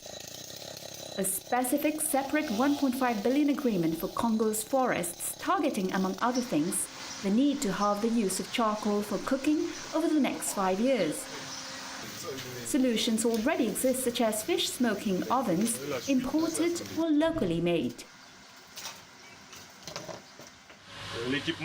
The equipment you see is a modern and aroma injection smoker whose main fuel is gas, but the aromas can be varied. You can fit more than 300 kilos of product in this smoker, and it can smoke around more than 300 kilos of fish per hour. The smoking time is much shorter. Here, in an hour, one can already smoke and dry products. On the other hand, traditional smoking techniques, sometimes take days. Scattered initiatives already exist to reconcile fish smoking and sustainable forest exploitation. Alongside the experimentation with improved ovens that consume less firewood, there's also the use of fish smoking ovens. All these innovations carried out by NGOs, the FAO, or independent researchers have the advantage of saving forests from destruction. The whole challenge is to popularize and finance these discoveries in order to sustainably preserve the forests of Congo in particular. Now it's time to meet our guest, Oswald Lovat. She takes us to a fictional African country, Zambwena, where a woman named Katme is torn between tradition, the weight of marriage and social control on the one hand and emancipation on the other. It is the captivating and tragic universe of her novel, Les Aquatiques, The Aquatics in English. Oswald Lovat was born in Cameroon before traveling the world, an atypical itinerary made up of unusual choices that nourished the gestation of her first book, as she told Laurent Soustras. Oswald Lovat, welcome. Your first novel, Les Aquatiques, is about Katme, an African woman on the path to learning and independence. Where did the idea come from? Is it something that's been close to you for a while? Bonjour Laurence. Les Aquatiques, c'est l'histoire de Katme. Hello, Laurence. Les Aquatiques is the story of Katme, who is a woman in her 30s and who is married to a man of influence. Et elle a une vie conventionnelle et rangée. Et un jour, son meilleur ami... She has 2 children and has an average, well-ordered life. Then one day, her best friend, who she considers as her brother, is arrested and put in prison. This event changes her life, and Katme begins to question herself and then questions everything she thought she had built. Her home, her life choices, her choices as a woman. L'idée m'est venue au fil des années. The idea came to me over the years. I believe I was inspired by the women I saw around me. Women who were bright, intelligent, and who, for the sake of social conformity, had often given up on being who they really wanted to be, and for the sake of the community, remained in the social circle, although at odds with themselves. Le confort de la communauté, rester dans le groupe, se retrouver en porte-à-faux avec elle-même.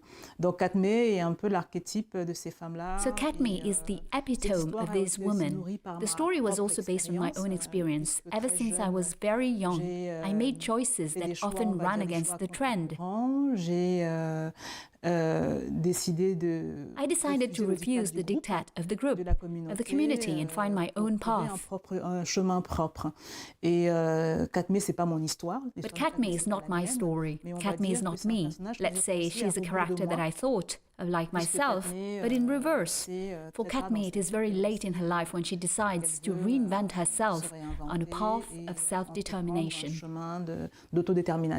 You also deal with the African taboo subject of homosexuality. Can books help overcome such taboos? Dans Les Aquatiques, le personnage, In Les Aquatiques, one of the central characters is Samuel, who is a sculptor, and he's gay. He will face a lot of problems since he lives in a society that condemns homosexuality. Qui est homophobe. homophobe déjà parce que autour de lui. It's homophobic and it's something that's condemned both socially and legally. He's attacked on two fronts. Firstly, by his own relatives, often the case in African countries where homosexuality is repressed. And secondly, by the law. Comme c'est souvent le cas dans plusieurs pays africains où l'homosexualité est réprimée, et par la loi. Au-delà du thème, ce que je voulais, c'était de montrer un être Beyond this theme, I wanted to show someone who's in fact caught in the vice of a society that doesn't understand him, that excludes him because he's different. Qui l'exclut parce qu'il est différent. Donc c'est vraiment la question de l'altérité. It's really this question of otherness, of difference that interested me. Through literature, I wanted to show people who find themselves excluded and belittled simply because they don't correspond to the established norm or what we think is the norm. Ce qu'on pense être la norme. In Katme's imaginary land, are you also attacking the weight of tradition and of religion and powerful politico-social controls? Is it something that undermines society on the continent, in your opinion? Le pays dont je parle dans le roman, c'est le Zamboina. C'est un pays effectivement. The country in the novel is Zamboina. It's a country where there's in fact tough social controls, where the political and the intimate merge. Puisque les lois peuvent. Since the laws interfere with people's private lives and decide what is allowed, it's a question that is interesting because these realities can be found elsewhere. Realities in Africa are imposed by society. C'est une question qui est intéressante parce que c'est des réalités qu'on peut retrouver aussi ailleurs. C'est des réalités. The power of the state over individuals and society. But it can be meaningful where there's poverty, especially when we see the proliferation of revival churches in Africa. Les individus, mais elles peuvent être prégnantes dans des contextes de précarité, notamment quand on voit la prolifération des églises de réveil en Afrique, où des gens ont, where people with very low incomes still manage to donate 10%, sometimes even more, of their salary to crooked pastors. De leur salaire à des pasteurs véreux. Lorsqu'on voit encore le poids It improves the influence of religion, without naming a particular church, on the lives of individuals and how it can authorize and then dictate a standard of life that can be very oppressive. Et puis dicter des normes de vie qui sont parfois très oppressives.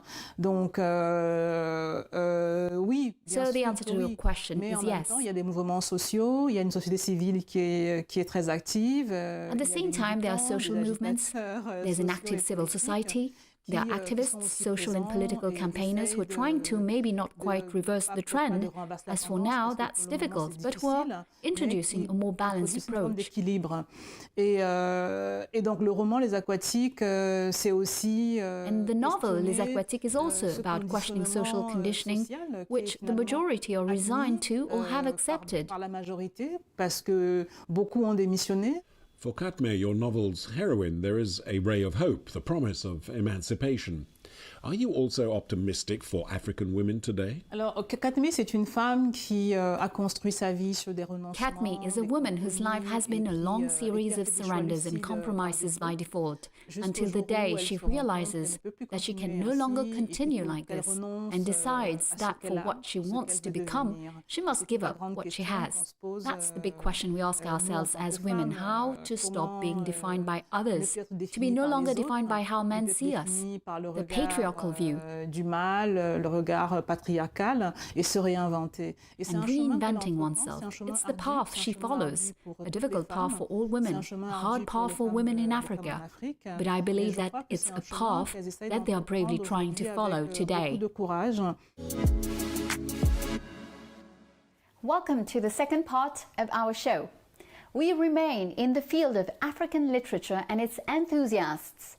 Faced with competition from major Western houses, the African publishing sector is struggling to develop, and the impact of COVID-19 has not helped matters. It has been 2 years since it experienced a decline in its activity on the continent, but a French association based in Arles, in France, wants to take literature from the continent on a journey. Parole Indigo, that's its name, offers an original solution, to say the least, an African book truck or a traveling library to promote African authors books and publishing. Our journalist Lionel Cochois followed part of its journey. The vehicle, known as a fast bus in Senegal, began its journey in the south of France and now is turning a few heads in the streets of Paris. Financed by crowdfunding and public funds, the brightly decorated library-cum-bookshop on wheels has travelled across the country to reach its destination, the Paris Plage. The aim is to offer the locals a taste of a made-in-Africa literature. The African Book Truck is the idea of creating a mobile bookstore library that can meet everyone in town centres, in the city outskirts, in the countryside, everywhere to meet people, readers, and offer space that is both a library where you can sit and read on site, the bookstore inside the truck, a place for artists.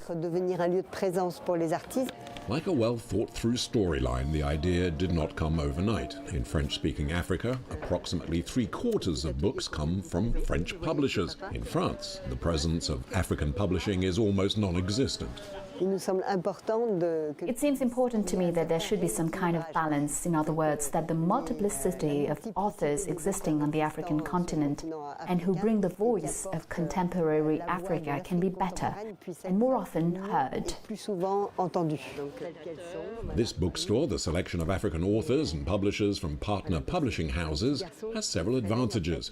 A closer look at the continent and modern stories that reflect the Africa of today. Publishing the books in the regional language makes it possible to reach a wider audience. The idea is to offer vibrant contemporary Africa, Africa in all its forms and diversity, since the continent is vast. With multiple cultures, it is also an opportunity for dialogues with parents, children, so that everyone can better understand the cultures of the continent.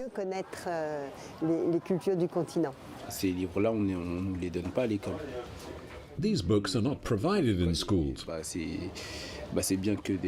It's good that people like them step up so we can be educated. A chance to discover African literature for readers sometimes separated from their cultural roots.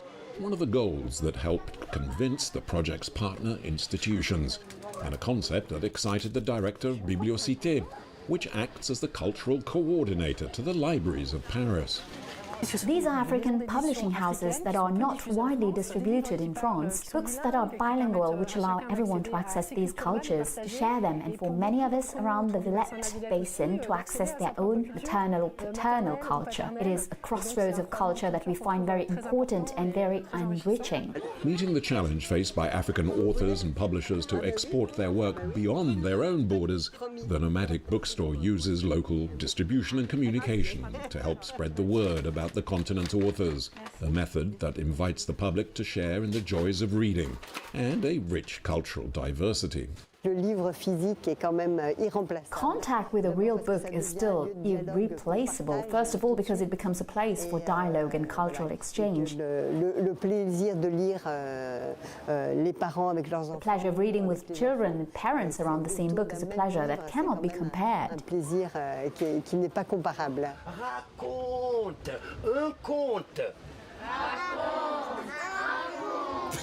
Beyond discovering new cultures, the travelling library uses workshops, meetings and book fairs to offer visitors the opportunity to learn about the wealth of modern African creativity, a sounding board for these African authors. Thanks to the African Book Truck, I work in different places. The day before yesterday I was in Arles, afterwards in Tarascon. All thanks to the African Book Truck. It allows me to make some exciting encounters. The African Book Truck has met with success at institutions and festivals. It will continue to travel through France and Europe for another 3 years, then return to West Africa, where an Ivorian publishing house will take over and continue promoting African authors. A homecoming for the mobile ambassador of African publishing and its many stories, and a children's novel about the adventures of the African Book Truck by author-illustrator Christian Epagna is soon expected to be rolling off the presses. Let's now get back to Oswald Levat for the second part of her interview. She tells us how she became a writer, how she sees the effervescence of contemporary African literature, and why this desire for literature from the continent must be encouraged. Let's listen to her. Oswalde Lewat, you were born in Cameroon. You studied in Cameroon and France, straddling two cultures, two countries that maintain a close but complex relationship. Is it hard for you? I grew up in Cameroon. Much later, I was able to settle in France. J'ai vécu avant ça au Canada et dans d'autres pays africains. Before that, I lived in Canada and in other African countries. It's a bit of a cliché, but I feel enriched by my differences. Quand je suis en France, it might seem banal, but it's true. When I'm in France, I'm a black, racialized woman. And to others, I can seem different, certainly. Je peux être différente, effectivement. Quand je suis en Afrique aussi, when I'm in Africa, I can also be different because maybe my accent is different to the locals. Maybe my life choices or tastes, or a whole part of my culture differs from the local people. Having said that, qui est moins en résonance avec les personnes qui vivent sur place. Et en même temps, c'est des différences. It's the differences that have enriched me enormously, that have opened my eyes to the world, that have allowed me to understand that others are really us. L'autre, c'est nous. Donc c'est un vrai enrichissement. C'est vraiment un vrai enrichissement. It's an enriching process that has its difficulties as there are times. Il y a des situations où je me suis demandé si je n'étais pas assez ceci. When I wondered if I wasn't enough of this or of that, but that's all part of life. L'épaisseur d'une vie. You began writing at 14. How did you start, and what's your writing routine today? Alors j'ai voulu écrire très jeune. J'avais lu à 12 ans Cyrano de Bergerac, ça a été mon choix. I've wanted to write since I was very young. I read Cyrano de Bergerac when I was 12 and something in me clicked and I decided to become a writer. At 14 I wrote a first novel. I was not very good. I've always written not just novels, but poems too. I wrote non-fictional for my documentaries. I wrote short screenplays and short stories. Les Aquatiques, which is my first novel, took a long time coming. Les Aquatiques est mon premier roman a été long. Et en réalité, pour moi, écrire, c'est une lutte quotidienne, mais en même temps... To be honest, I find writing a daily struggle. But I know when I write, I'm where I have to be. Without writing, my life would be meaningless. Ça a l'air emphatique de dire ça, mais c'est absolument vrai. That sounds dramatic, but it's absolutely true. I have a routine. I try to write every day. In the morning when I wake up, I don't put it off because I can procrastinate a lot. I write on my computer, I write on my phone, I write on scraps of paper. I write all the time by any means. I always have a sheet of paper handy. I jot down ideas all the time, and then, despite all this, I try to have some discipline, without which I think writing is actually impossible. Sans laquelle, je pense, le travail d'écriture n'est pas possible. What sort of reception did your book have in Africa, and who are your readers? Le roman est disponible dans certains pays. The book is available in some African countries, unfortunately not in all countries. In the countries where it's been read, I've had positive feedback from the most part, and some less positive since I think some people might have been uncomfortable with the subjects that are covered in the book. The question of female emancipation, the question of homosexuality and power gains. L'émancipation féminine, la question de l'homosexualité, et puis des jeux de pouvoir. Donc, le Zamboina, c'est un peu Zamboina is an imaginary country. Miroir à plusieurs pays du continent africain, et ça peut. But it also mirrors several countries on the African continent, and that can be embarrassing. Overall, I'd say that the novel was very well received. It will be more widely distributed at the end of the year thanks to publishers Édition Nimba in Côte d'Ivoire, who will issue a less expensive version for the African public, since now it's being sold at a European price on the African continent. Enfin, il est vendu à un prix européen sur le continent africain. To pick up on your comments, how do you see the future of literature on the continent, bearing in mind the economic costs of publishing, which can discourage writers from the diaspora? Aujourd'hui, en Afrique, le nombre d'écrivains. Today, the number of writers, of authors, is increasing rapidly in Africa. Il y a de plus en plus de gens qui écrivent. More and more people are writing and being published. African authors shine in the literary universe and shone particularly brightly last year, in 2021, on the African continent itself. Un peu partout, notamment l'année dernière, en 2021. Sur le continent africain, ça reste compliqué. It's complicated, though, since the publishing houses receive little financial support from the state. For publishing houses, booksellers, libraries, the whole book economy is very weak everywhere. Une économie qui est très fragile partout. C'est un secteur qui devrait bénéficier d'un. This is a sector that could benefit from significant support from countries in Africa, but remains very fragile. Qui reste encore très fragile, donc. Il y a quand même des volontés très fortes, et ça c'est extraordinaire. There's still some very determined people out there, and it's extraordinary to see those who manage to publish books, sometimes under difficult conditions, who believe in books and who believe literature can contribute to broadening imaginations, even reinventing society. Réinventer une société, même si c'est très prétentieux de dire ça. It might be pretentious to say, but when you know, as Sartre wrote in Nausea, his book was not much help to a starving child. But even if literature no longer has the prestige it had on the African continent, it remains a very important vehicle for self-awareness or reinventing oneself.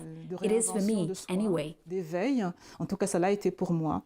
What do you think of the current wave of literature in Africa and the new writers, groups of writers and writers' clubs emerging on the continent?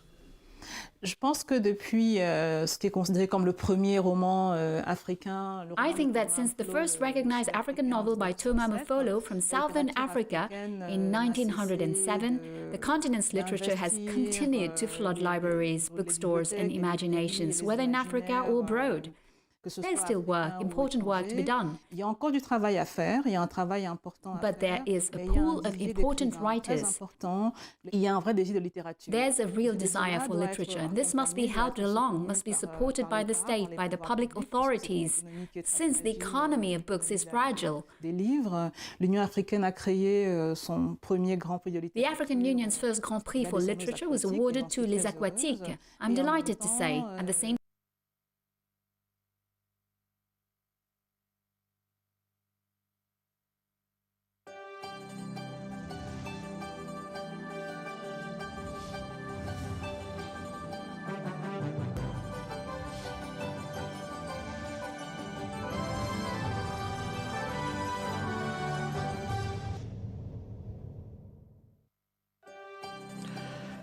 Israel airstrikes on southern Lebanon killed 11 in less than 24 hours of new ceasefire agreement with Hezbollah.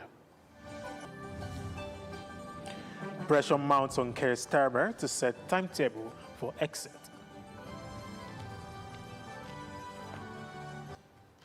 This is the world news on AIT. I am Olamide Ario. Welcome. Several people have reportedly been killed by Israeli airstrikes on southern Lebanon less than 24 hours after a new ceasefire between Israel and Hezbollah was announced. The Lebanese state news agency said at least 11 people have been killed after Israeli warplanes, drones and military artillery targeted more than a dozen areas, many around the city of Nabatea. Israeli military says it has struck Hezbollah targets after the group launched more than 50 projectiles towards Israeli forces in southern Lebanon. Washington has criticized Israel's continued military operations in Lebanon, which became entangled in the wider U.S.-Iran conflict after Hezbollah fired rockets into Israel in March, following a strike that reportedly killed Iran's supreme leader. U.S. officials fear escalating tensions could jeopardize the U.S. brokered peace agreement with Iran, which includes a commitment to end hostilities across multiple fronts, including Lebanon. Tehran has insisted, although the Memorandum of Understanding called for a ceasefire in Lebanon alongside a broader U.S.-Iran agreement, violence on grounds has continued, prompting Tehran to accuse Washington of failing to restrain Israel. At least one person was killed and several others injured after two trains collided near Bedford in the United Kingdom on Friday. According to the British Transport Police, officers were called to the scene of a collision involving two East Midlands Railway trains on the railway line at Elstow at around 5:15 p.m. on June 19. More than 20 ambulances, 6 air ambulances and specialist hazardous area response teams attended the scene in southeast England. In a post on X, British Prime Minister Keir Starmer called the incident hugely concerning and thanked emergency services for their swift response. Will Rogers, the managing director of EMR, said they are on the scene and working closely with Network Rail and emergency services to support those involved and assist with the ongoing response. And still in the UK, Sir Keir Starmer is facing calls to set a timetable for his departure from Downing Street after Andy Bonham won a resounding victory in the Makerfield by-election, paving the way for a leadership challenge. A growing number of Labour MPs are urging Sir Keir Starmer to announce plans to hand power to the former Greater Manchester mayor without the need for a potentially messy leadership contest. But the Prime Minister has insisted he will fight any challenge and will not walk away from the job. Bonham's allies have urged Keir Starmer to reflect over the weekend and listen to his cabinet ministers and family. The Prime Minister spent some of Friday phoning other cabinet ministers to gauge the level of support he has among his top team. Chancellor Richard Reeves also spoke to the Prime Minister in the hours after the Makerfield result was announced and offered him her full support. Last month, following Labour's poor performance in elections, some ministers, including Home Secretary and Energy Secretary, urged Sir Keir Starmer to set a timetable for his resignation. It's understood that Mahmood and Sir Keir have not spoken since Bonham by-election victory. A crunch moment for the Prime Minister could come next Tuesday when all his senior ministers will gather for the weekly cabinet meeting. In the United States, where President Donald Trump has unveiled a new Boeing 747-8 jet for Air Force One that the Qatari government donated last year as an unconditional gift to the United States. The U.S. military has finished modification to the luxury jumbo jet, which has been valued at an estimated $400 million. The United States Air Force said in a press release that the jet will begin initial commissioning flight, a final exam to test out the aircraft modification before it will be used to transport the president. The interiors of the aircraft have been minimally changed and the exterior has received a fresh red, white, blue, and gold paint job. In May 2025, the Qatari royal family donated a luxury Boeing 747-8 to the United States Department of Defense to be used as part of a fleet of planes dubbed Air Force One, which provides air transport for the president. When the news of the gifts of the plane was revealed last year, it sparked backlash from both sides of the aisle, including from some Trump allies. Critics argued that accepting such a high-value donation posed a conflict of interest and may be unconstitutional. While federal law indicates that U.S. officials can only accept gifts under $480, the White House has insisted that accepting the aircraft is legal and pledged that it will be donated to Trump's presidential library once he leaves office. The Air Force said the new jets will be used by the president on an interim basis until Boeing delivers its too long-promised VC-25B jets, which are meant for longer-term Air Force One use but have faced significant production delays. The United States government says it will stop funding programs in South Africa intended to tackle the spread of HIV and AIDS. More than 8 million South Africans are living with HIV, the highest number of any country in the world. The U.S. State Department appeared to link the decision to South Africa's alleged failure to protect the white minority Afrikaner community, an allegation the South African government has repeatedly rejected. South Africa's health ministry responded by saying that though it had not been informed of this decision, it had long been working on a self-reliance plan. Until 2025, the U.S. was supporting South Africa's efforts to deal with the virus with an estimated $400 million a year through the President's Emergency Fund for AIDS Relief. But since the inauguration of President Donald Trump, relations between the two countries have increasingly soured. Shortly after he came into office, Trump issued an executive order alleging that countless South African policies dismantled equal opportunities and fueled violence against racially disfavored landowners. Since the abrupt pause by the United States in February, the complex ecosystem that sustains HIV services in dozens of low and middle-income countries was shaken to its core. Clinics closed without warning.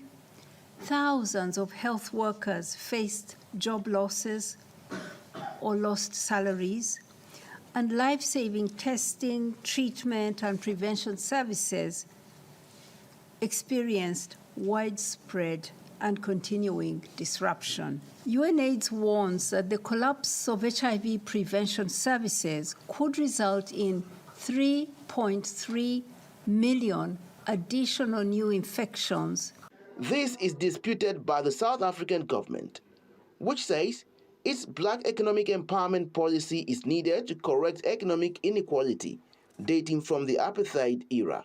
The executive order also highlighted South Africa's case against Israel at the International Court of Justice and its links to Iran. Trump has also falsely alleged that there is a white genocide taking place in South Africa, which has led to the administration setting up a refugee program for Afrikaners, descendants of Western Europeans who settled in Southern Africa in the 17th century. The intention of the U.S. government was to foster self-reliance and reduce dependency on American funding, they added, pointing out that South Africa is a middle-income country and is more than capable of supporting its own health programs. And from U.S.-South Africa relation, we move on to Europe, where Ukraine's Volodymyr Zelensky has been stripped of Poland's highest state honor, the Order of the White Eagle, over Kyiv's decision to name a military unit after controversial World War II fighters. Polish President Karol Nawrocki branded Ukraine's decision late last month to name the unit after the Ukrainian insurgent army outrageous, incomprehensible, and deeply disappointing. Nawrocki stressed the diplomatic row would not impact Poland's support for Ukraine against Russia. Ukraine's Foreign Minister Andriy Sybiha denounced Warsaw's move, calling it a strategic mistake and disrespectful. The Polish president pointed to the hundreds of thousands of Ukrainian refugees welcomed to the country following the launch of Russia's full-scale invasion in 2022. Ukraine has an ambition to become an EU member state and attended the first phase of membership negotiations this week in Luxembourg. African and Caribbean countries have called for a formal apology and reparation from countries that benefited from the transatlantic slave trade.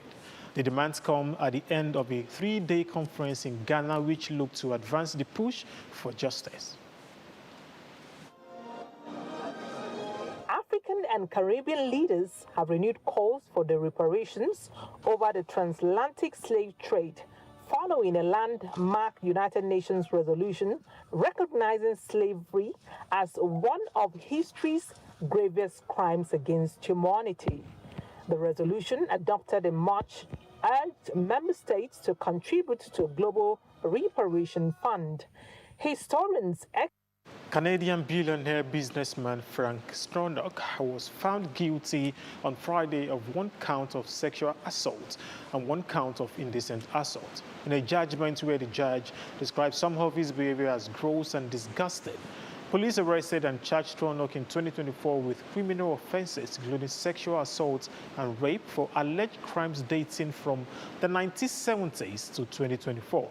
The Austrian-born Stronach, 93 years, founded Canadian auto parts company Magna International in 1957 and later became one of the country's richest people.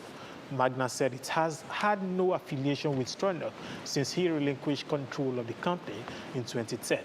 After a trial that began in February, Ontario Superior Court Justice Anne Molloy found Stronach guilty of sexually assaulting a woman in the early 1980s.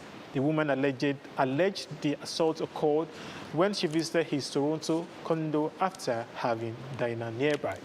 Molloy also found Stronach guilty on one charge of indecent assault in the late 1970s involving a woman who said he groped her at his condo. Stronach did not testify during the trial. Molloy found Stronach not guilty on other charges including attempted rape and rape. Lyra Shemish, one of Stronach's lawyers, said in an email that they are extremely happy that other serious charges, rape and more counts of sexual assault he had been facing were dismissed. And Peru's left-wing presidential candidate Roberto Sanchez led a march in Lima on Friday night with hundreds of his supporters And Bolivia's crisis intensified on Saturday as President Rodrigo Paz declared a state of emergency, enabling wider military deployment to clear blockades and restore order after protests brought the economy to a halt over the past 50 days. The emergency declaration gives Paz broader constitutional tools to restore order, such as sending armed forces to clear blockades, while the order goes into effect immediately. The president must notify Congress of the state of emergency within 24 hours of issuing the decree, which then has up to 72 hours to approve or reject the measure.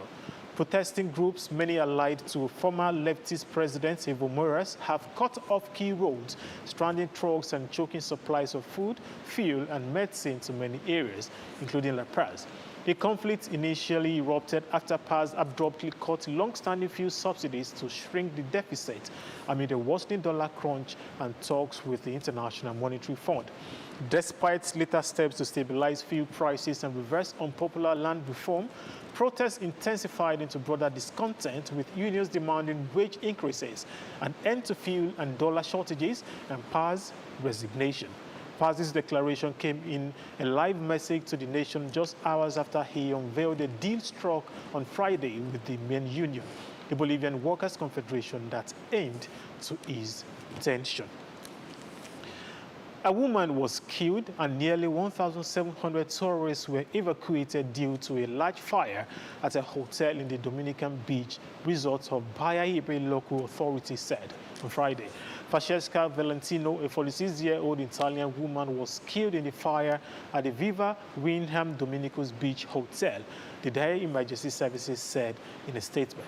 3 people were taken to medical facilities and 6 others were treated on site, Daya said. Those affected included guests, visitors, and emergency responders. Videos shared by local media showed dark clouds of smoke blowing out above the Caribbean coastline as flames engulfed the resort's straw roof. Windham Hotel and Resort, which franchises some 8,400 hotels worldwide, did not immediately respond to a request for comment. The fire was brought under control, but its causes were still being investigated. Guests were moved to nearby hotels. The Viva Windham Dominico's Palace, part of the same chain, did not sustain any damage. Famous for its clear water and white sand beaches, the Dominican Republic is the Caribbean's top tourist destination, receiving some 5.6 million visitors in the first 5 months of 2026. And you're still watching the World News on AIT. We'll go on a short break. We'll be back with more stories. The stories now break online.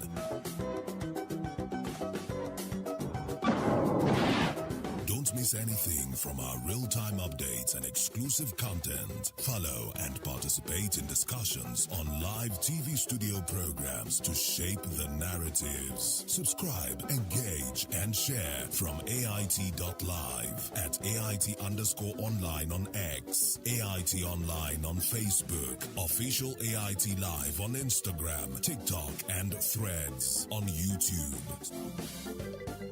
Stay connected with AIT. On air, online, on live. Many thanks for still being there with us on AIT. And moving on, sorting and counting of ballots in the Ekiti State governorship election has commenced. The election, which held in the 16 local government area of the state, saw a massive turnout of voters where 14 political parties are contesting. I will bring you updates in our subsequent bulletin as the sorting and counting continues in Ekiti State. President Bola Tinubu has approved a final 6-month tenure extension for the Comptroller General of the Nigeria Customs Service, Adewale Adeniyi. The extension will take effect from August 1st, 2026, when Adeniyi's current tenure was due to expire, and will run until February 2027. According to a statement issued by Bayo Onanuga on Friday, the extension is aimed at enabling the customs boards to consolidate the implementation of the National Single Window Initiative and ensure a seamless leadership transition within the service. The presidency said the additional 6 months would allow Adeniyi to complete key reforms and oversee critical personnel matters in the Nigeria Customs Service. During the transition period, Adeniyi is expected to work with the Nigeria Customs Service Board to facilitate the promotion of qualified officers to the rank of Comptroller of Customs and ensure the retirement of officers who have reached the mandatory retirement age of 60 years or completed 35 years in service. The statement noted that the extension forms part of effort to maintain stability within the service while ongoing reforms are being implemented.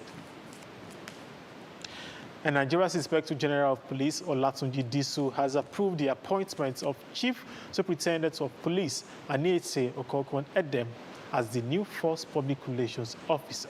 The force announced its new image maker in a statement signed by the outgoing Public Relations Officer, DCP Anthony Placid.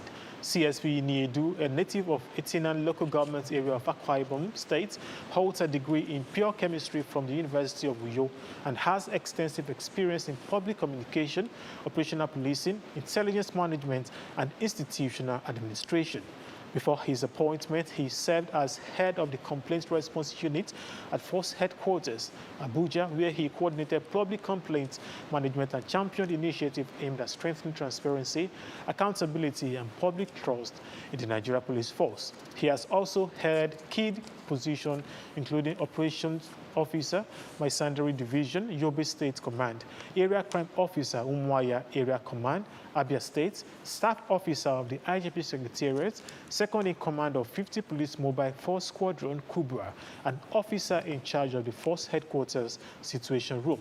The Inspector General of Police expressed confidence in CSP Niedu's capacity to lead the Force Public Relations Department, noting that his experience will further strengthen the Force strategic communication and public engagements. He succeeds DCP Anthony Okonkwo-Placid as Force Public Relations Officer. And supporters of democratic values in the FCT want all critical issues relating to internal democracy, electoral fairness, and the political future of the FCT addressed ahead of the 2027 general election. The group said that following extensive consultation and careful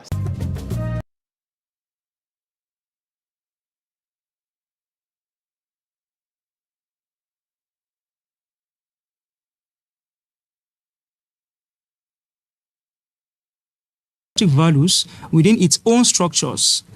Any action capable of undermining credible participation, equal opportunity, or fair competition among aspirants risks damaging the party's reputation and weakening public trust. As concerned youth and stakeholders of FCT, we believe that adherence to established electoral guidelines is not optional but a democratic obligation. We therefore call on all relevant party organs to ensure that every aspirant is treated fairly and that all processes remain consistent with provision of the law. The group insists that any action capable of undermining credible participation, equal opportunity, or fair competition among aspirants risk damaging the party's reputation and weakening public trust. We are waiting for the primaries, and it was not conducted, and we did not even hear any information from the NDC officials. And that was the reason why we conducted a peaceful protest. We went to the house of the leadership of NDC. We are saying that we are the consultant of FCT. We bought the expression form for MC Gida Gida to come and contest for FCT senatorial position, and the primaries was not conducted on the 29th of May. And that is the reason why we are here. Let him come and address us. City Concerned Youth Network says they want a level playing field for all aspirants. And that is the world news on EIT. I am Olamide Abuyo. Many thanks for staying with us.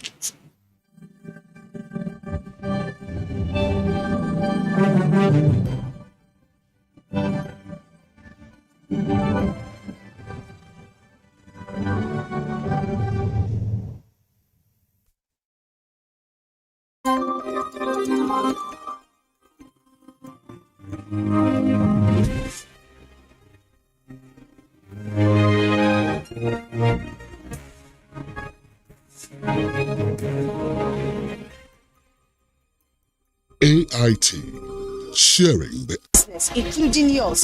Have your say with your eyewitness report, comments and observations.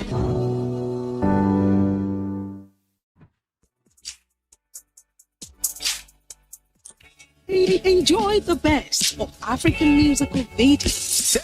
Save me from myself.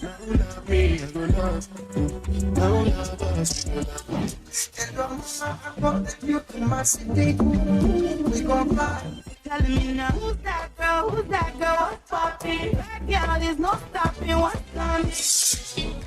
Sweet Fanta Diallo, I know people forget you. Baby Stina, so many people, many people.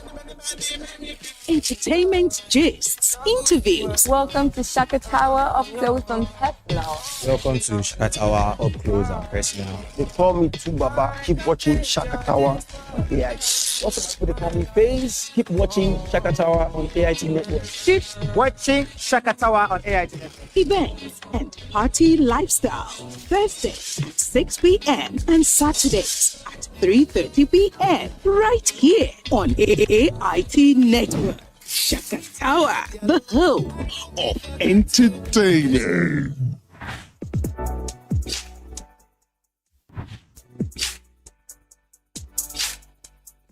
This is Spice Marriage Show. It's usually all about relationship and marriage, but we are looking at those things that can make this country a better place.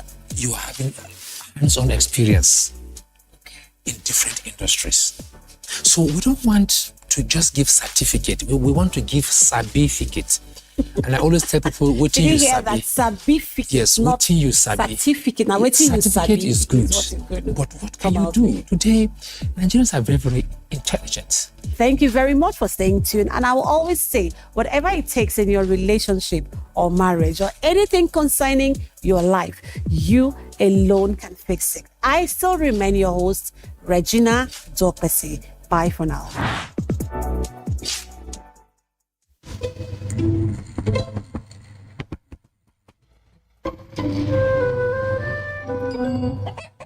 Numerous cases of people falling asleep have been reported across the African continent. No one can explain this phenomenon.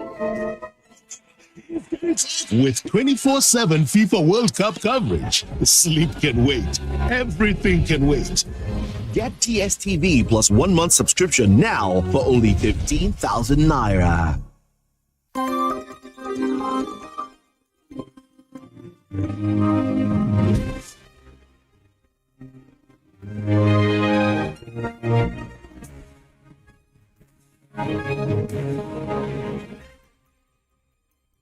AIT, sharing the African experience.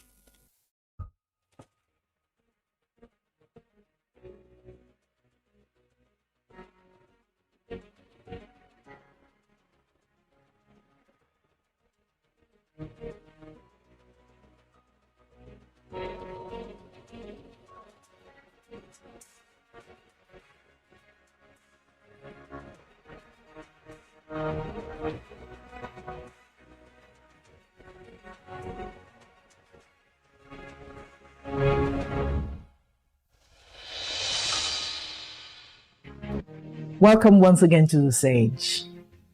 As usual, as always, thank you for being with us. Without you, our journey would be a lonely one indeed. A few weeks ago,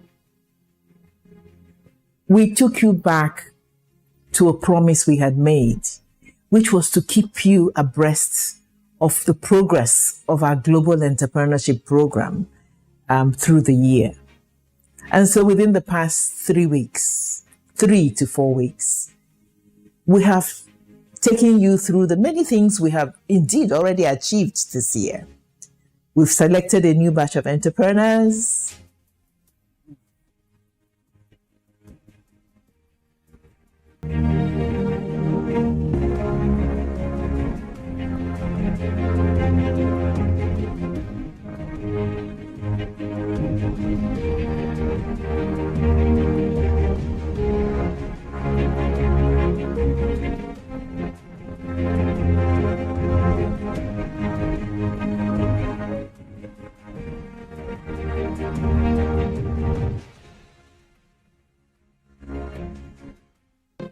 We've put in place a strong team of facilitators.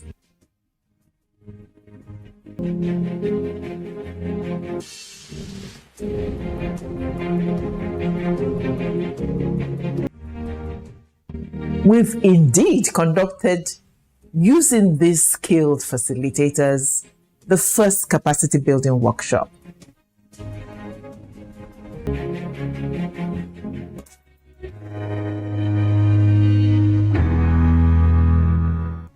It's been a lot of work, but we're so proud of our achievements. But now, back to the business at hand.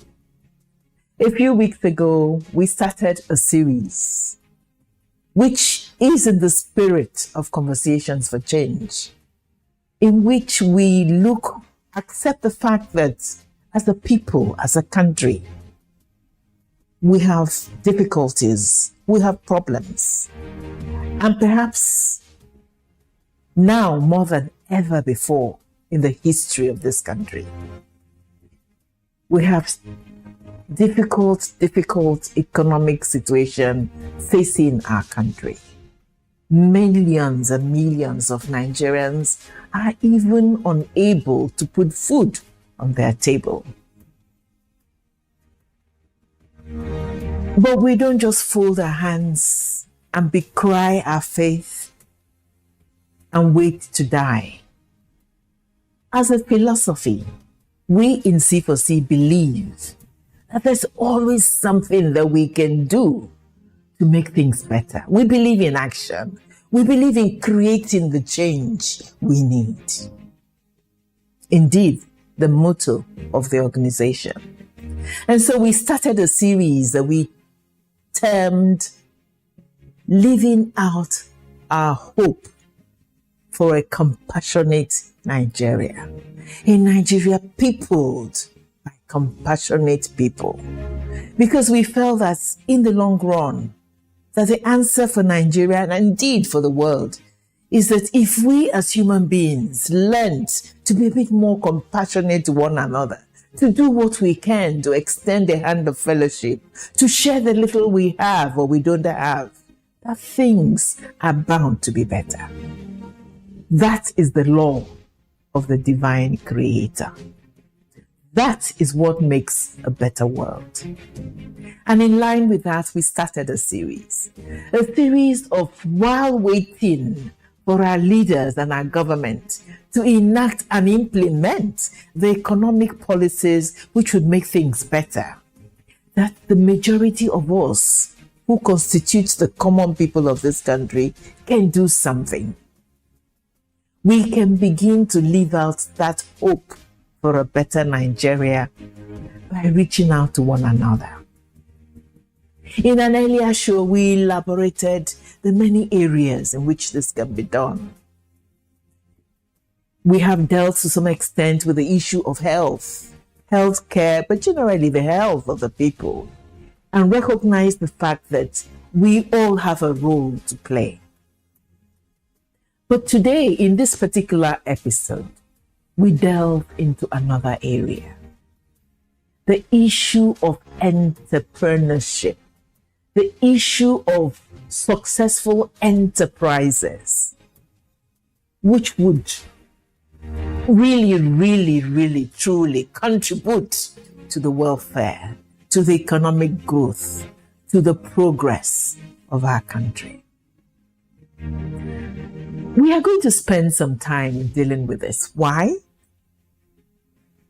Because it is indeed a truly important topic. But also because we in C4C have a passion, as you already know, for this area. That is why we do the Global Entrepreneurship Program, which we have run for 7 years. That is why we are proud to say today that over 100 young people have gone through our program, and that so many of them are benefiting immensely from the training, the support, the empowerment they receive and continue to receive from us. And so, yes, But something that is also very clear is that enterprises, entrepreneurship, businesses are something we can all do. It is something, it is us, the people, that do. But particularly the issue, the concept of medium and small scale enterprises. While perhaps only a few lucky, gifted people can have mega companies, mega corporations, mega businesses, the vast majority of us ordinary people are the ones responsible for medium and small scale enterprises. These enterprises are crucial to a country's economy for many, many reasons. They seem totally obvious to us, but perhaps bear with me as I go into some of them. Why are they important? SMEs, a term I'm using for medium and small scale enterprises, do many, many things for a country, for an economy. One is job creation. SMEs provide employment to a large proportion of our workforce. It is not the mega corporations that provide employment. No. If unemployment is reducing in any country, anywhere in the world, it is often as a result of the success of their MSMEs. They are the ones that create jobs. They provide both skilled and unskilled labor. They reduce unemployment and they reduce poverty. Yes, so unemployment, poverty. But they are also very largely responsible for our economic growth. These businesses contribute significantly to GDP of any country by producing goods and services, fostering innovation, and supporting industrialization. They are the bedrock of many of these things. A country that has successful SMEs are on their way to a strong economic growth. Innovation and entrepreneurship. It is the SMEs that are positioned and poised to bring innovation to entrepreneurship. Small businesses often drive innovation. Why? They're more flexible and therefore more willing and able to take risks, to change practices, to utilize new opportunities, to create new products and services, and in this, to change their business models. They are the ones more ready to be competitive. And for us in C4C, we're passionate about this because we believe that these concepts of innovation, flexibility, change are best done and exhibited by young people, and therefore by young entrepreneurs. SMEs support income distribution in our country.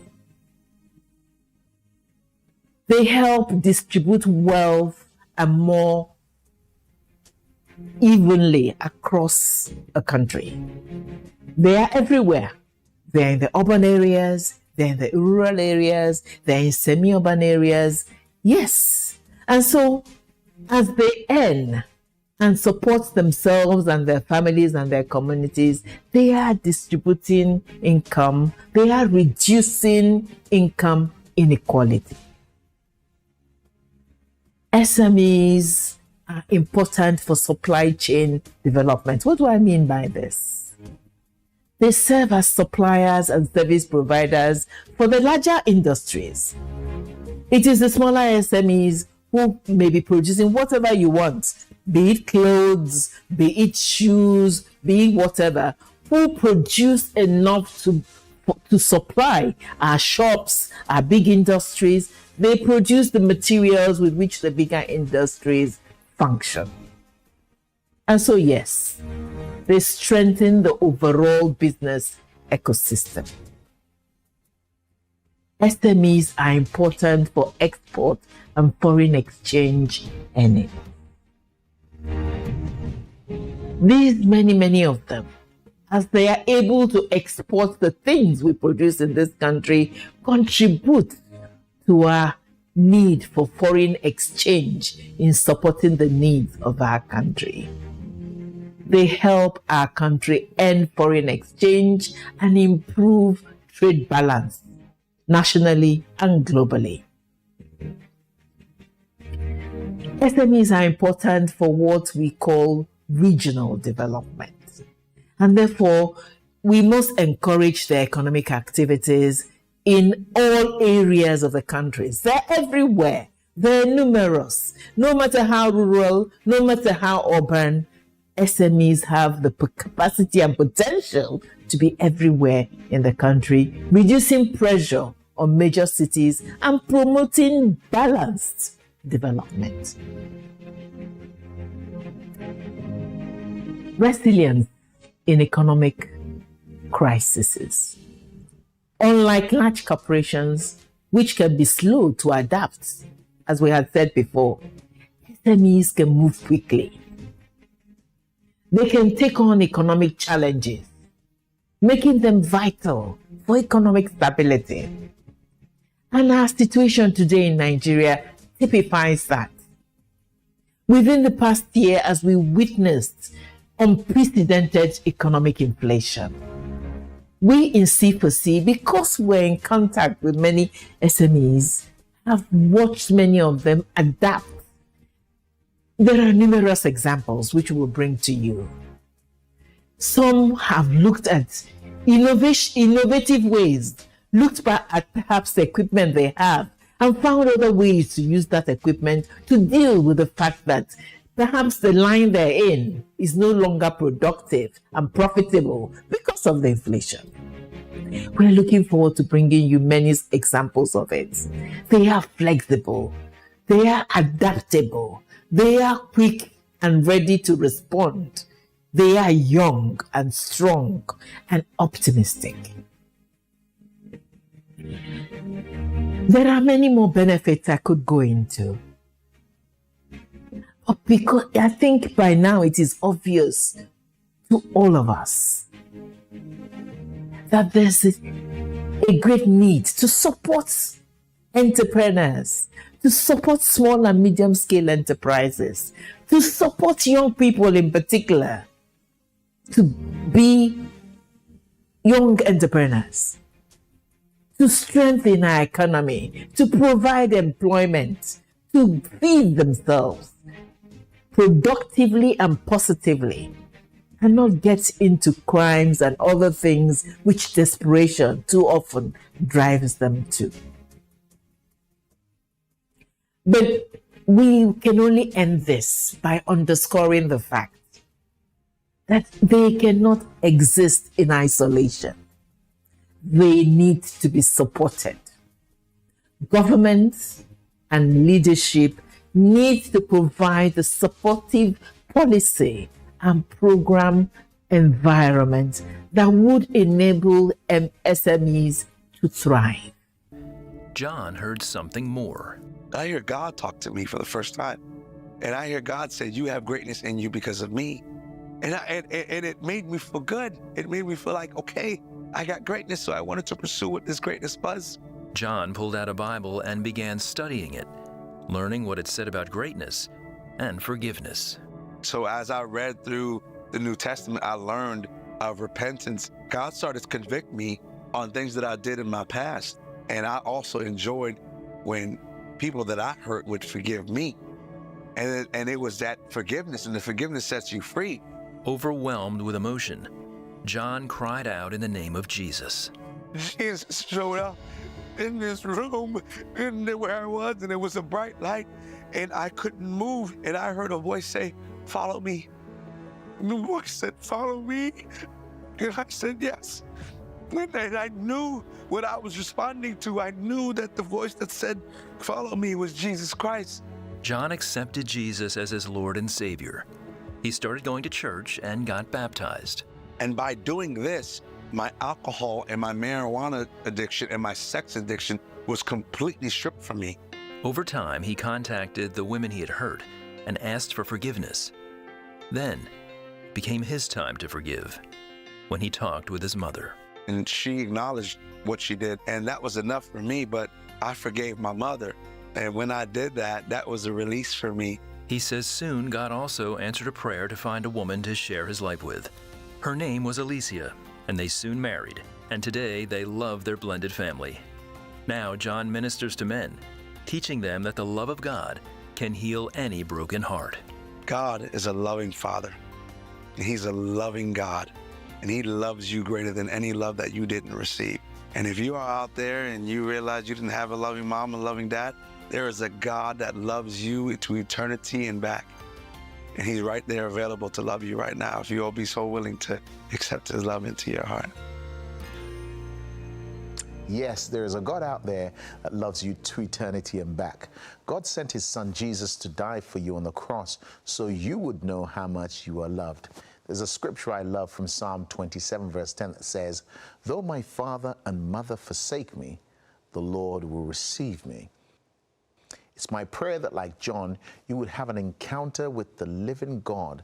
Guess what? You can have that right now. Jesus is standing at the door of your heart knocking. Will you receive Him? You can do that with a simple prayer. So please pray with me. Say these words after me. Jesus, thank you for dying on the cross for me. Thank you for taking my sin onto yourself. I confess that I need you. I confess that my life is out of control and I don't know what else to do. Jesus, I confess you are Lord. Be my Lord today. Give me a brand new start. This is my prayer. And Father God, I pray for my brother and my sister that just said these words. I pray that in the name of Jesus, they would know the power of canceled sin. I pray that the chains which have held them hitherto will be broken. I pray that someone will hear, literally hear, the breaking of chains. I pray they will know freedom from that addiction, freedom from that unhealthy relationship. I pray that today and tonight, the desire to go back to that same place would leave them and they would know that they are free. This is my prayer for my brother and my sister today. Jesus, in your name, amen. If you need prayer or would like to know more about what it means to have a relationship with Jesus, please message us on WhatsApp and someone will reach out to you. For our viewers in the United States and Europe, you can call us using the numbers on your screen. You can also find our contact details on our website. Now, don't go anywhere because after the break, we have an inspiring story of 3 sisters from Senegal who overcame unimaginable circumstances.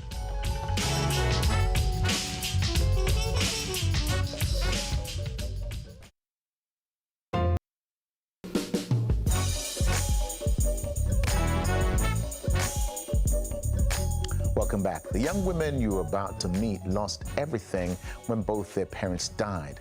As a result, they had to drop out of school and often went days without eating.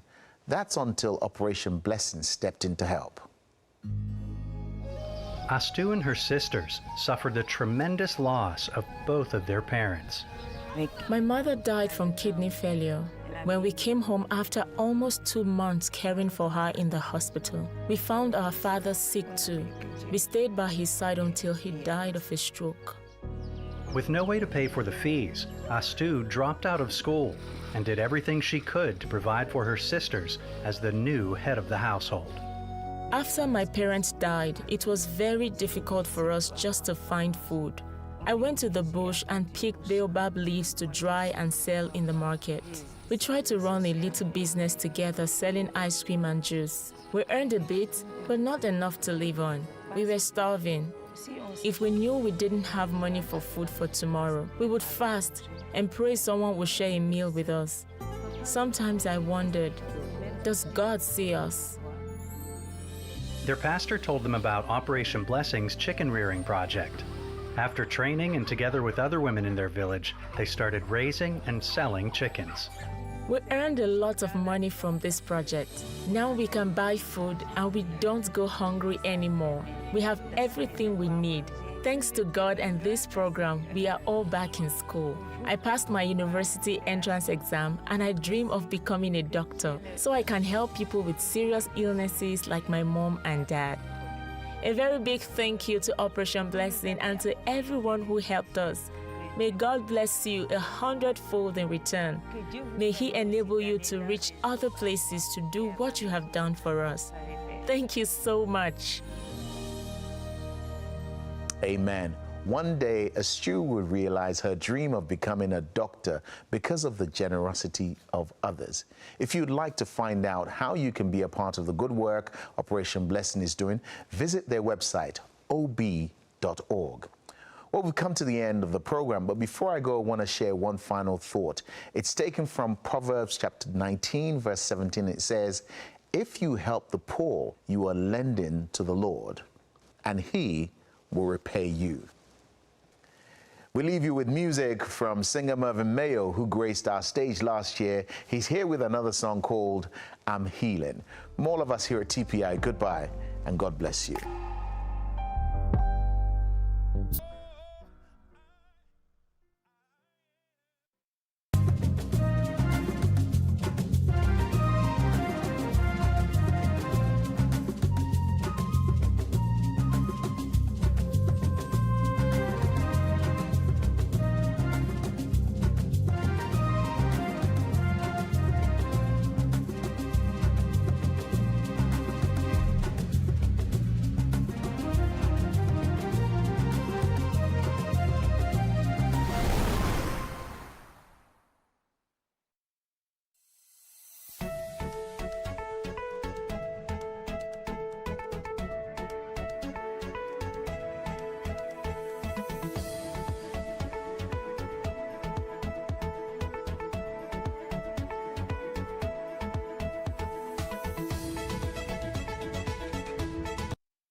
Lupus is often called the invisible illness. For many people living with the condition, the symptoms are not always obvious, but the impact can be life-changing. Hello and welcome to Health Digest, your go-to program for timely, relevant, and people-focused health conversations. I am Ukeme Etukwa. On the program today, we explore the realities, challenges, and common misconceptions of living with lupus today. And on this episode, you don't just hear the conversations, you get the scoop right here from some of the warriors that live it every single day. Take a look. I'm a lupus warrior. Of course, I'm in chronic pain every moment, but I don't look it. I'm a lupus warrior. Our medications are quite on the high side. People say the lupus is the rich man's sickness, but I don't believe it. Even the rich, we are crying. The medications are expensive. They are very, very expensive, depending on what you take. I'm a lupus warrior. Of course, I see different types of doctors. The rheumatologist, dermatologist, orthopedic surgeon, cardiologist, and nephrologist. I hope you enjoyed that. Yes, that's just the tip of the iceberg. We hear more from them on our Chat with the Expert segment. But first, let's begin with today's health news.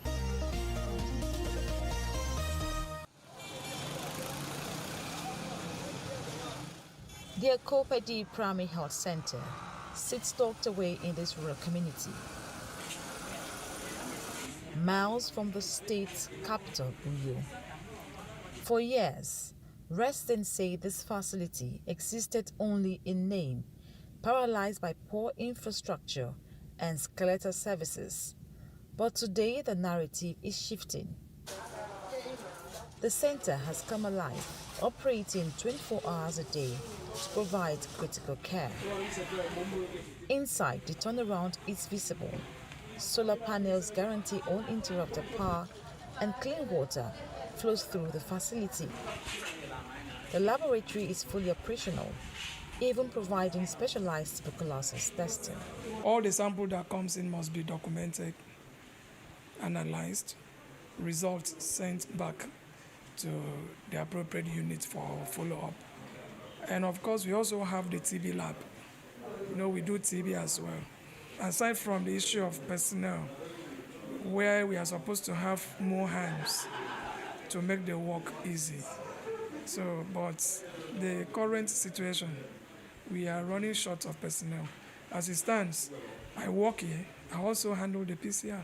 Some of our machines that were supplied by the primary health agency cannot carry the solar we have. Like you see, all these machines are supposed to be used.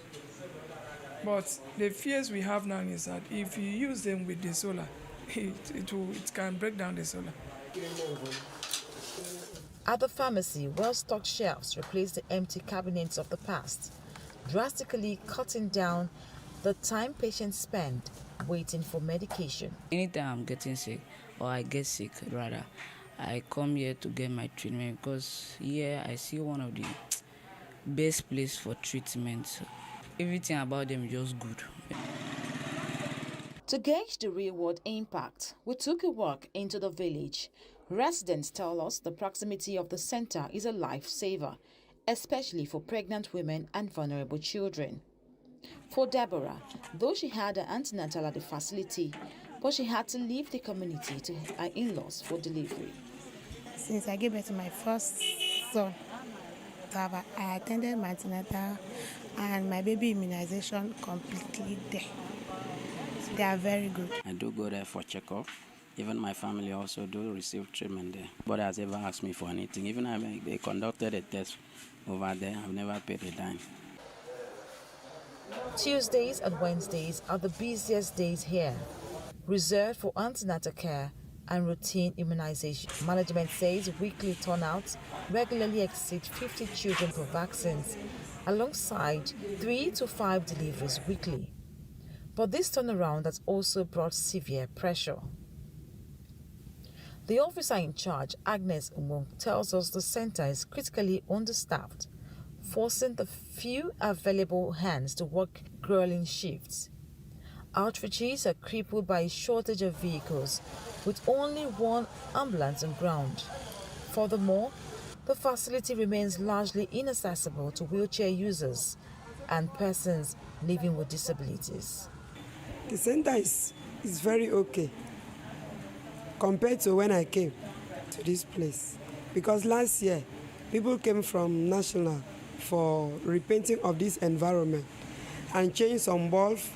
They changed some doors that was in wooden door. They now replace it with iron doors.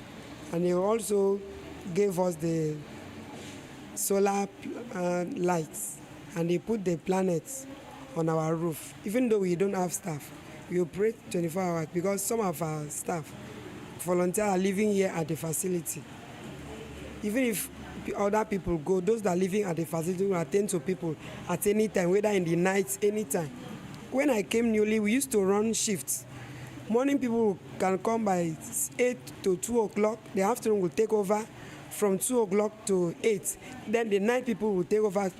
But now, no people to do that. If you come in the morning like this, you only know the time you are coming. You don't know the time you are going. Because you can prepare to go, then you bring a pregnant or a labor case. You will not go and leave that person. You have to stay and take delivery before you go. That is why I say you know the time you are coming, you don't know the time you are going. Because we are saving life. And any case that is difficult than us, since we don't have doctor, we will refer the person to where the doctor is at the secondary facility. For the gains recorded at this facility to be sustained, there is need for the Nigerian government to address a shortage of health workers, provide more vehicles for outreach activities, and improve access for persons living with disabilities. These interventions could go a long way in strengthening healthcare delivery for residents of Okokweji and neighboring communities. Ogom Ezejimbo, AIT News, Uyo. Still ahead on Health Digest, two major health developments making global headlines. National health agencies, including the U.S. Center for Disease Control, are ramping up surveillance of seasonal respiratory viruses, including influenza and the COVID-19 variants. As case fluctuations persist across regions, early detections, experts say, are critical to preventing outbreaks from escalating.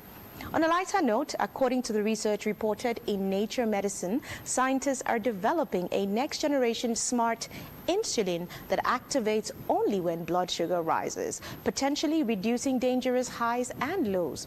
Early studies suggest it could transform diabetes care by making treatments more precise and automatic. Now to Outreach Edge, where we spotlight health initiatives making an impact closer to home.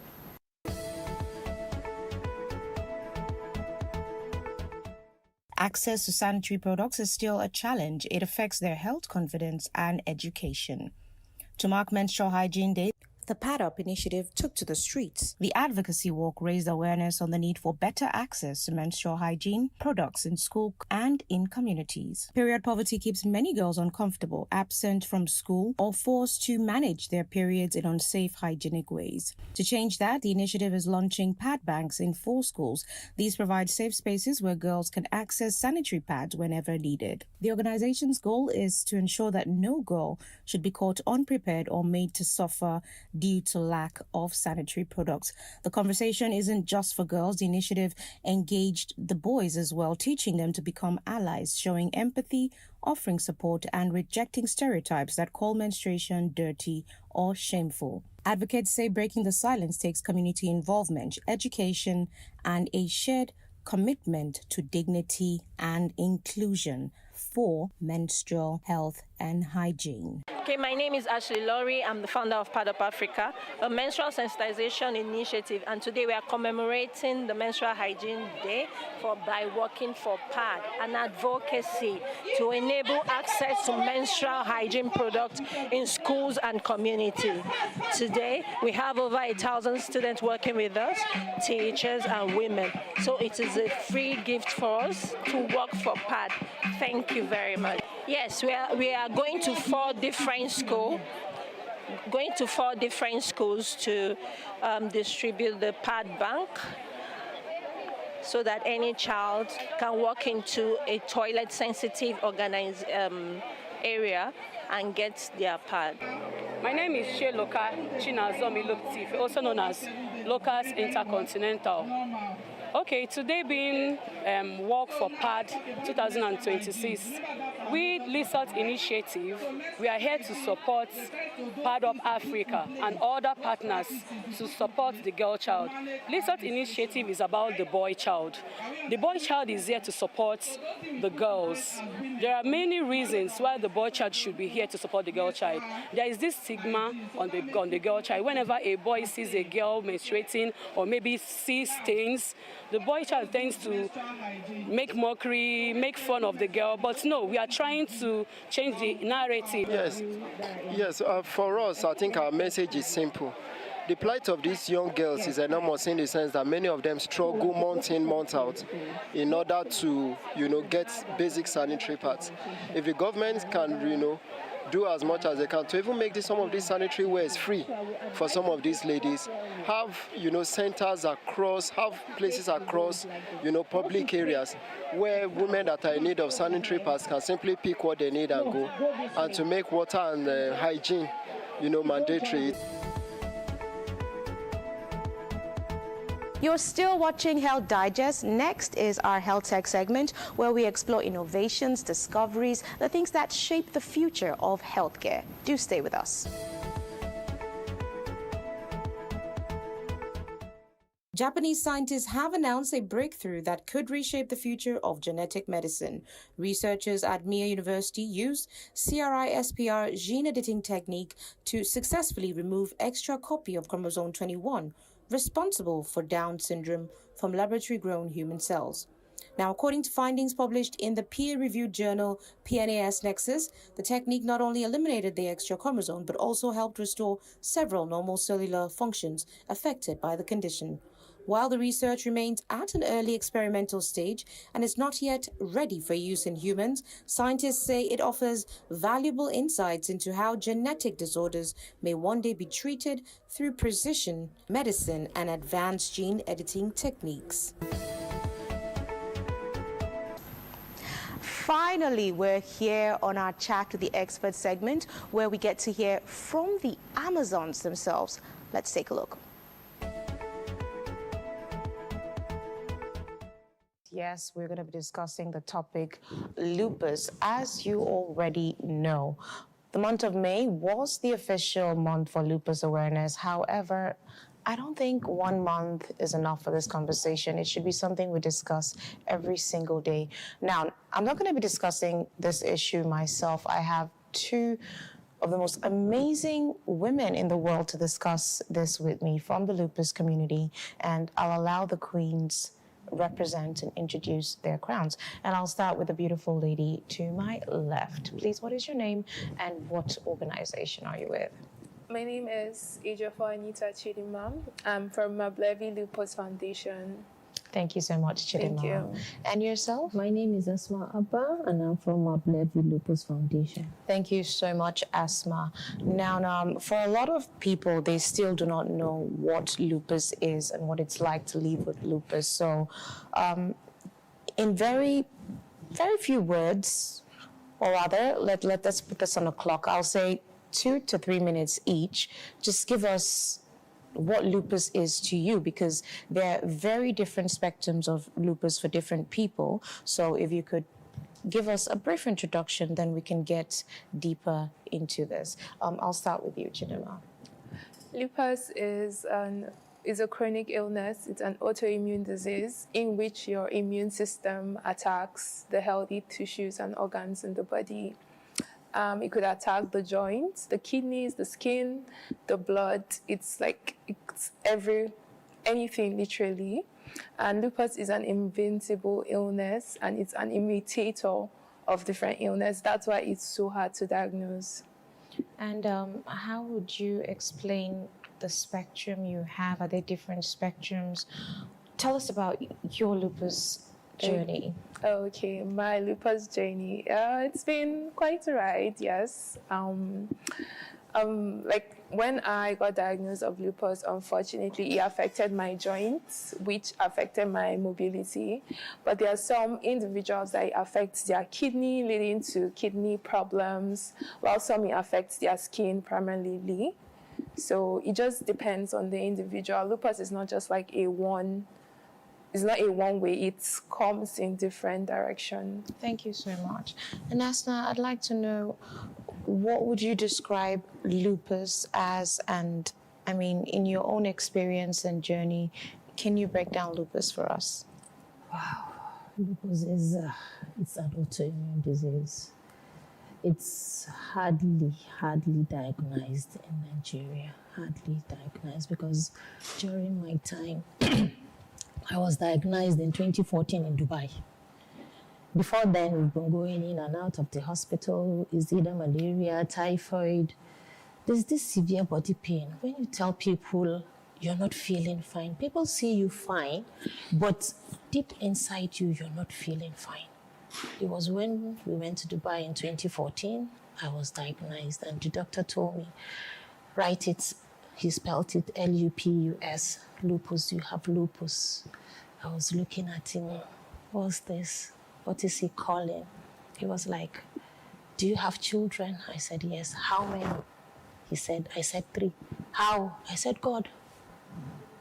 Because I didn't know if you had lupus, for you to conceive would be very difficult. Because the medications we take, you have to stop your major medication, which is the hydroxychloroquine, before 6 months before you conceive. And you have to be under doctor's supervision all through that pregnancy. I didn't even know. But during all my pregnancies, I was like a mini mad woman because of the hormones. Yes. Because of the hormones. So it was, Counter-blockers, yes, it was blockers, really difficult for the me. natural ones. Yes, but thank God I have 3. And later on, after I was diagnosed, yes, I was diagnosed with lupus, but I didn't even take it serious because me, myself, I didn't even know the extent of the lupus. It was, sometimes I would take my medication, sometimes I won't take my medication. It was like I was just feeling as if maybe it's like hypertension or diabetes. I didn't know the extent until late 2019, December 2019, running into January 2020, when it affected my kidneys. Yes. But fortunately, I was very lucky. I got a very good nephrologist, Dr. Kwaifa. He treated me. I didn't even go into dialysis. Wow. Yes, I didn't go into dialysis. I'm still trying to unpack the message here. First things first, congratulations on your miracle. Thank you. With your children, because explaining all of this can only be God. This can only be God. So congratulations first. And then the pregnancy period, because I know that, the body already has the hormones, that come through when you're pregnant, plus the ones that come with the medication you're taking. So I cannot imagine how that must have been, and not knowing what you're feeling. And sometimes, in Nigeria, we underplay ailments and the way our body is. So congratulations for being bold and getting the checkup. I'll get back a little bit more. And to you, Chidima, I'd like to know, so I've dealt with, or rather I've had conversations with amazing warriors from across different platforms and spectrums of ailments, and some of them that have things like sickle cell explain crisis. For your situation, what would you say are some of the things you have to deal with on a day-to-day basis or on a seasonal basis living with the autoimmune disease lupus? Okay. So living with lupus, what we call a crisis, we call it a flare. So a flare is a period of time when your symptoms aggravate and it seems like you are getting diagnosed like for the first time again. Yeah. So you deal with chronic fatigue, you deal with body pain, you deal with headache, you deal with fevers, some experience mouth sores, some experience joint pain. I still remember there was a time I was in a flare. I couldn't move my hand, the whole of my hands. I was experiencing extreme joint pain and I was just in the bed. I was so sad, but I obviously got better, thank God, because something about flares is that it gets better. It does get better. What is the duration of the flares and what is the frequency? Are there triggers? Okay, the duration of the flares, I think it depends on your body. And when a flare starts, you obviously have to see your doctor. Maybe have a review on the drugs, on the routine drugs you're taking. Maybe add some new drugs, yes. And yes, flares has triggers. Like the sunlight, for example. Sunlight is very bad. UV light is very bad for people with lupus. Stress is a huge factor too. Also, there are some foods you're not supposed to take if you have lupus because it can inflame your body and bring about a flare. So that's why people with lupus, you have to be very careful in terms of your lifestyle, in terms of your diet, protect yourself from the sun, protect your mental health, and take your drugs adherently, because not taking your drugs can also cause a flare. Thank you so much for sharing that. I'd like to know, when it comes to support, how has it been, before we get to the organizational level, in which the amazing Maple Bee Foundation is doing a great job, let's get to the other stakeholders in the support sector. Okay, so in terms of support, my parents have been there. My mom, my dad, my siblings, they have been there for me. My friends have been a very huge emotional support for me. So obviously I cannot mention them when I'm talking about support, because it has been quite a roller coaster living with lupus. The depression, the experience, it was crazy. And also, I would also like to thank my teachers, my lecturers in school, because I had to defer a year in uni. So I had to let my school know. So they. Would you like us to know what school that is? Oh, Bingham University. And what lecturer that is? Oh, there were quite a few. So I'm so grateful. Chidima's lecturer from Bingham University. We all want to say thank you, and to all her friends and everyone that has supported her journey. Thank you. Muchly appreciated. Thank you so much for being my guest on Health Digest today. God bless you all. Thank you. One final health update before our next segment. Now, new research suggests kimchi, a fermented vegetable dish, may help strengthen and regulate the immune system. In a 12-week clinical trial, scientists at the World Institute of Kimchi found improved immune responses and better inflammation control among participants, according to findings published in the journal Molecular Nutrition and Food Research. Before we continue, don't forget to stay connected. You can follow me on Ukeme on air on Instagram, YouTube, LinkedIn, and so much more, so that we keep this conversation going and you get updates, the behind-the-scenes content, and you get to communicate with me as well. Now, let's turn our attention to Weird Health Stories, where we explore the unusual happenings in the world of healthcare. Here is more.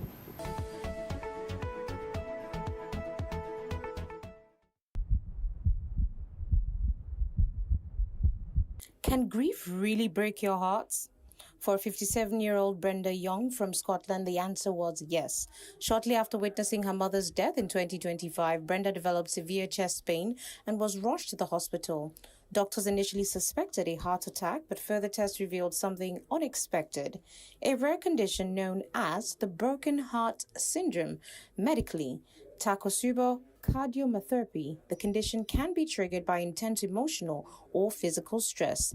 It causes the heart's main pumping chamber to temporarily weaken, producing symptoms that closely resemble a heart attack. Brenda has now joined a groundbreaking clinical trial led by the University of Aberdeen, where researchers hope to find the first targeted treatment for the condition. Her story serves as a remarkable reminder that emotional trauma can sometimes leave more than emotional scars. It can have real and measurable effects on the heart itself. And that's our program for today. From raising awareness about lupus to community health initiatives, we've examined some of the issues shaping health and well-being today in Nigeria. Thank you so much for joining us, and always stay informed, stay blessed and not stressed. I'm Ukeme Tokwa. Bye-bye.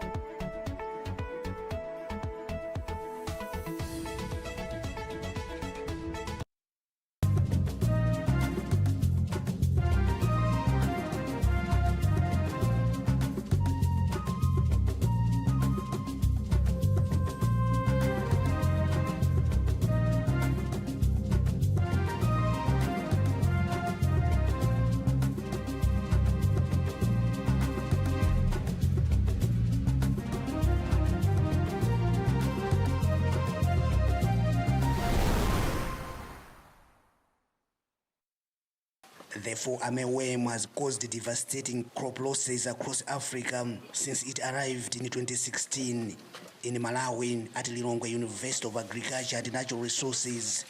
Biotechnology research scientist Kingdom Kwapata is leading studies in 2 varieties of maize whose genes have been modified to resist the pest. Such engineered crops are considered genetically modified organisms or GMOs. We needed a solution because our farmers are suffering. Our main purpose and aim for the research is to establish whether the gene that confers resistance against fall armyworms and other lepidopteran insects is effective. The trials are expected to take about 5 years. They are conducted in a fenced and confined maize field 500 meters away from any traditional crop to avoid possible contamination with the traditional varieties. In the meantime, lawmakers, traditional leaders, and farmers have visited the trial site to observe its progress. Some farmers are excited about the trial, which is in its first year.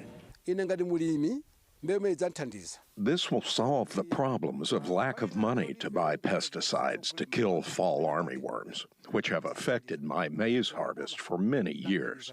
And I am now a happy farmer because these trials are providing solutions to the problem.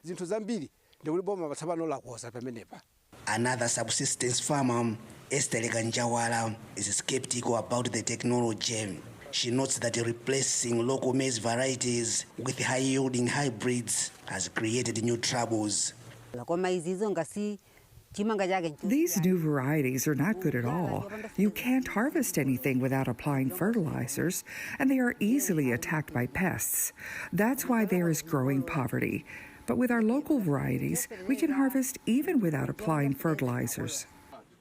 Researcher Kwapata says genetically modified crops have been introduced safely elsewhere, including the United States, Brazil, and Argentina. But many in Malawi are concerned about possible health and environmental impacts. So even though the target is to make sure the stalk borer doesn't attack the maize or the armyworms, but actually the introduction of this GMO will affect other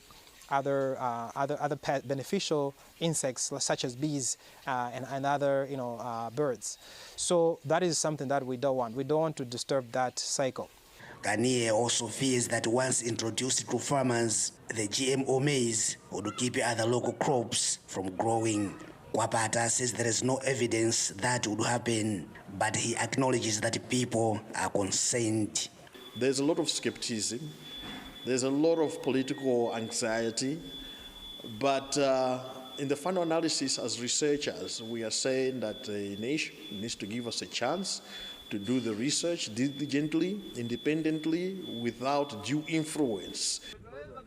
Kwapata says the researchers will present the results of the trials only to government authorities so they can decide whether the GMO maize should be introduced in Malawi.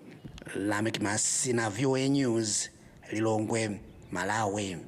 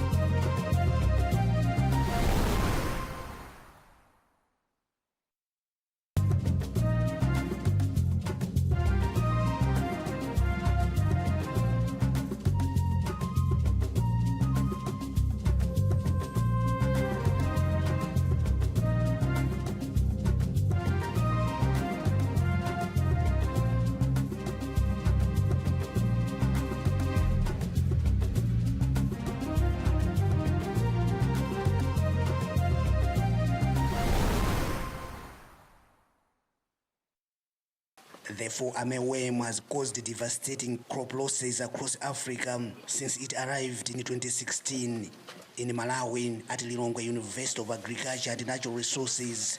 Biotechnology research scientist Kingdom Kwapata is leading studies in 2 varieties of maize whose genes have been modified to resist the pest. Such engineered crops are considered genetically modified organisms or GMOs. We needed a solution because our farmers are suffering. Our main purpose and aim for the research is to establish whether the gene that confers resistance against fall armyworms and other lepidopteran insects is effective.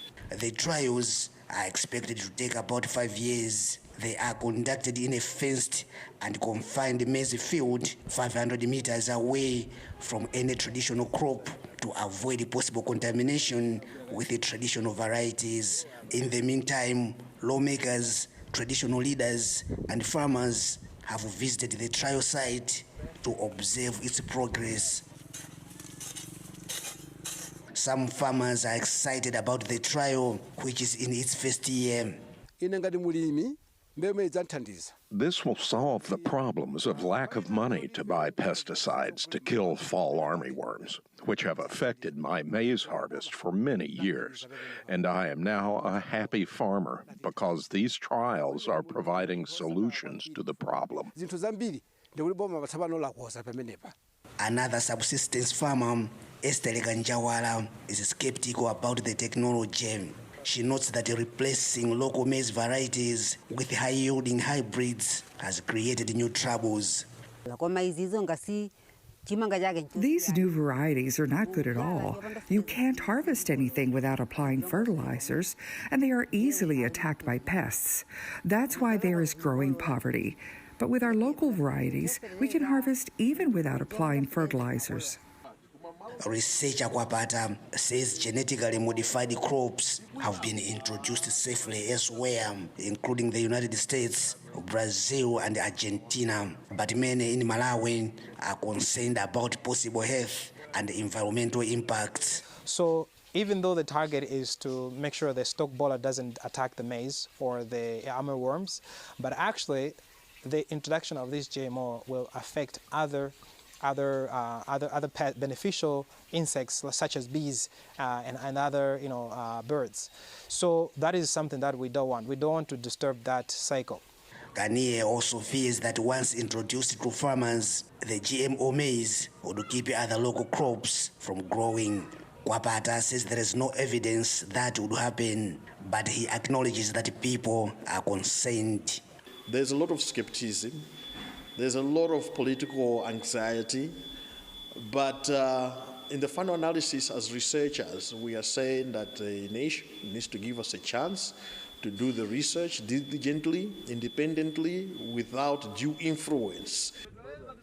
Kwapata says the researchers will present the results of the trials only to government authorities so they can decide whether the GMO maize should be introduced in Malawi. Lamek Masina, VOA News, Lilongwe, Malawi.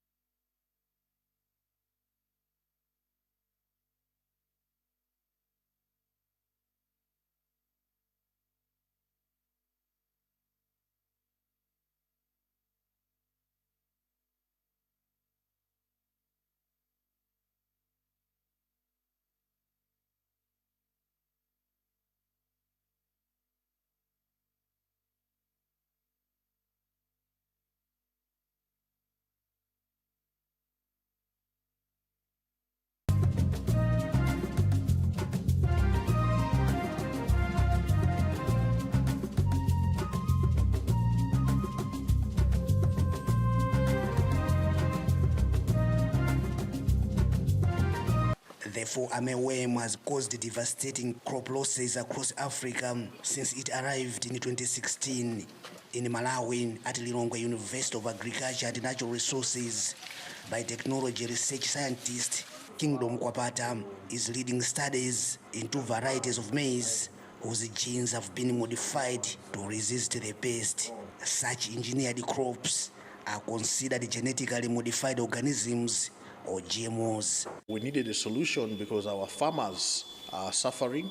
Our main purpose and aim for the research is to establish whether the gene that confers resistance against fall armyworms and other lepidopteran insects is effective. The trials are expected to take about 5 years. They are conducted in a fenced and confined maize field 500 meters away from any traditional crop to avoid possible contamination with the traditional varieties. In the meantime, lawmakers, traditional leaders, and farmers have visited the trial site to observe its progress. Some farmers are excited about the trial, which is in its first year. This will solve the problems of lack of money to buy pesticides to kill fall armyworms, which have affected my maize harvest for many years. And I am now a happy farmer because these trials are providing solutions to the problem. Another subsistence farmer, Esther Ganjawala, is skeptical about the technology. She notes that replacing local maize varieties with high-yielding hybrids has created new troubles. These new varieties are not good at all. You can't harvest anything without applying fertilizers, and they are easily attacked by pests. That's why there is growing poverty. But with our local varieties, we can harvest even without applying fertilizers. Researcher Kwapata says genetically modified crops have been introduced safely elsewhere, including the United States, Brazil, and Argentina. But many in Malawi are concerned about possible health and environmental impacts. So even though the target is to make sure the stalk borer doesn't attack the maize or the armyworms, but actually the introduction of this GMO will affect other beneficial insects such as bees and other birds. So that is something that we don't want. We don't want to disturb that cycle. Ganier also fears that once introduced to farmers, the GMO maize would keep other local crops from growing. Kwapata says there is no evidence that would happen, but he acknowledges that people are concerned. There's a lot of skepticism. There's a lot of political anxiety, but in the final analysis as researchers, we are saying that the nation needs to give us a chance to do the research diligently, independently, without due influence. Kwapata says the researchers will present the results of the trials only to government authorities so they can decide whether the GMO maize should be introduced in Malawi. Lamek Masina, VOA News, Lilongwe, Malawi.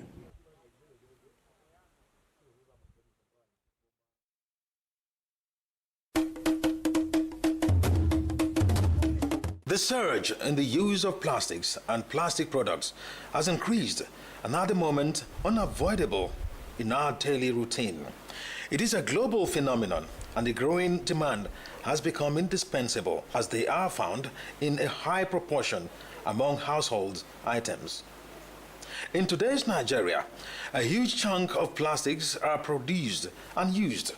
Lagos, for instance, is rated as one of the highest producers of plastics, and a greater part of it ends up as waste and environmental pollution, from littering the roads, blocking the drainage, to emitting toxic gases when exposed to heat.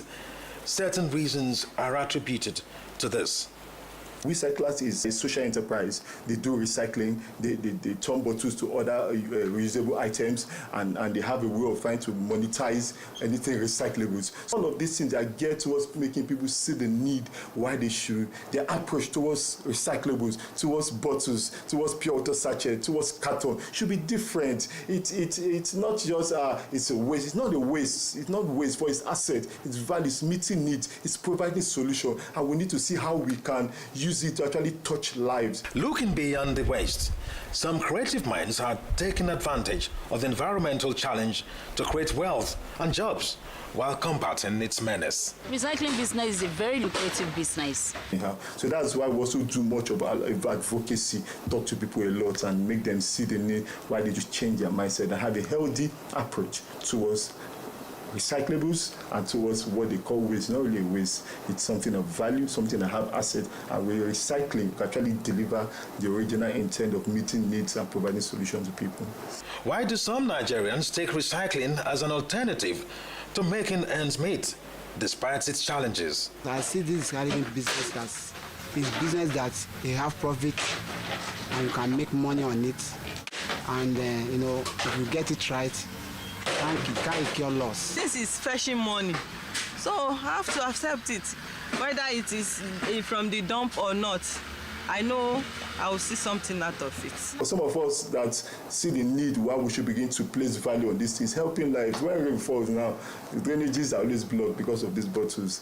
I think there was a report that said very soon that you go and you get into the ocean, you want to catch fish, and you end up catching plastics. You end up having more plastics in the ocean than fish itself. Maybe one day we'll go and buy fish, one day we just divide the fish into two, and we'll see microplastics in the belly of the fish. Why? Because of plastics in the ocean. As tedious as it is, women are not left out. They are seen engaging themselves in every aspect of it, thereby finding fulfillment in their role as helpmates. Let me call myself a housewife, because we need to support our husband. If you are expecting your husband to give you money for Maggi or salt, you are insulting yourself. Even the peace will not be in the house. The only thing is support each other. The first day I went to the dump site, I left my money. Even the goods I bought, I left them there. Reason, I said, I cannot cope in this kind of a business. I can't do it. When I go back home, because my husband said, where are the material you went to buy? I said, please, you didn't tell me this. This is the kind of business you asked me to come and be doing. I cannot do it. It's better I go back to the office I'm working. I cannot cope with the business place. My husband laughed at me. That it's okay. For how long will you be building people? Come on, stop working in a company. Come and build your life. After all, work for yourself. No matter what you take as a genuine job, be passionate, get fulfilled, and dignified. Even as messy as the job may be, look beyond people's opinion. Be proud of what you do. As it is said, there is always dignity.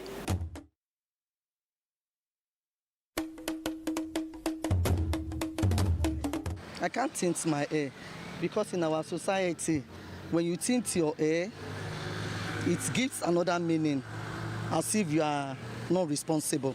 No, I can't tint my hair. Reason being the fact that my family, they won't agree to it. I can. I don't care. Their opinion, not mine, as long as I like it. For me, it doesn't make sense. Tinting of hair, just leave the hair the way it is, black, brown. Like the red-headed Agama lizard, also known as rainbow lizard, human heads often come in different colors as a result of hair dyeing, which is becoming a common practice among adults and teenagers in Nigeria. To individuals tinting or dyeing their hair, there is really no difference between changing the color of their hair and dyeing a fabric. It could be for aesthetics, to have a new look, or as a result of one's line of trade or profession. I'm an artist. Personally, I don't see that as anything because most times you don't judge a book by its cover. So for me, for a kind of person like me, I feel if it's something that makes you happy, just do it. Ababa Yusuf Ibrahim goes as far as testing the dyes first without considering its effect. I have to test it before I apply it to any customer. Because this thing we are doing is something that when I apply it, it's easily to break hair. So when it's breaking, I don't want maybe disagreement between me and my customer. Hair dyes come in 3 major varieties: permanent, semi-permanent or temporary, and natural. Chemicals used in these products, particularly the permanent dyes, could lead to grave health consequences, according to a hair restoration specialist, Dr. Dayo Otubanjo. Dyes, by their nature, have chemicals. I mean, that's why they're able to change the natural color of someone's hair. Those chemicals could include ammonia, perhaps one of the more common ones. There are other more dangerous chemicals. Ammonia is a very corrosive chemical, and if not used properly by people who are trained, they could cause damage, and the damage could be permanent. So the advice we would normally give people is, look, better to go to a salon with qualified personnel, people who understand the implications or the side effects and of some of the products they are applying to your scalp. If you don't use it according to what the manufacturers intended, there could be hair loss and damage. So those are the kind of things that we would typically advise people to watch out for. I mean, these products, it's not just hair loss. There are other wider health issues involved as well. I mean, some of these products have been known to cause bladder cancer of the bladder. So this is quite serious. It's not just about how you look anymore. It's about life and death. When next you are dyeing your hair, you might want to take a second look at the ingredients used to ensure they are safe. I see the writing of this one. They write all of it. It's also white. How come? Do they all come in white? No, it's not most of them comes in white. Okay, so is this white? This one is crazy color. It's also right there. It's crazy color. Something white, not pop white. The color is purple. Actually, it's not like lavender or something. Yes. But it's colorful. Sharpen maybe something, maybe wine, something wine. You sure don't want to put your life in danger because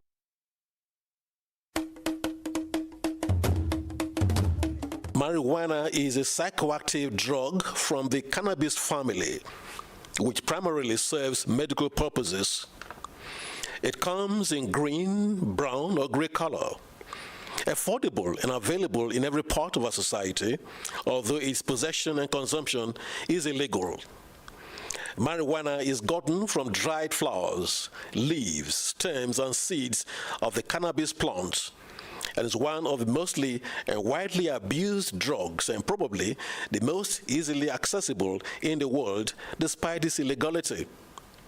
In our local parlance, some call it ganja, grass, hemp, weed, gangster, while others call it eja, igbo, broom, ewe.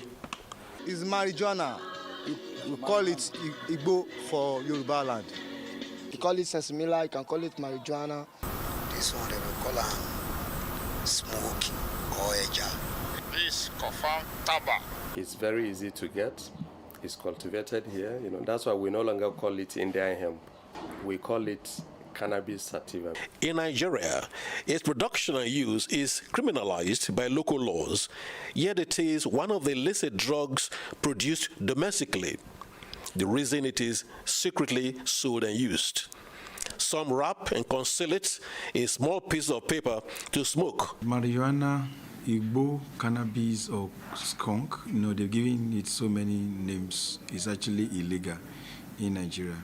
The first thing to say is to let Nigerians know that if you do smoke any of these substances, you're actually engaging yourself in an illegal act.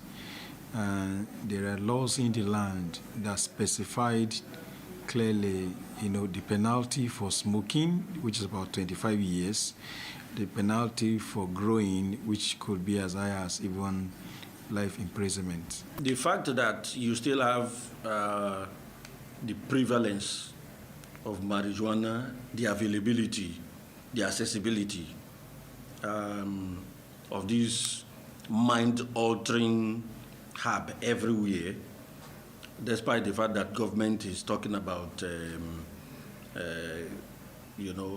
arresting those who either grow them or use them is indicative of a failure itself. It means something is wrong somewhere. Government cannot be everywhere. It is we that can help ourselves. They are doing their best. The side effects are numerous. They include addiction, decreased mental ability, behavioral problems, chronic coughing, red eye, dry mouth, and exposure to respiratory problems.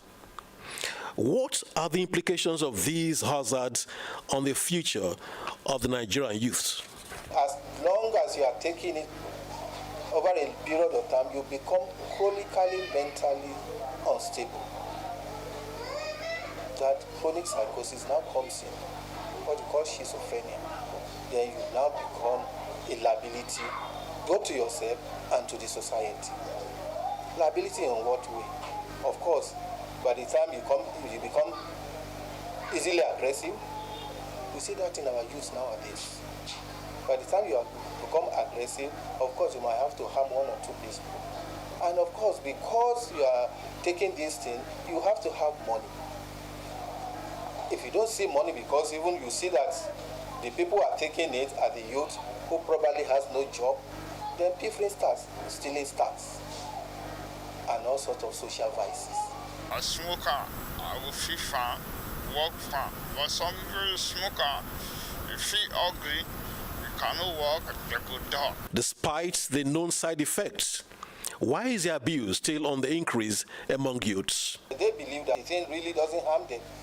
They take it, they think they are much better than what they are before, which is to the contrary. When I take it, I feel good, I feel all right, because when I take it, even though I'm not before, when I take it, I will just calm myself down. They make me think well. Nobody say they think go do bad thing or the thing we no good, but they make me walk well. When they take it, of course, they are euphoric, they become euphoric, but it might give them anxiety and all those things. Because they give them they are euphoric, they will want to take more. And at the end of the day, they become addicted to it. Statistics have shown that Nigeria is ranked as one of the highest consumer of marijuana, in spite of the stringent laws put in place against offenders. It is very, very common in this country. And unless the mechanisms are put in place to check all of these loopholes, will still be left with that feeling of frustration. We advise them not to be taking this thing, and at the end of the day, they will see that they will become more useful than when they were taking it. Be that as it may, all hands must be on deck to checkmate this abuse and its addiction. A stitch in time.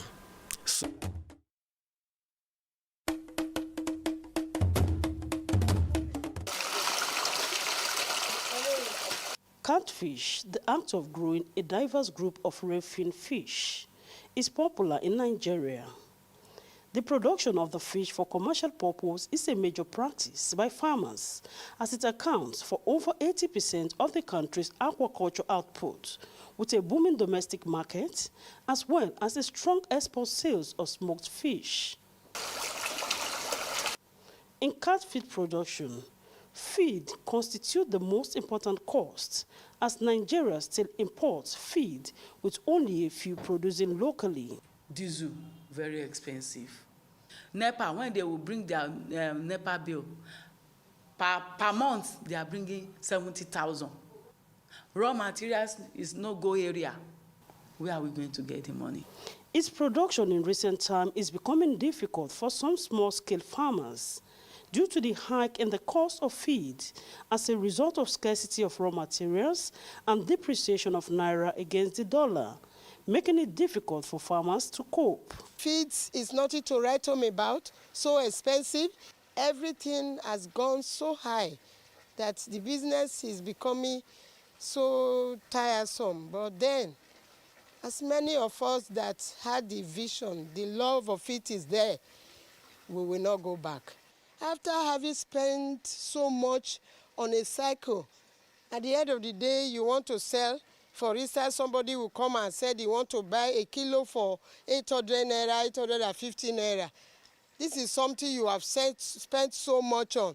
If you sell it for that rate, you are definitely not going to come back into the business if care is not taken. The feed now is being imported, and the exchange rate is affecting the importation of the products. The cost of fish has increased. Before now, we could buy this one for 500, but now it's 1,000, 1,012 for each. So it's apparently very high. It should be noted that some production plants and fish processing plants are practically shutting down due to scarcity of raw materials. This mill, which employs over 30 young Nigerians, is empty when AIT crew visited, as no worker was seen. There's no two ways about it. They are closing. So the old people that are surviving are people that are getting other funds from other businesses to augment what they are doing. And it's because of the passion. That's why some people are still afloat. But I want to assure you, it's not as if I'm giving any negative prophecy, but if these things persist, a lot other farmers will go down. For this catfish seller, most Nigerians, instead of patronizing locally produced catfish, many prefer to buy other imported fish at exorbitant prices. In fact, catfish is very, very less than Titus. With it, we don't even see people buying it. They say they don't want catfish because it is our product here. We need to patronize our Nigeria. Whatever you do here, let's patronize it. From there, you'll be able to grow up. Shower fish and Titus fish can be brought to us here to be buying frozen. We don't know their source. We don't know whether they died and they package it, they frozen it and brought to us. People rush at them. As Nigeria struggles to bridge the fish gap, which is over 1.9 million tons and costs over $1.2 billion annually on importation, finding lasting solution to the feed challenge.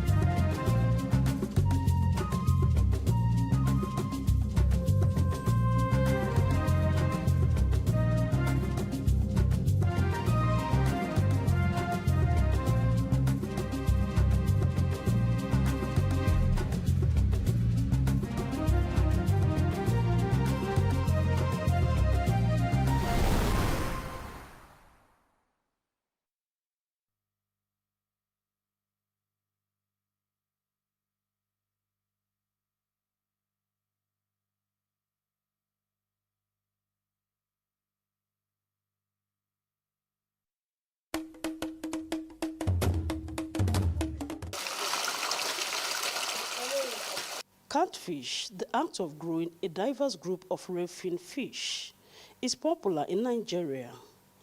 The production of the fish for commercial purpose is a major practice by farmers, as it accounts for over 80% of the country's aquaculture output, with a booming domestic market, as well as a strong export sales of smoked fish.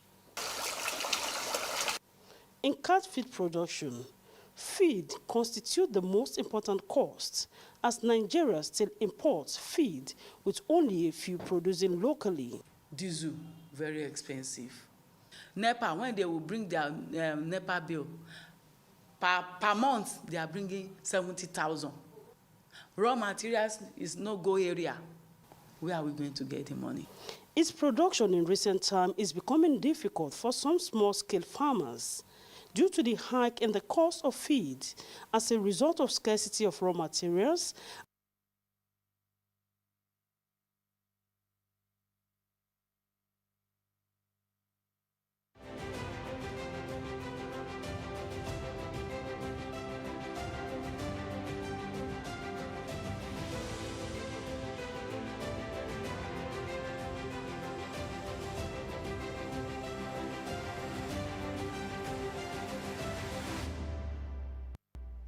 Hello and welcome once again to our special live coverage of the 2026 Ekiti State Governorship election alongside other by-elections across the country. I am Uyedia Oro. Well, as Nigeria moves through this crucial electoral day, developments from the field continue to shape the narrative of today's polls. In Ekiti State, what began as a largely peaceful exercise was briefly disrupted by a clash between security operatives and ADC candidate Ambassador Oluwadare Bejedi, raising fresh concerns about conduct at some polling units.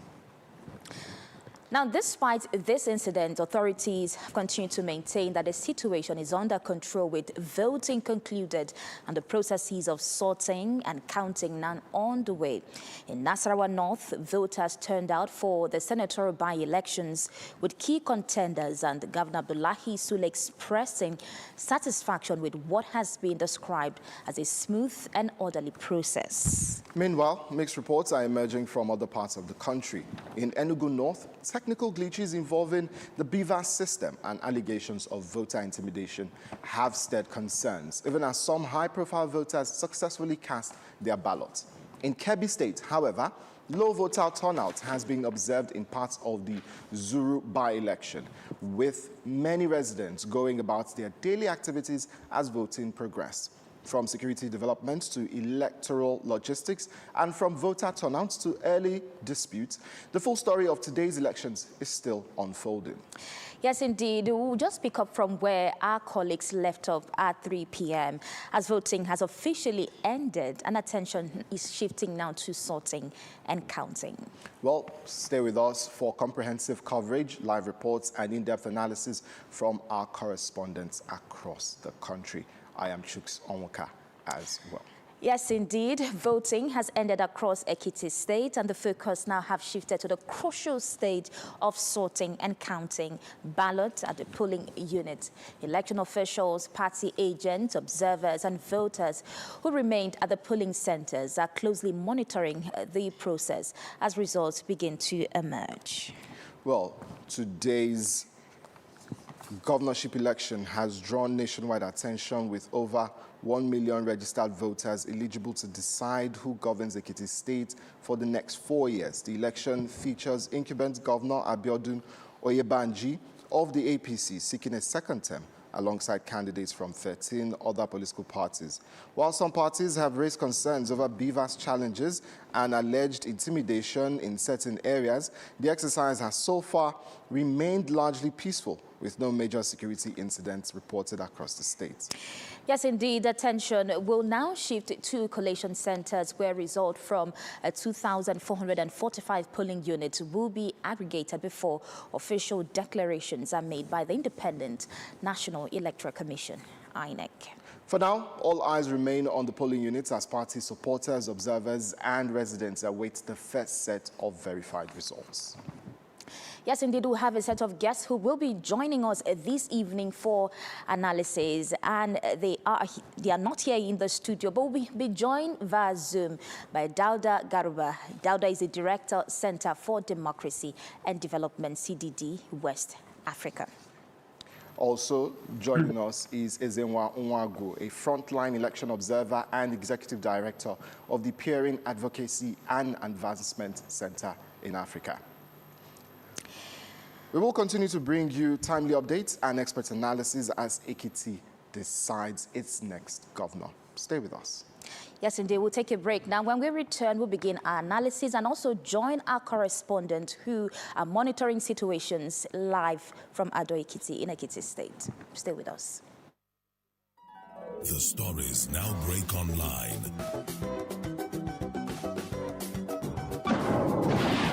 Don't miss anything from our real-time updates and exclusive content. Follow and participate in discussions on live TV studio programs to shape the narratives. Subscribe, engage, and share from AIT.live at AIT_online on X, AIT Online on Facebook, Official AIT Live on Instagram, TikTok, and Threads on YouTube.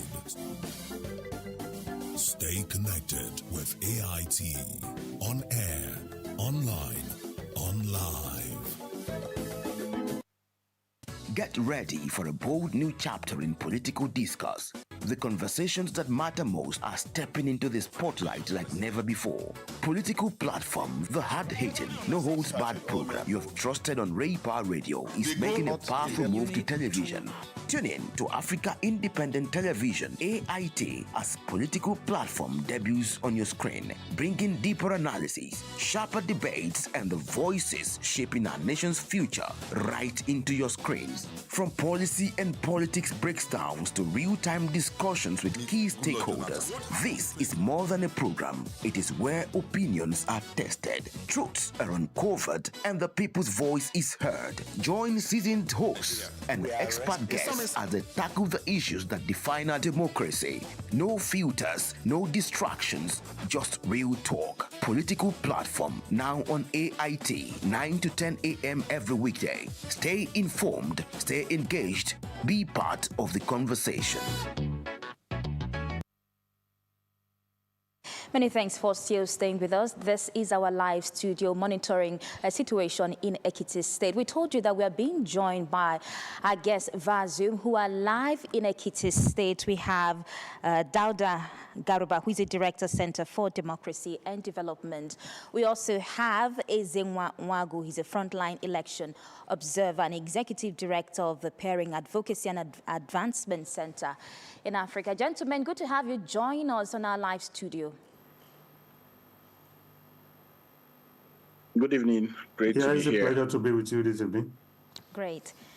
Let me start with you, Ezenwa. You know, before now, I was actually watching you on the screen. You know, you were in one of the polling units monitoring situations there. But from what you have observed so far, how would you rate the conduct of this election, starting from the deployment of electoral materials, the beavers, the turnout of the people, security? You know, leading to this election, we've not really had, you know, security concerns about the state. But from what you've seen on ground, how will you assess this election? Well, it will be fair to compartmentalize it the way you have done, looking at the different stakeholders and the role that they have played. And then you'll be okay to start with the Independent National Electoral Commission.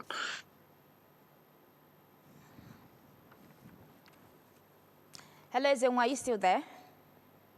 Okay, seems like we have network issues there connecting to Ezenwa. Let's move to Garba now. As well. If you could give us an answer to that question my colleague just threw in. Hello. Hello, are you still there? Can you hear us? Oh. Yes, I can hear you. Oh, go ahead, please. Okay, my colleague asked you about observing the elections, you know, what your take is on the election. INEC deploying, you know, materials, the workings of BVAS, also the turnout of voters.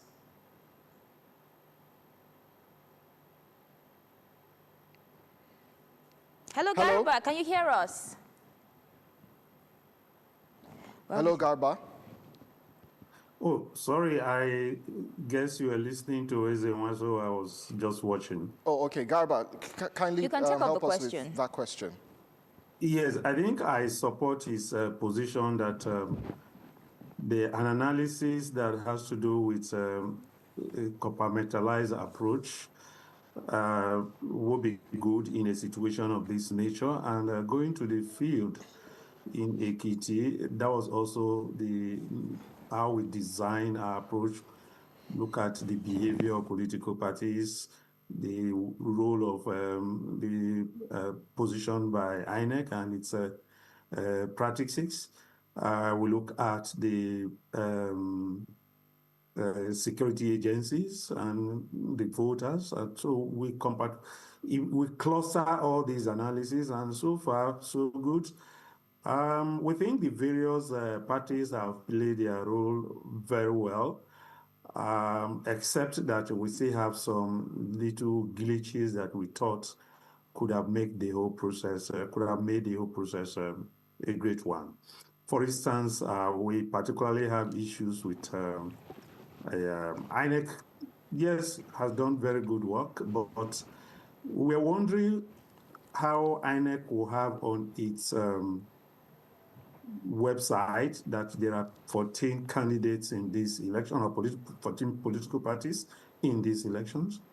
Then you came to the field with a ballot paper with 19 political parties, as well as result sheets of 15 political parties. And we're wondering what was responsible for this inconsistency.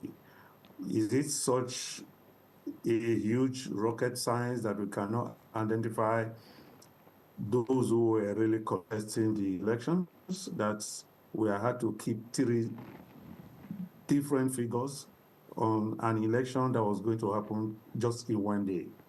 So for us, we saw that as a glitch that could have also better speak to the operations of INEC in this situation. Then for the security agency, very good. In our own preliminary press release on these elections, we agree they did very well, very professional.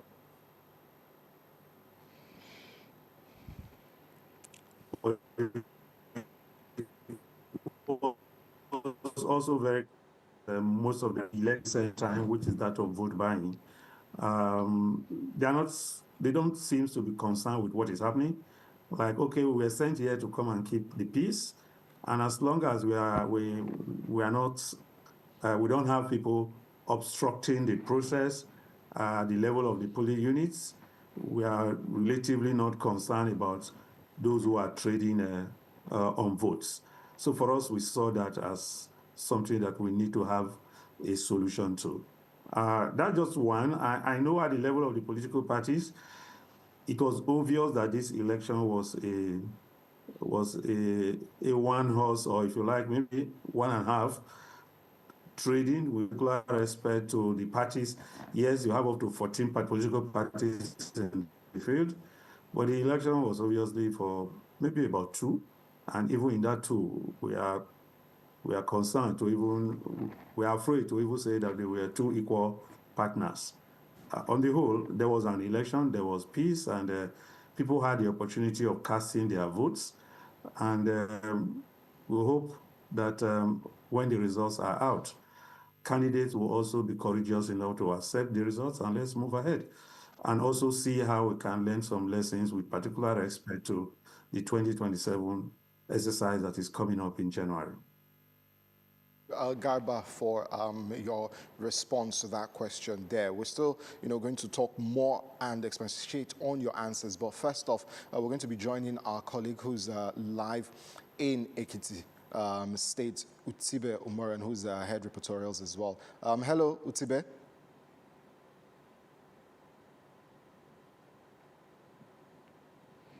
Hello, Yodia. How are you guys doing?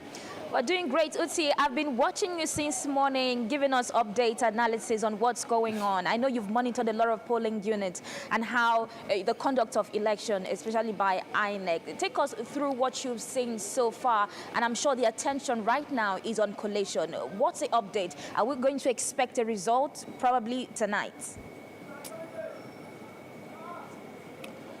Well, yes, you've been watching me all day. Do I look tired? I guess not. Well, we're back here again to give you updates on what's been happening in Ekiti State since 8:30 when polls opened across the 16 local governments. 177 wards, electoral wards, as well as 1,455 polling units spread across Ekiti State. It's been quite a robust one here. There's been some enthusiastic turnout for the election, as you've seen in the report which we have sent in all day. And right now, activities are shifting to the collation centers, the local government, and later to the State Collation Center. Our colleagues are already there at the State Collation Center. That's the INEC office, where the results from the 16 local governments would move there eventually once the collation has been completed at the various local governments. So we are not sure exactly when that will start at the State Collation Center. But from the report we are getting, most of what is happening now are going on at the local government areas and rounding off in just a few. And afterwards, they will be moving. The electoral officers for each of those local government areas will be moving with security team and, of course, the party agents to ensure fidelity of the process, because you don't want to run with the results just alone without observers. You have to give them a sense of confidence that there's no tampering taking place. Incidentally, this is the most sensitive part of the electoral process. You know, when the transmission of results is done from the polling units to the ward collation centers to the local government areas, politicians will tell you that's the period when results sheets are mutilated, when the figures at polling units are changed at the board center, ward collation center, and eventually at the state collation center. So all eyes on what is happening at that level right now. Very, very sensitive period in the electoral process. Right now, I'm being joined by Ene Obi. Ene Obi is a member of the Nigerian Civil Society Situation Room. Of course, you know her. She's part of the AIT family, always with us during election periods and other times as well. To give us perspective on what she's seen all day as well, the Nigerian Election Situation Room has also deployed so many of their observers all across the state. We've crisscrossed, parts of crisscross as we've moved around, but we have her here live on set here in Ado-Ekiti. And good to have you here with us. Thank you for having me. Good evening, everyone. Good. So tell me, how has your experience been observing what's been happening in the different, in fact, how many council areas have you been to? We deployed to all the 16 local government councils, and so early this morning everybody went their way to monitor to observe the elections. We had some field people on ground who were right there at the opening of the polls, while we had others who were roving the place. So we covered virtually every local government. What we've seen, because when we're going into an election, we look at, first thing we want to observe is the opening of the polls, and then we want to look at compliance, and then the security issues, the issues of inclusion, and then, the turnout of voters, And for this morning, we can say that the average opening time was 7:30 a.m. Almost all the polls were open. Only very few, because by 6:30 it was really surprising. The logistics unit, I can say that is commendable to say that INEC did a lot. It was only one of the racks that, as at 7:48, the rack, they are still deploying. That was shocking, but on the average, it was 7:30, the polls were ready. And excitingly too, the turnout, very early in the morning, it was massive turnout in many of the polling units, and that was really exciting for us. We were looking out also for the issue of vote buying, which we were looking, in a number of the places we saw vote buying going on. And we were quite excited because yesterday when we opened the Situation Room, we're excited that EFCC had just opened his office here in Ekiti, because it used to be the It was a big launch. That was just last week. I think it was this week. This week. Yeah, so they came in like 3 weeks ago or something. Maybe they just came with the launch. So we're also hoping that there will be a lot of people on ground, from the EFCC. I think we need to coordinate that, because the issue of vote buying, we know it is criminal. Yeah. Yet the police, because of the Electoral Act, cannot, they see vote buying going on, but they're not arresting people. And that is really shocking, because there has to be that division that people come to understand that what is criminal is criminal. And we need to be able to, tackle those things with our criminal laws and not suspending it because of the Electoral Act that says the perimeter within where you are, unless INEC calls you before you make it your own responsibility to be able to react. So I think it's very, very important that we look at ourselves, let the responsibility go back. It's not just INEC. We need to look at the law. How do the implementation of the law? We also looked at persons with disability. Yeah.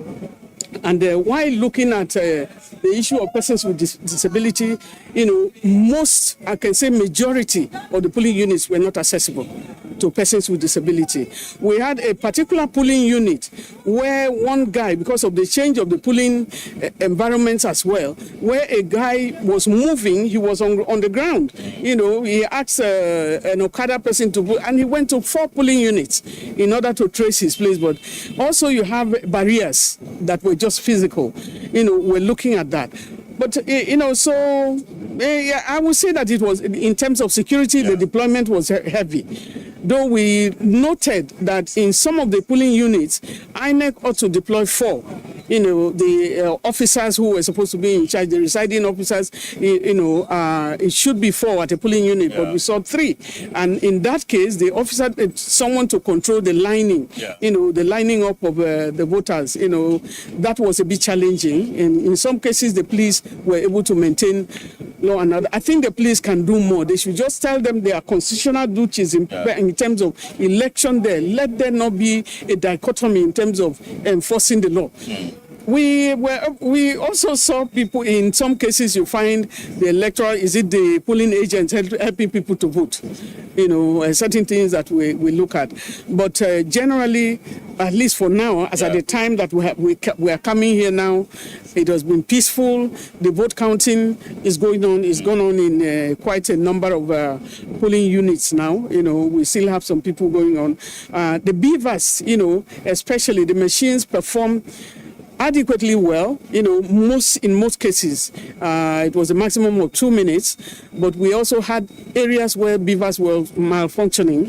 And in those cases, because what we do in situation room is to escalate where we have reports, because the reports are coming from all the local governments, and we are pinning it down and also following up with INEC, to ensure that they are able to pick it up. Did you note any quick response from INEC? Yes. Quick response. Some of the things were resolved, but because of, there were some polling units where they talked about, the slowness of, the internet had some issues, but it also went across. There was a support service that was going on where the beavers was not performing. The technical officers were on ground, in most of the cases, but not in all the cases. All right. Yeah. I saw the preliminary report of Election Data Institution, Kimpact, KDI, Kimpact Development Initiative, and their report seems to suggest that there were some level of delays in the process. They said they were able to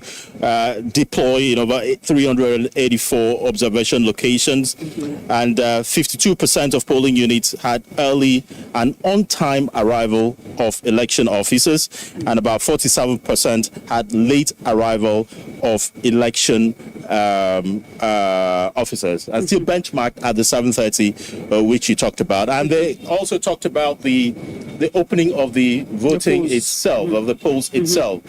There seemed to be some kind of discrepancy as far as time is concerned. There were people who thought that polls were going to open by 8 o'clock. Others thought it was going to open by 8:30.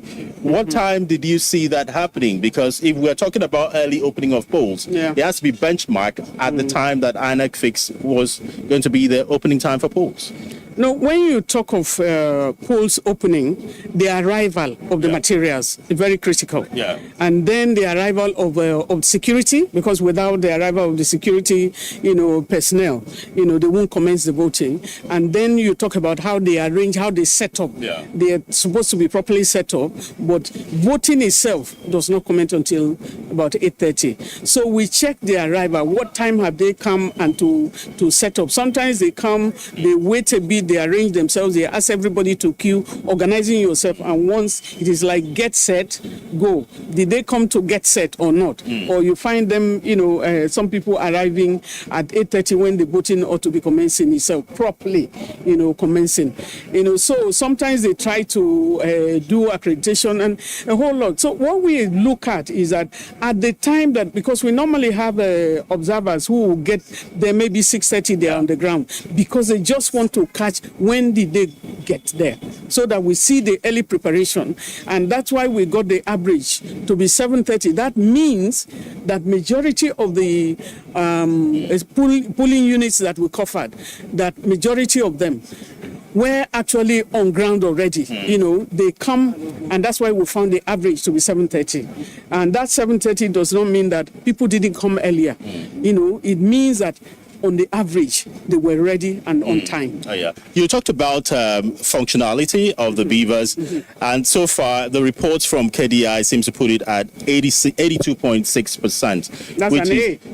It's an A, but I mean, when you compare it to what INEC has been able to achieve in Anambra, they had 96%. I think it was in 2025. 2025 and thereabout. They were able to achieve that. Comparatively, what does it say? I think it's too... Because, I mean, when you set the bar so high for yourself, a lot of people would expect you to continue to hit it at any time. Yeah, I think it's too... We need to tally with tally the results. Yeah. You know, compile the results as they're coming in. You're still getting more evidence. So it's too early to say yes. At the time that KDI gave their report, and they're a member of the Situation Room as well, you know, at the time they gave their report, it could be 83, but at the end of the day, is it 83 on the whole? I think the enthusiasm that we saw is that they're unlikely to, the percentage of those who are voting in this election is likely to be higher than what we had, you know, and so that excites us to see that we have come this far, you know, but I think in terms of readiness, in terms of preparation, the beavers, we saw that they performed, but while it slows down a bit is that the areas where you had the slowdown, maybe INEC will have an explanation, because sometimes you have trained people and they are there, you know, at the last minute some people drop and they are not able to operate the beavers, because on one polling unit where we had observers on ground, they said the electoral officer, the officer in charge did not know exactly, the residing officer did not know exactly what to do or something. It was slow, but once the technician came, they just pressed a button and everything started working. And so there could be explanations on what has happened and the readiness. You know, what we had in an earlier election, like election in Anambra in 2021, was, you know, because there was a lot of fear. People dropped at the last minute. And so there was a lot of problem. Even Soludo himself, when he was voting for the first time, as at 4 p.m., he had not voted. You know, so, but they were resolving the issues because it was like having a test case. Now, let's talk about this stage in which the electoral process is now, the collation phase, usually the most vulnerable in the chain of election stages. What are your fears? Well, we have our fears, but we hope that many people will be able to stand upright, you know, and because in standing up in election, there are so many stakeholders or the areas that we want to cover. You're looking at those who are voting, who have casted their votes. We're looking at those who are counting the votes. We're looking at the presiding officers. We're also looking at the collation officers and all of them. Now, we have, with the kind of guideline that they release, is that you should be able to transmit, you know, the results immediately, right from the polling unit there. We hope they'll be able to use it. And so we had, officers still on ground, and we hope that the lessons that we learn from there will take us forward.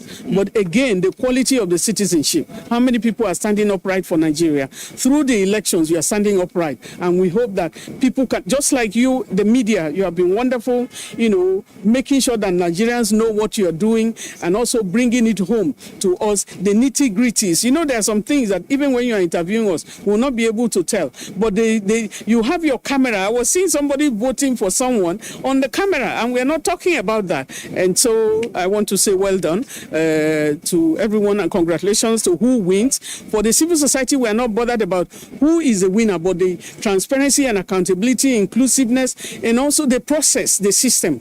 We want to see, because everyone that is on the ballot box, they are all your sons and daughters of Ekiti and Nigeria. All right.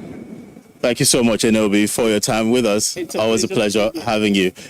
Oyedia and Chooks, yes, I hope that provides you some very broad perspective on everything that has happened here this Saturday. Any further questions? Yeah, I would have liked to find out if, when you talk about the vote buying, if there were channels to report, because earlier on, Funke interviewed, police officers talking about how they know what to do. When this issue arises, they'll get, evidence to be able to press, put up criminal charges and all of that against individuals. So was there that kind of avenue? Did anybody use such avenue, to report these individuals? And did the police also respond to any reports as well? Chooks, let me tell you one thing. So, at a typical polling station, most of the voters there expect to be bought. Okay. That's what we've observed. Are there people who are ready to buy them, who are ready to pay? What's your price? And sometimes the price are not anything to write home about. Before this election, analyses from several civil society organizations had suggested that, look, the economic situation and the poverty, the hardship has subjected so many people to a level where anything is fine for them. So in most of the polling stations, polling units we went to, we actually saw situations where people were doing underground secretive buying and selling of votes. And this is mutually done. There's nobody trying to do it and the other person is resisting. So the question of whether somebody is going to report that something like this is going on does not even arise, because most of the voters expect. Now, the context is this. In most polling units, there are lots of mobilization that takes place around that particular polling units by people who are called, okay, I heard a name by some person who's, some man came around, some guy came around, and they were hailing him leader, leader, leader. He tells you something. He lives in that neighborhood. He's a political, influential individual in that neighborhood. So he knows most of the people registered in that particular polling unit, and most likely they've had engagement before the election day. They've made promises, they've given some gifts before election day, and on election day there are promises as well of what to come. So they're expecting these things to happen. They're expecting the freebies, however small and ridiculous it is, they're expecting it. So for them, it's no crime. And the fear is that it's become a very intrinsic and entrenched part of the political and electoral culture in most parts of Nigeria. How you'll be able to stop that? I don't think that using the hammer would stop that. That's arresting people would stop that. And who is going to do the arrest? The police themselves who are at the polling units. You heard NLB mention that you have 2-3 policemen. Ordinarily, they're supposed to be 4, so they're complemented by members of the Nigerian Security and Civil Defense Corps. So sometimes you have 2 uniformed policemen and 1 NSCDC person. These persons are not armed, and they are already concentrating on organizing the polling units, organizing the lines, and ensuring that everybody follows the process. So at what time are they going to leave what they're doing to chase after somebody who is buying the votes? And what compelling instrument do they have to get that person arrested at that time? So it creates a certain level of complexity that, the people who are organizing these things, the election management body and the security agencies need to sit back and see how they can review the process and get their enforcement procedures a lot more effective to nip these things happening at the board. But this is just vote buying on the day of voting. Yeah. What about those that have happened, the inducements that have happened before election day? Because even when we came in here on Thursday, we saw people and we heard stories of people receiving, cartons of noodles and receiving loaves of bread and just receiving things. They're not just giving them those things because on a normal day, those things are not shared to them. They're shared on the eve of election and it's shared for a purpose. Well, Utibe, let me talk a bit about Ekiti State, which has a record of always coming up with election results very early, even in presidential elections. When others said are still battling with, leaving their location to ICC, Ekiti State results are already in. So from what you've gathered so far, I don't know if you've monitored the IREV, which is a very crucial aspect of these elections. Remember the controversy these created during the amendment of the Electoral Act, ensuring that election results are uploaded as soon as possible. Have you monitored so far? Have you seen INEC officials who were at the polling unit uploading the results?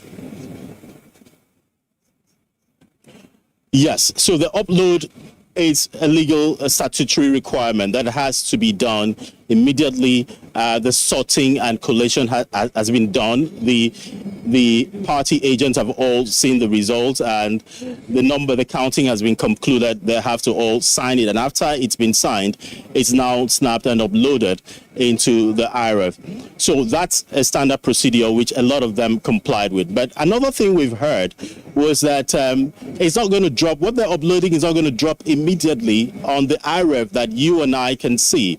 It drops first on a dashboard that is later uploaded to the IREV. I'm yet to fully confirm that, but that's one of the things that I heard from one of the key persons, a key source in INEC. So it's relatively different from what he said, different from the process before where it's transferred directly to IREV, where you and I. So much later, I think it was around, polls closed around 2:30. For those that opened on time at 8:30, I started seeing the results, uploaded results at around 4 p.m., 4:30 p.m. and 5 p.m. That's when some of those results started coming out. But it's not anything that anybody should speculate at this time. That's the key actors in the process, which are the political parties, their candidates, and the agents are supposed to contend with. But fundamentally, it's what some of the safeguards that have been put in place to ensure that there's transparency in the process and a level of accountability. Soon, the final results collation would start. Right now, as I mentioned when I started, the State Election Collation Office is formally opened, waiting for the results from each of the local government areas to come in. Okay. And you are right, Ekiti State is relatively swift about these collation of results thing. It's a small state, 16 local government areas. One of my colleagues, Bayo Bodirin, will be happy because this is his state.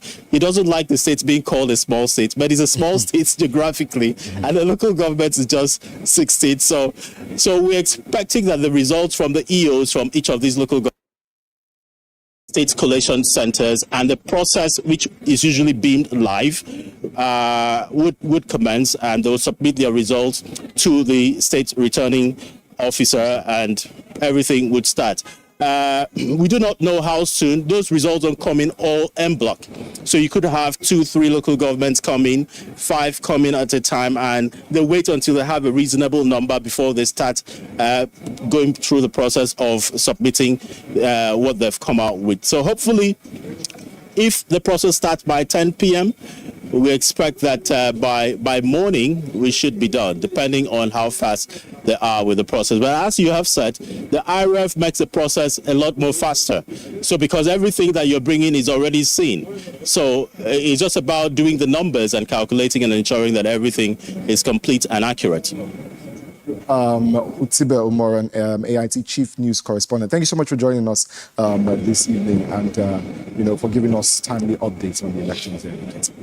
Well, it's not over until it's over, Uti. So keep monitoring and keep us updated with the results collation. Now, we have our guests who are still joining us on Zoom. Eze Nwanwagu, we started this conversation, but I think the network didn't allow us have a smooth flow of the conversation. But I'm sure you're back here now. And I had asked you earlier on, I saw you had monitored some polling unit. Tell us, what have you observed so far from deployment, security, the BVAS, technology, and all of that? Take us through what you've observed so far. Well, I think the CDD director had already covered the grounds a bit in terms of what the state of observation will be. Okay. I've had personally the privilege of running through 3 local governments and then being in Ado-Ekiti myself. So, and then the reports from the observers, the Yaga observers who are stationed, who are in 250 polling units in a randomly sampled process, can give a general overview. And I was trying to say clearly that for INEC, you would say that they giving a good account of themselves in spite of the challenges, the confusion about the number of parties who are in the election and how the ballot papers were not aligning with all of that. But I think that it will be a good place to get the INEC people to explain what probably could have happened. In the whole conversation, I've always made this point that we give our politicians a lot of comfort. Whatever you see that diminishes our electoral process, the politicians have contributed 90% of it. Okay. As we speak now, they have found a very disingenuous way of getting around vote buying. They are doing accreditation. So what you see now is that voters come and vote. They have a system that zooms in to find out where you voted, and a small piece of paper is given to you to go somewhere. So if the laws that are around voter inducement does not cover that area, and they know it, they've studied it. And so when you say the security agencies, if you see somebody far away giving money to somebody, you can't go and say it is because of election. You wouldn't know what that is for. So we have to speak to our politicians to decide whether they want clean elections or not. Communities are collaborating with politicians to devalue our electoral process, and we are not holding their feet to the fire sufficiently.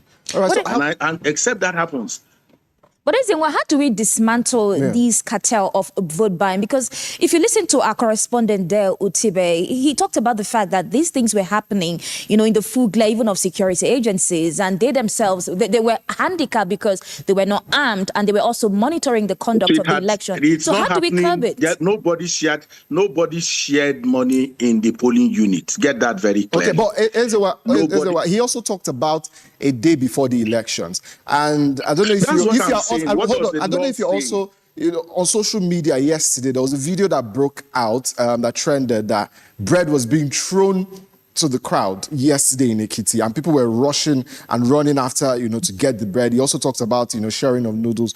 So how do we even actually stop this, entirely going forward? So, darling, who shares this bread? Who throws this bread? Who are those doing it? And how can you hold them for a day before, bread that was thrown a day before? Even if I and you know that it was probably to induce the voters. But what does the law say? What is the current state of the law in terms of our electoral offenses?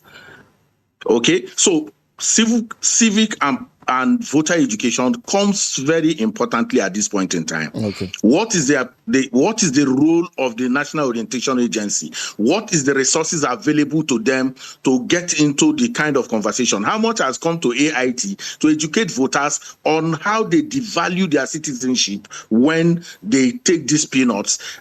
It anesthetizes their ability to ask questions. It anesthetizes their ability to make demands. And so if they willingly decide to be induced, whether during or after or even before election, the consequences will be there for them to carry. So, but there's not enough civic and voter education around the consequence. In fact, we even find reasons. We find excuses for vote buying. We find excuses. We put up poverty as part of the excuse. Oh, people have been so pauperized that they can go for anything and all of those kind of things. There is no excuse for people to commit what is evidently a crime and what is evidently. So they throw bread at you. You get some needles. You even get a lot, fuel from filling stations and all of those things that politicians have devised to ensure that they diminish this process. And what I'm saying is that we should pin the blame where it's supposed to be. Oh, we're saying security agencies should do this, INEC should do that. But the guys who are in the thick of committing these crimes, we give them some comfort. We don't even mention them. We say, oh, the security agencies should collaborate. Whereas it is their responsibility to enforce laws. But those who perpetuate this process, crimes, electoral crimes, we need to bring them out. We need to call them out. We need to name and shame where possible. And the reason why we are not able to do that is that there is no virgin in this maternity ward. Everybody is buying. Everybody, all the politicians, irrespective of what parties they belong to, wish that they can outbuy the other and not the other way around. So for me, it is to say that the politicians are not anywhere near our conversations about reforms. They are very far away. They don't want to be part of that conversation. Whether you are talking about inducing voters, whether you are talking about corrupting electoral officials, whether you are talking about voter suppression, whether you are talking about violence, these are all perpetuated by politicians. And we need to call them out in a fitting and proper manner for them to understand. But there cannot be a buyer without a seller. A situation where even the voters themselves are positioning themselves to receive these monies from politicians. Should we also put the blame on the people themselves who are the voters, who should know that they are doing the wrong thing?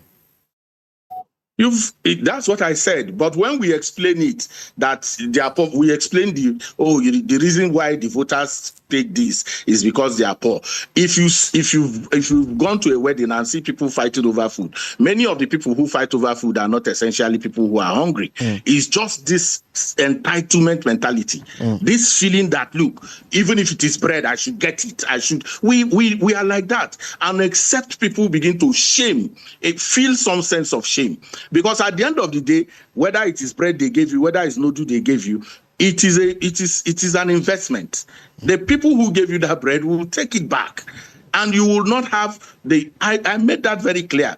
Whether you are the buyer or the seller, you are involved in a crime. But most of the time, we talk more in terms of those who should stop the crime rather than those who perpetuate the crime. And that's where my concern is. But having said that, I think also that the Independent National Electoral Commission should be able to do.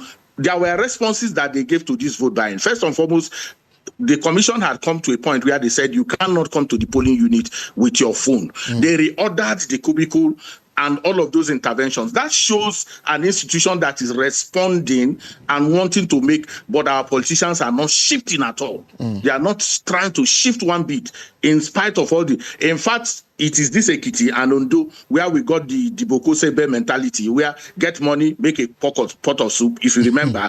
Now they are shifting. There's no longer the conversation. They are now shifting to giving accreditation. Get that point very clear.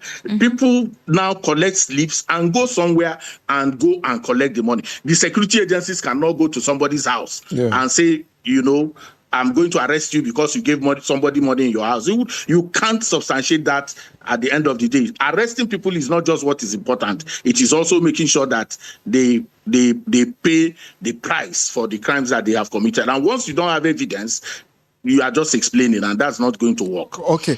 The media will need to recoin our the literature around crimes in elections, because except we do that also, we will continue to give these guys a pretty sleeping space for them to continue to be disingenuous as we have seen them become. The security agencies did a yeoman's job, but let us not make any mistake. I see people trying to compare oranges and apples and say, this could be a litmus test for 2027. 16 local governments, 2,445 polling units will pale into insignificance when you start talking about 176,000 polling units and 8803 wards in the general election. So I think we need to be a bit nuanced in how we want to post this Ekiti election as perhaps where we can learn one or two lessons for 2027. Okay. Yes, I was even going to come to that. That was going to be my next question. How do we now evaluate it for the 2027 general elections? because a lot of people are waiting to see what Professor Joash Amopitan's team can do, with this election. This is like the first one he's, totally in charge of in the coordination and all of that. And 82% for the Beavers, working well, as our guest on the field as well said, an A, but a decline from what we saw in Anambra. So does that still make us concerned for 2027 as well? Well, for me, number one is that Amopitan and his team, 13 of them in the commission, are watching Ekiti election the way we are watching. They visited Ekiti a few days before and left back to Abuja. They are in some situation room as we speak now, taking briefs and, all of that from the guy on the ground, the person who is in charge of organizing the Ekiti governorship election is some guy called Dr. Bumi Omoshendenyi, the resident electoral commissioner of Ekiti State, and the national commissioner in charge of Southwest, Mr. Sam Olumekun, and the supporting resident electoral commissioners that came to support Dr. Bumi Omoshendenyi. So every time there is a subnational election, we must be able to hold somebody accountable. And the person that you need to hold accountable for the success or the failure or the commission or whatever that you find in this subnational election will be the guy who is in charge of organizing the election.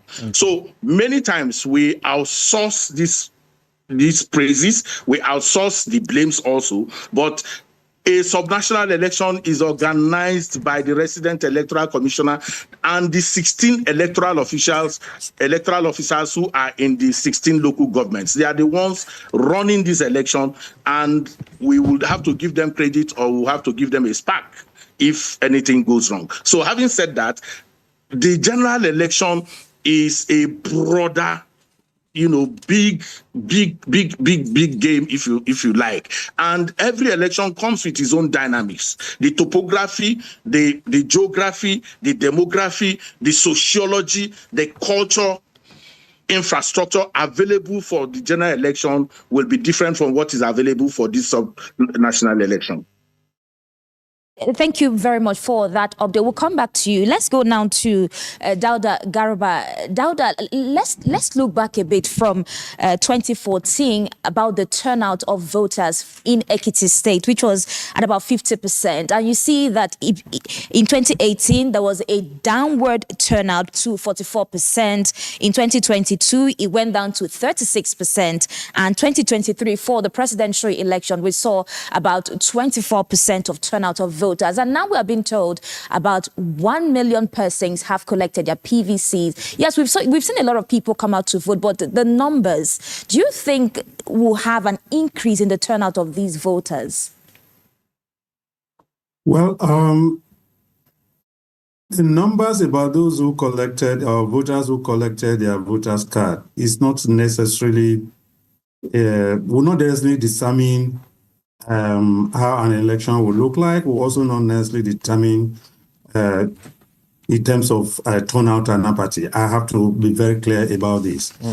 And sometimes statistics are good when you present them, but one thing we also know about statistics is that they can always be interpreted depending on the intention of the person that is presenting them. Beyond looking at the numbers, if you were going to ask me to analyze what happened with respect to the turnout today, I'm going to see beyond those that. I think this is the first time in the election of Ekiti, since 1999, that you had, like, if you read our press statement released on the eve of this election, we made it very clear that this election was one of political consensus among the elites, or in another way, we call it the elite consensus. Yes, it is true. Abiodun Oyèbánjí has virtually served in every government, starting from Adebayo down through the time he got Oni Kayode Fayemi up to the time he got to his turn to rule the state. There was also something ingenious he did when he came to power, and that was find a way to bring together all these elites, if you like, you call them the shakers and movers of politics of the state, and in a sense got their consent, and he serviced them by way of relating with them very well, giving them their due respect, as well as I'm also sure he must also be giving them what is due to them in terms of whatever it is. But the fact remains that under such a system, the best way to describe him, as somebody has already called him, a system person, I would rather call him an establishment person. He had put in place all that it is required to pull together the political elites and win their favor. And that is what he has to his favor, and that is what is paying out for him. I do not see, whichever way you want to band the statistics, it is not the number of voters cards collected that determines the turnout in an election. The fact remains that, yes, people still collect their voter cards and sit away without actually coming out for election. We've seen that in several states, but in this situation, even those you call the archivers have, on a consensus level, decided to stay with one man that has been able to draw them closer. He knew what he did to entice them, which is very good. Collective actions, and meaning you are getting acceptance across the board. And that is what is giving the turnout, and not necessarily the number of votes voters card collected, or the number of even people you have on the register to vote. Okay, all right, Garba, thank you for your response there. We'll just have to take a pause right now on this conversation. We'll go on a very short break, and we'll return to the conversation as well. Still stay with us on AIT. Don't go anywhere. In the hallowed chambers where laws are forged and a nation's destiny is decided.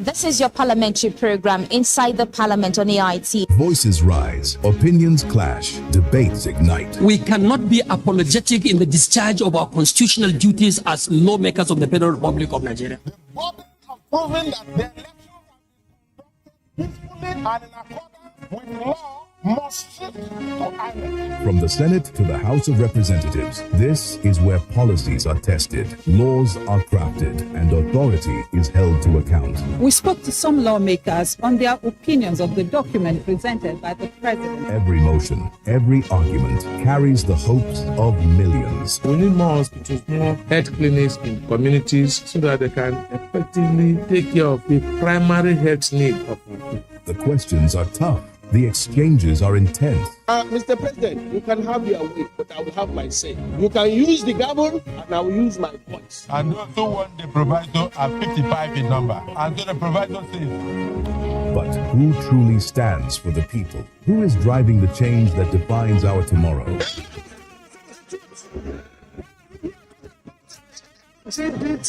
GTBT, whatever. Get the answers on Where Nigeria Decides on Inside the Parliament on AIT every Tuesday, 4:30 p.m. People, politics, and power brings context and clarity to issues and events in governance, democracy, and development. On People, Politics, and Power, we feature people who shape the events and define the issues. A lot of the agencies are still struggling with implementation of freedom of information. The government should come. We need Nigeria to work. We examine the interplay and interaction of politics with power and their impact on policies and the people. It's about getting the system to deliver the kind of electoral outcome that people will be happy with. People, Politics, and Power with Imoni Amarebe. We will perform the agencies to be held to account, or with the numbers saved after the headlines. At 1 p.m. every Monday and Friday on AIT.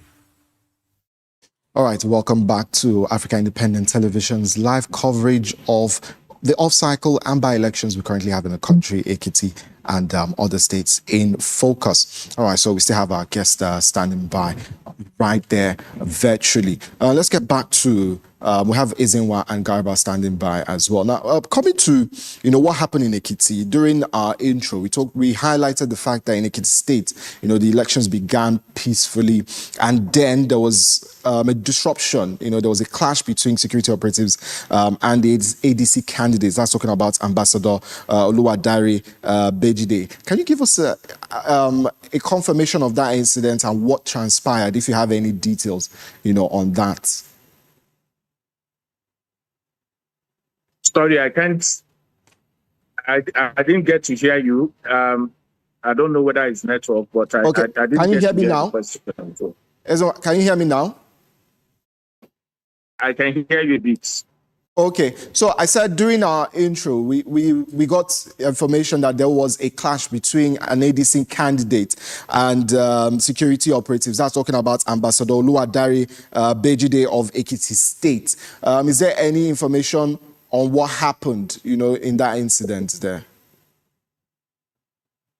I can hear. I'm not hearing you at all. Oh, okay. Okay, maybe we'll take the conversation to Garba, then sort out this technical challenge we have with Ezenwa. Hello, Garba, can you hear us? Yes, I can hear clearly. Okay, did you hear the question I was asking Ezenwa? I heard the questions. We had deployment across the 16 local governments in Ekiti State, and I currently don't have information about any of such development. But Garba, leading to this election, because we've had this record of other states, even in Anambra State before the election, we hear a lot of insecurity challenges here and there. But leading to this Ekiti election, we've not really heard anything. Could it be that probably the politicians were busy trying to win their primary seats and all of that? Is there a peculiarity with Ekiti State that we've not heard anything so far? Well, at the level of CDD, we've also covered all these off-cycle elections across up to Anambra. But the fact remains that there is something that we need to underscore, and that is just like taking it from where I stopped before the short break. When the persons in the political class, or if you like, when the political class have a consensus on what the issues are and who is likely to have an upper hand in a situation of this nature, where is the conflict going to come from? So it's disagreements over support that most of the time drive conflicts. So because even where it's required to finance violence, those who are already in charge or who are convinced about what should happen and are closing their ranks will not even on their own be bellicose in terms of having the kind of conflict you are referencing. Yes, the country is in fire. And from my own personal observation, and also from the work that the Center for Democracy and Development does in the North general, both East, West, and Central, there is an underlying development that any time there are elections, there is conflict subside, violence subside for things to happen, except they are directly related to the contest for political office, most of the time. So in this context, I think that if we want to deal with the challenges that we face, particularly in terms of insecurity, we need the political class. We need to lock them in a room and ask them to get us a solution that will work for this country. And if that is done, I'm sure it's going to happen. Okay, all right. Thank you, Garba, for that response there. So we have a video now coming in of that incident between the ADC candidate, Ambassador Oluwadare Bejide, and the security operatives. Let's quickly just take a look at that incident right now. And that is why you see me as the Commissioner of Police being your words. Thank you. And unit. Thank you. You may not be able to entertain your complaint now, but if there are issues, you can come and either reduce everything into writing. I will do that. Or you come to the divisional reporter and leave complaint. I don't know why my polling booth is a target. It's all right. I'm going to drop more manpower for you. Thank you, sir. If there are issues like that, we'll be able to web any opposition, any force of harm that may here. Your unit. But for now, area is calm. It's calm for now. But they should go. We have already directed. I have already directed. So the only thing I can do for you, yes, as an institution, is to provide an enabling environment for every player to play the games according to the rules. We provide the enabling environment. If there are issues related to electoral processes, you know the very right channel to select. I know. That was why I alerted the police was here. She was overwhelmed. I called her. We are dropping some more manpower. DPO. That police. It's okay. Please, I'm coming. And News Central. And the TVC and News Central. You are here? Okay, good. You are here too? Yes, sir. Okay. Drop some more women. No, please. Madam, which money? You brought money here. Where is the money now? Don't see me with any money. You brought money here. I brought money here. Here's the law. You see me with money. Yes, I saw you with money. That's a big lie. You brought money here. You brought money here. You brought money here. You brought money here. You want to beat me again? You want to beat me again?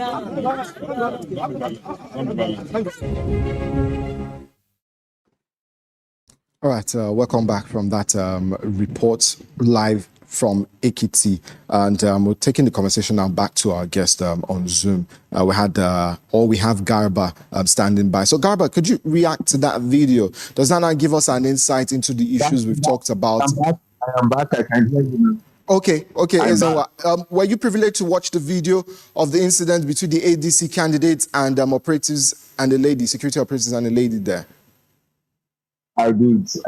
Okay, so what do we now deduce from that one? As well, does that now, tally with everything we've discussed so far, with the vote buying incident? And how can we actually solve this? Because the policeman there was talking about how he can only provide an enabling environment and all of that. The police operatives that were there were, overwhelmed by that situation as well. So is there anything realistically that can be done on ground when something like that occurs?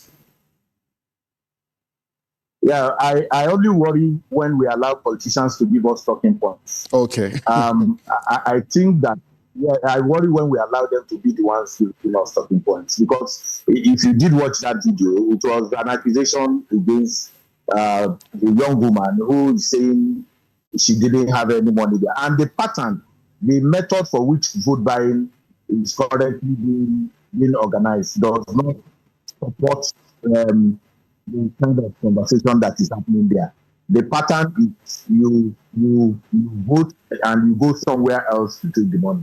Nobody since Anambra down to any other election that to Edo, nobody gives anybody money at the polling units. The politicians have become disingenuous, and I made that point. And what can help to reduce it will be, targeted civic and voter education that opens up what all of this means for the citizens when they allow themselves to be induced just for party, even if you are giving 100,000 as inducements. For election, the current state of the economy that we have, 100,000 cannot support you for more than 2 days or 3 days or even a week at most. And then you would have yourself to blame for the rest of this 4 years if you are not careful. In the Ekiti where we are, there are issues around the talking to the people, taxes, different levels of taxes, local government and the rest of them. Those are issues. There are improvements in infrastructure and the rest of it. But as we speak now, the people want to have much more deeper. Ordinary people of Ekiti State are looking forward to more, a more relationship with the government in a way that impacts them more. There's a lot of infrastructural work going on. There's a lot of, urbanization going on. But the ordinary people are feeling, completely left out in terms of, that's why the CDD director is talking about the elite consensus. Where does this elite consensus leave the ordinary people of the state? And that is why, if you watched all the videos that the TV has shown where voting is going on, you will not see those elites. They are not there. The people who are sweating, who are under the sun today, were men and women, ordinary Ekiti people, who want to see their life bettered even if they come out and people say, oh, they are being in this. But for participating, they want a better life. That's my read stuff. Okay, so we need to intensify voter education. We'll just take a pause here with you while we go to other states where there are by-elections that are ongoing. But when we come back, I have a lot of questions I need to ask you, especially the fact that 14 candidates jostling for the position of governor, and yet there's no woman. Is it that the women are not capable, or is it the political parties that are not feeling women to be governors of this state? But we'll come to you to answer those questions when we return. We'll also take you now to Rivers State to bring you updates on the election going on there.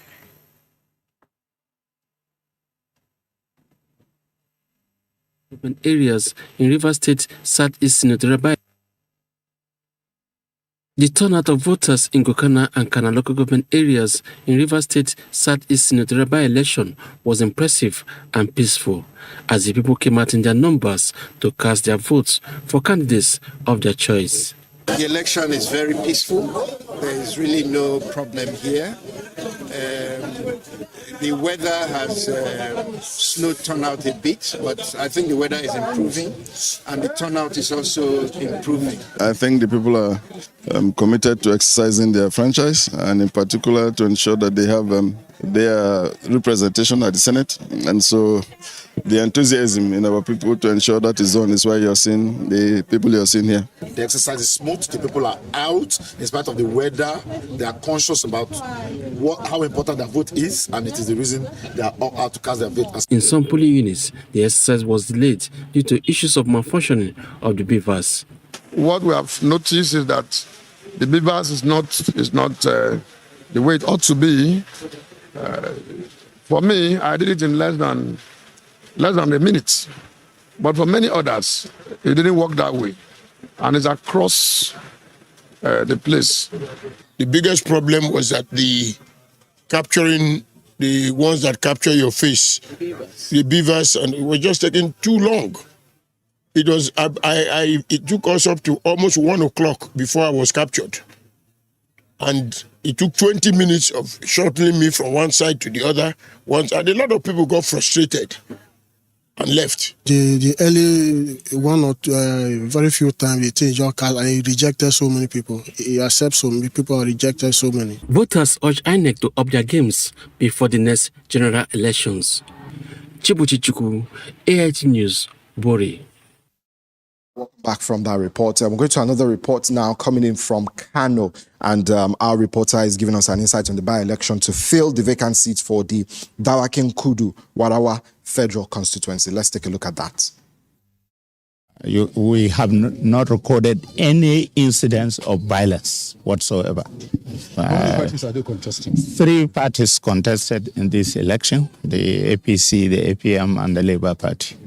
We have had no challenge in terms of technology. Beavers worked so well, and I'm not surprised. 2-3 days before the election, we have had cause to update our beavers to ensure that they are at their best for optimum performance, and it reflected in the outcome, and we're very proud of that, and I can guarantee you that INEC will upscale this so that beavers becomes more efficient. We have had no problem anywhere, no incidents of malfunctioning of beavers. You can see for yourself, especially in the morning in Warawa local government, the voter turnout was fantastic. And I was listening to a report on Warawa from one of the channels. In Warawa, the women came out in the morning and there were no men. And one day, as they said, the men had gone to the farm. So they allowed the women to come first and the men will come. We just came out from some polling units, about 5.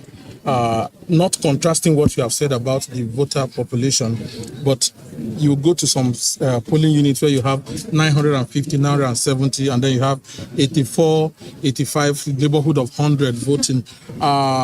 Would you tie this to sensitization in those areas, or what do you think could be responsible in that regard? Two major issues. The polling units are not the same. There are polling units where you have 300 registered voters. There are some that have 1,000. As much as possible, INEC is trying to unify or make a uniform number, but it reflects on the population. So you find where you have more voting population, and of course, when you have more voters there, it reflects on that. But in terms of the sensitization, yes, there has been so much, we have upscaled our level of sensitization. We are very much conscious that democracy only thrives if citizens come out and exercise their franchise. If citizens don't come out, the essence of democracy is defeated. So we have done so. But INEC is not alone in terms of doing that. All stakeholders, particularly the political class, they are the main interested party. And I think they have done a good job this time. And we hope they upscale that as we move toward the 2027 general election. Even the citizens, they have realized that taking weapons, arms during election, it doesn't give them anything better. So that's why we are where we are today. And how do you hope to sustain this in the future? In the last election, where we have arrested over 300 suspects with arms and weapons, today no any, even a stick, even abuse word, we have not witnessed here. So what has happened to those that were arrested? Have they been prosecuted? Yes, they are charged to court and prosecuted. You have gone round in some polling units. Tell us your observation. How many people have you caught in corruption-related issues as it has to do with the election? We have not arrested anybody. My men are over 30 here, both in plain and in uniform. You can see the uniform ones. There are others in plain. No any instance of vote buying. We have not arrested any.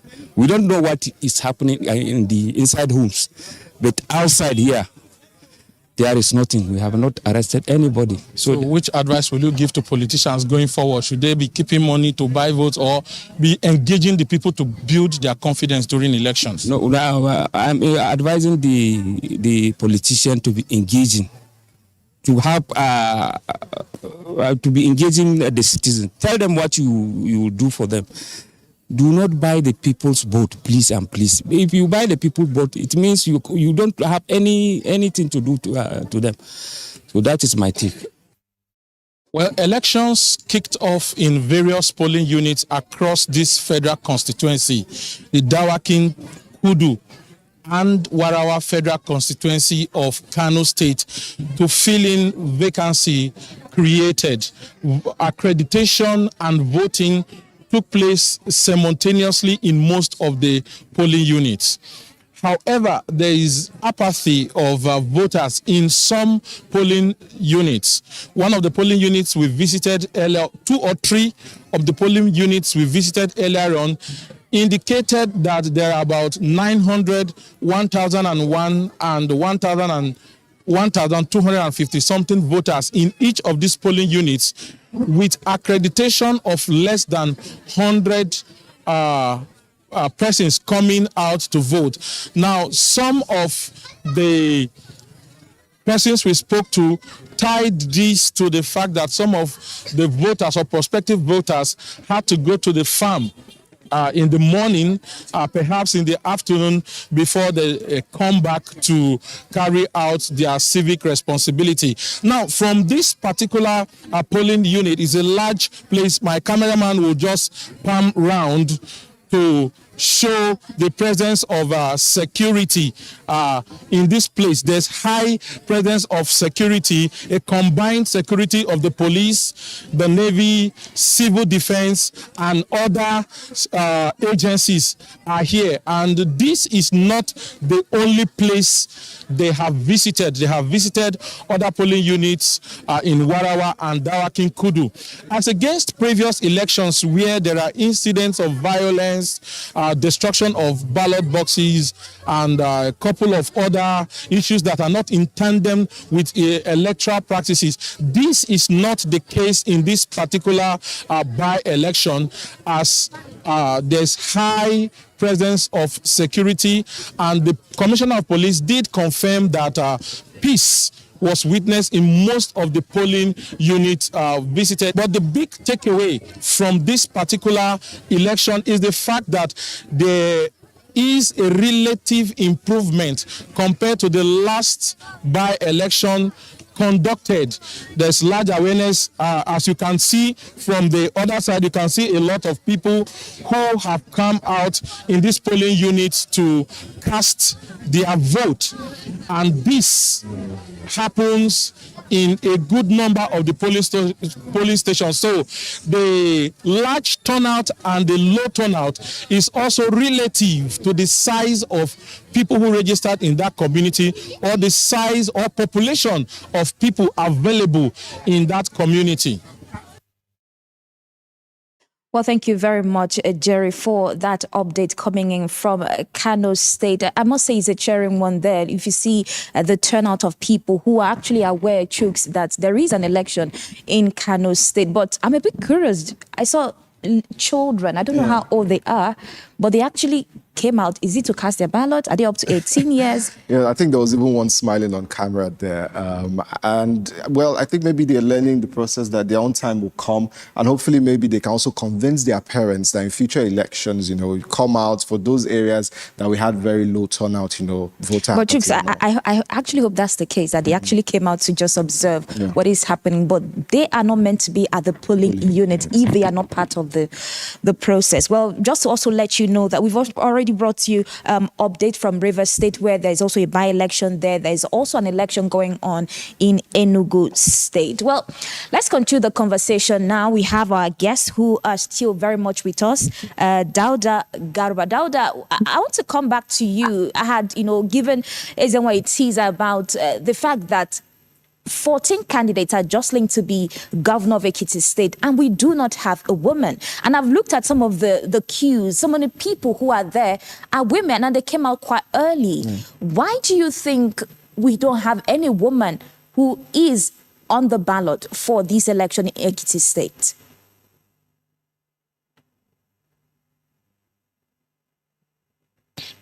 Hello, Garba, are you there? Yes, I'm here. Please unmute your device so you can hear us. Yeah, I'm hearing you. Okay, go on.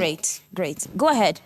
I said that is a good observation. If you read the pre-election statement we issued 2 days ago, it was actually referenced in that statement that Ekiti State has been known to have produced, that's a record of producing women that are deputy governors. And we've reached that point where we think that they need to nudge a little bit ahead again by moving forward to the next stage. And surprisingly, we say it was an act of, it's not a good balance. When we talk of inclusion, we needed something that would present ladies as candidates for elections. If you know where we are coming from, at least from the very first woman deputy governor from Ekiti State, who is late now, I've had the privilege of working with her on some other issues outside of politics. Ekiti also has a record of being highly educated by way of the number of professors in virtually every house you get to. And I know how much that they invest with particular respect of education, and they have people who are well enlightened. And I think that when it comes to issues of women asserting political power or exercising political authority. They actually also are supposed to be in the lead for producing this. But again, we also know what politics is, with particular respect to access for our women. And there have also been efforts put in place, even at the level of civil society, to bring women on board. But one thing that is known, when we propose and push and fight for reforms, is like you are correcting with a right hand and a left hand is destroying all that you have done. We see that also in the case of youth. We labored in this country fighting for young people to have access to power. And now we amended the constitution. What was the next thing we had to do? Political parties increase the cost of collecting forms, the cost of paying for what you have to do in order to be able to engage in primaries. So for me, that's a huge issue. We've also pulled the 5 big bills to see how we can lower the ladder so that women can come on board. And that has also been a challenge. And in recent time, based on my experience in election observation, particularly at the level of the African Union, I traveled to one country called Malawi. In 2009, I had the privilege of joining the ECOWAS preliminary visit to Malawi. And I surprisingly realized that a lot of people who are contesting to be councillors and chairmen, or you can call them chairperson or chairwomen, in local government were women. And on my own, I decided that perhaps this is the mistake that Nigeria is making, that everybody wants to see women at the level of presidency, at the level of governors, at the level of Senate. And maybe that is why we are not getting it. How be it when we have about 2,000, 5,000 women contesting as councillors, for instance? And I know because when the number is emerging, it's easy for men to target and displace women. But if you put out like 5,000 of them, the tendency that, especially at that low grassroots level, the tendency that even 1,000 will pass through, that you are unable to stop, who will now learn lessons about how they are excluded, that will come back home and reinforce and energize those who are left out of the system to enable them to plan. So the whole idea of waiting that it has to be presidency or governor or nothing, I think women need to rethink and ensure that a lot of decentralization is done in this struggle so that they too can be part of what we need. I know strongly that when we have women in power, some of the things we are struggling with today, we might just be relieved of them because they know when there are issues. They know when poverty causes conflicts. They know when poverty causes violence, that they are the most vulnerable that will be taken in this situation. So we need more women to be in power, but we need to be ingenious in how to provide the ladder for women to climb under such situation. Thank you. All right. Let's go to Ezenwa now as well. At least there are 4 deputy, women, running for the deputy governorship position as well. Hopefully to improve going forward. Another key, fact of the Ekiti election is that since its democratic elections held in 1999 till the last one in 2022, no governor has secured re-election. That's a very big one, I should say. Does that also show that the Ekiti people's voices, do count? Because we're always scared when elections come out that their voices do not count, and all do count. And just to note that, especially for people who like to go on, social media to throw in results that are not verified as well, to be able to, say, oh, this and this or this and that person, won. Is it also very important to highlight this right now to let people know that, okay, you have to be patient with the results of the Ekiti state and not just, believe whatever is being thrown in on social media? Okay, I'm happy to join Dauda in the conversation about about women, then I'll come back to your question if you permit. Yeah. Go ahead, please.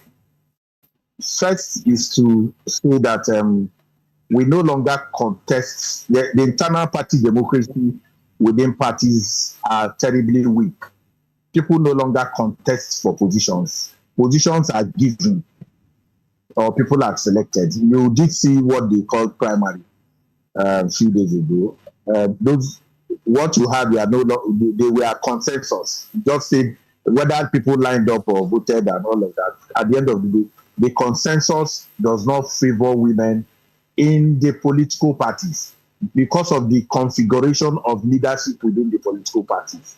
The National Working Committee of the political parties and the National Executive Council of the political parties and the Board of Trustees of the parties are supposed to be the strongest organs of the party. What you then need to find out is how many women occupy positions within the National Working Committee, apart from National Woman Leader and such other, positions that are considered. But even at that, if you have 10 member National Working Committee and you have one woman, her voice is weak. So we must find a way to strengthen our political parties in a way that they begin to have contests. Just recently, you had a particular political party saying we gave national organizing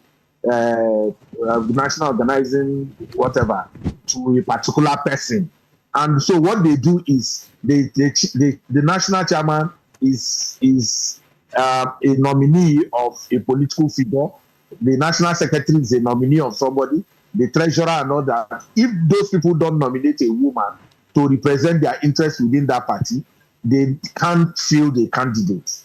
INEC does not field candidates, the parties do.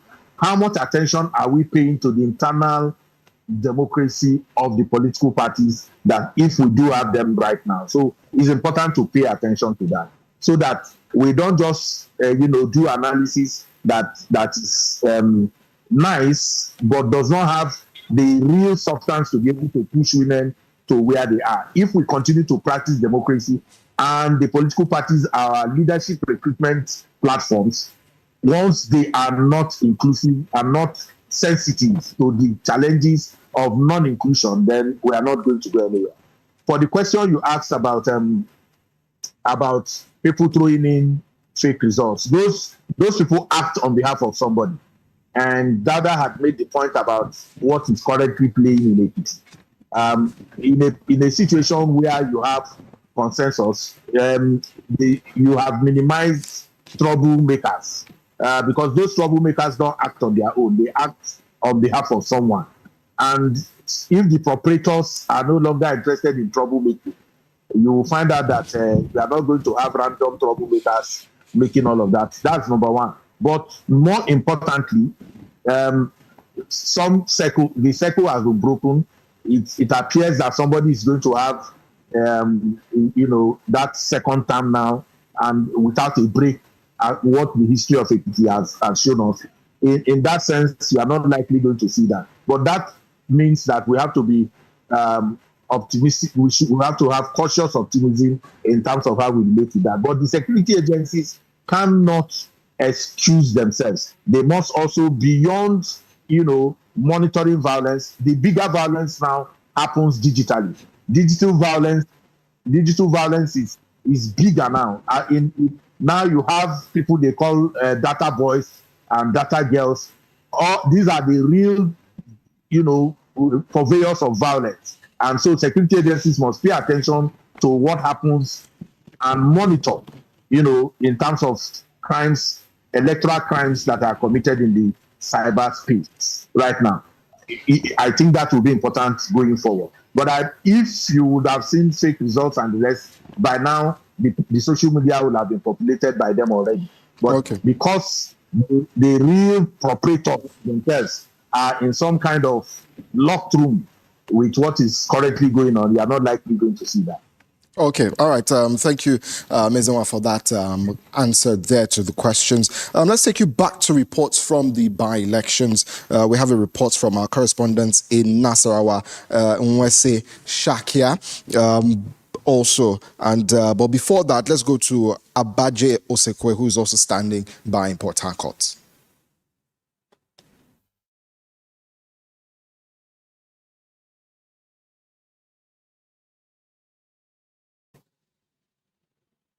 Okay, let's quickly go to Nasarawa first off, and then later on we'll move on to Abaje Osekwe. Voting commenced around 9 a.m. for the Nasarawa North Senatorial District by-election, holding in 3 local government areas, namely Akwanga, Wamba, and Nasarawa Egon. The contest is among 3 contenders, namely Danladi Evulenza of the APC, David Ombugadu of the PDP, and Labaran Mako of the Labour Party. Governor Abdullahi Sule dismissed suggestions that the poll was a litmus test for future elections, saying it was an opportunity for the people to show support for the APC-led administration and President Bola Ahmed Tinubu's reforms. This is about the alias, and this is about the best planned election that we have seen. So as a citizen of Nasarawa State, as a registered voter, I have just exercised my right. The APC candidate, Danladi Evulenza, commended INEC for the conduct of the polls despite minor logistical challenges and urged residents to remain peaceful throughout the process. I dove my heart for INEC for the process that they have put in place. It's history, and there hasn't been any complaint so far. The PDP candidate David Ombugadu praised voters for turning out in large numbers for the Nasarawa North Senatorial District by-election. I can see the turnout was very impressive, and then despite this farming season, but because of the commitment of our people, they are all out to exercise their franchise.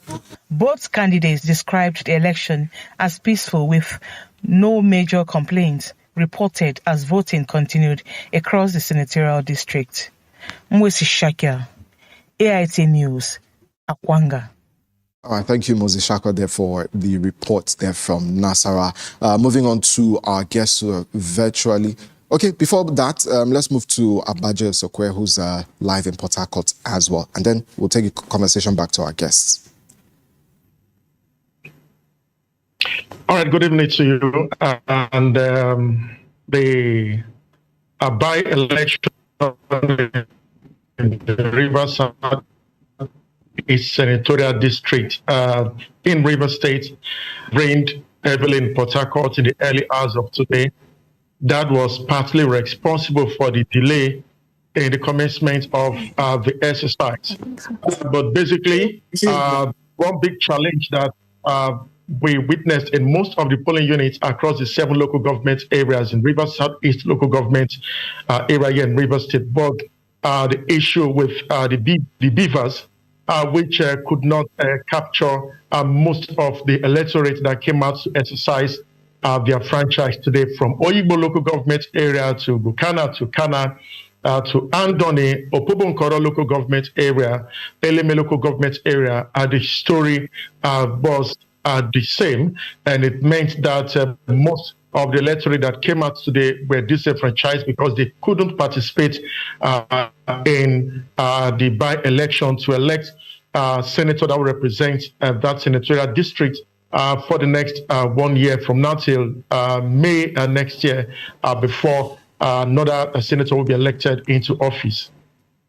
Abaje, I don't know if, because you've talked about the fact that a lot of people came out, but they were struggling to be captured with the beavers. How swift was the response from probably INEC officials or the technicians there to sort out the problem, to ensure that every person that came out there, were allowed to cast their ballot?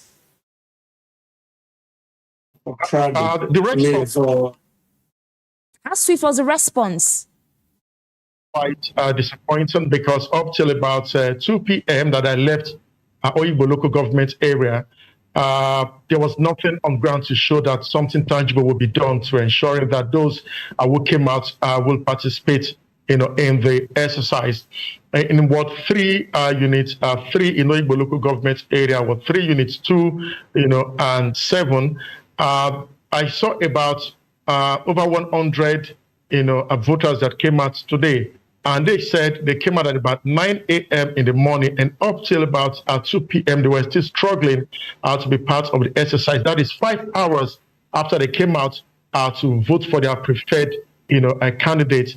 And what happened between 2 p.m. and 4 p.m., that I cannot tell you. But to say that INEC acted, swiftly today, I want to say that did not. But I believe that in every polling unit, Abaje, I believe that in every polling unit, there is a supervisor. Should circumstances like this happen, were there assurance given to some of these voters who came out probably another time, will be given to them to cast their ballot? But was there anything like that? There was nothing of such. Most of the ad hoc staff that I spoke to said they've not gotten a directive from the headquarters on what they should do when they have issues of this nature, except in Ward 1, Unit 3, where the INEC ad hoc staff told me that they had to use their own discretion and they went manually trying to accredit the voters that came out for the exercise today. And the moment your name is there on the list sent to them by INEC, they will just allow the electorate to go ahead and exercise his or her franchise. So that is the only unit amongst the lot that I visited in Oyibo local government area where they had to use their discretion without waiting for further directive from INEC headquarters. All right, Abaje, we must leave it at that. Thank you very much for that update. We hope INEC will actually respond to some of these concerns that have been raised in Rivers State. Now, we still have our guest. We have barely 5 minutes to leave the studio, and Ezenwa and Garba is still much with us. Ezenwa and Garba, this is the final question we have for the both of you as we wrap up this conversation. I know that in most elections, politicians head to the judiciary. And in most cases, because of technicalities, the mandate of the people are stripped off from the persons who actually won at the ballot. What can we do differently to ensure that this time around, even the losers, who probably called the winners of these elections, to even congratulate them, and the will of the people? In 30 seconds each, I must add, in 30 seconds each, so we can wrap up and go. Let's start with you, Ezenwa.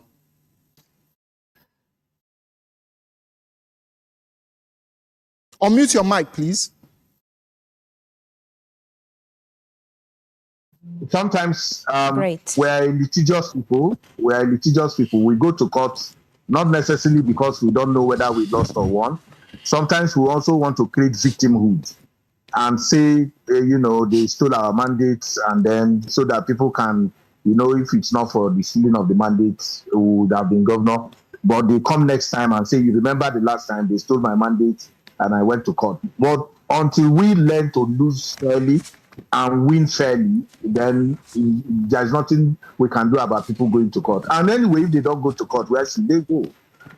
They can't resort to self-help. Okay, let's hear from Garba as well. Yes, but I want to say that the last report from from Rivers is worrisome.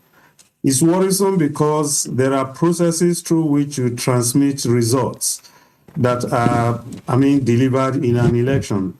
If you had to do manual, which of course is not permitted in the law, I wonder how, because given that those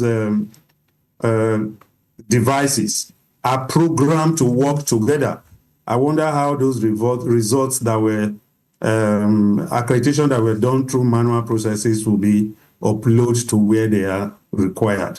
So it will be nice to watch INEC and see how that is handled. Okay. But on the last question you asked, I've said it again and again, and I'm going to repeat it here.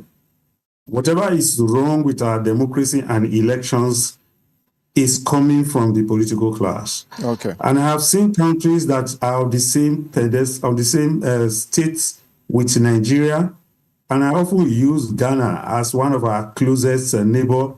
Virtually everything in Ghana and in Nigeria are largely the same. Okay. For some institutions, you just remove Ghana and put Nigeria, you discover that they are there.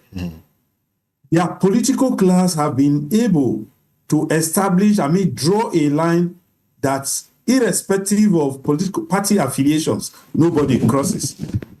can we also get our political class to sit down and agree that this country belongs to all of us? And that is worse. There are things we should not take in as citizens of this country. Garba.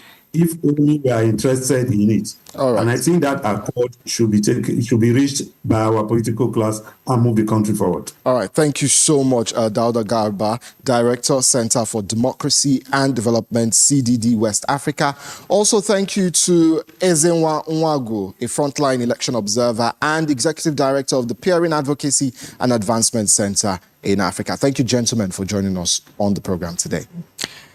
We must say thank you very much, gentlemen, for that robust conversation. We'll be leaving the studio now, but the studio will still reopen tomorrow, and my colleagues will be here to keep you updated, and AIT will continue to monitor the result of this election and keep you up. Next is the News Hour on AIT. Thank you for watching. I am Oyedia Oro. And I am Chuk Sonwoka. See you at 10 a.m. tomorrow.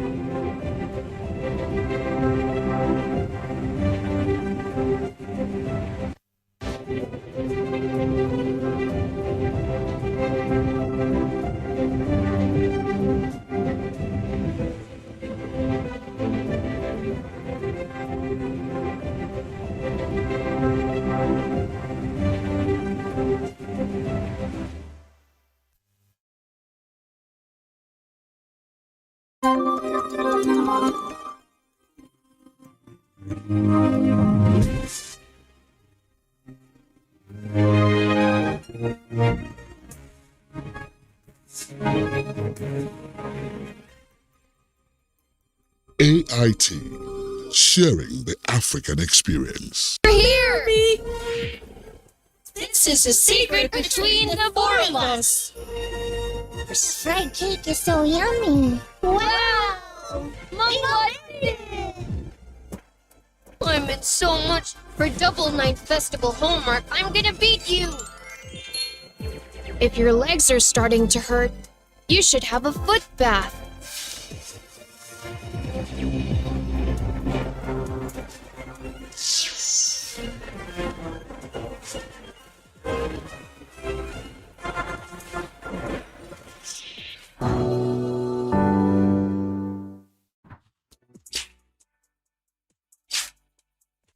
In today's global economy, information is everywhere, but insight is rare. Because of the high rate of fuel, the cost of commodities, cost of everything in this country is high. Nigerians cannot be made to suffer every time. So, where do you turn for clarity? The right questions. What are some of the inhibitions that are not making trade work for us? The real answers. Stimulus package must take a different shape beyond what we have seen in sharing of rice, sharing of money. Nancy brings it to you on Moneyline with Nancy. Clear, well-researched conversations focused on what truly impacts you. Is it that we don't know the number of MSMEs we have in the country, or we don't know where they are? I don't think we can identify 40-something billion MSMEs. The people are not supporting. Nigeria has the policy framework in place to be a leader on this approach. You can make farmers bankable.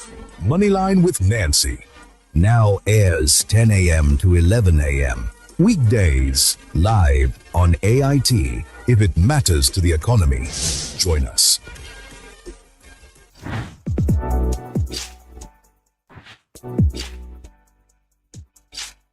As the master of the Cave-Light Gem, you should understand that. So when Sho got his injury in that great battle 600 years ago. That was when. Which primarily serves medical purposes. It comes in green, brown, or gray color. Affordable and available in every part of our society, although its possession and consumption is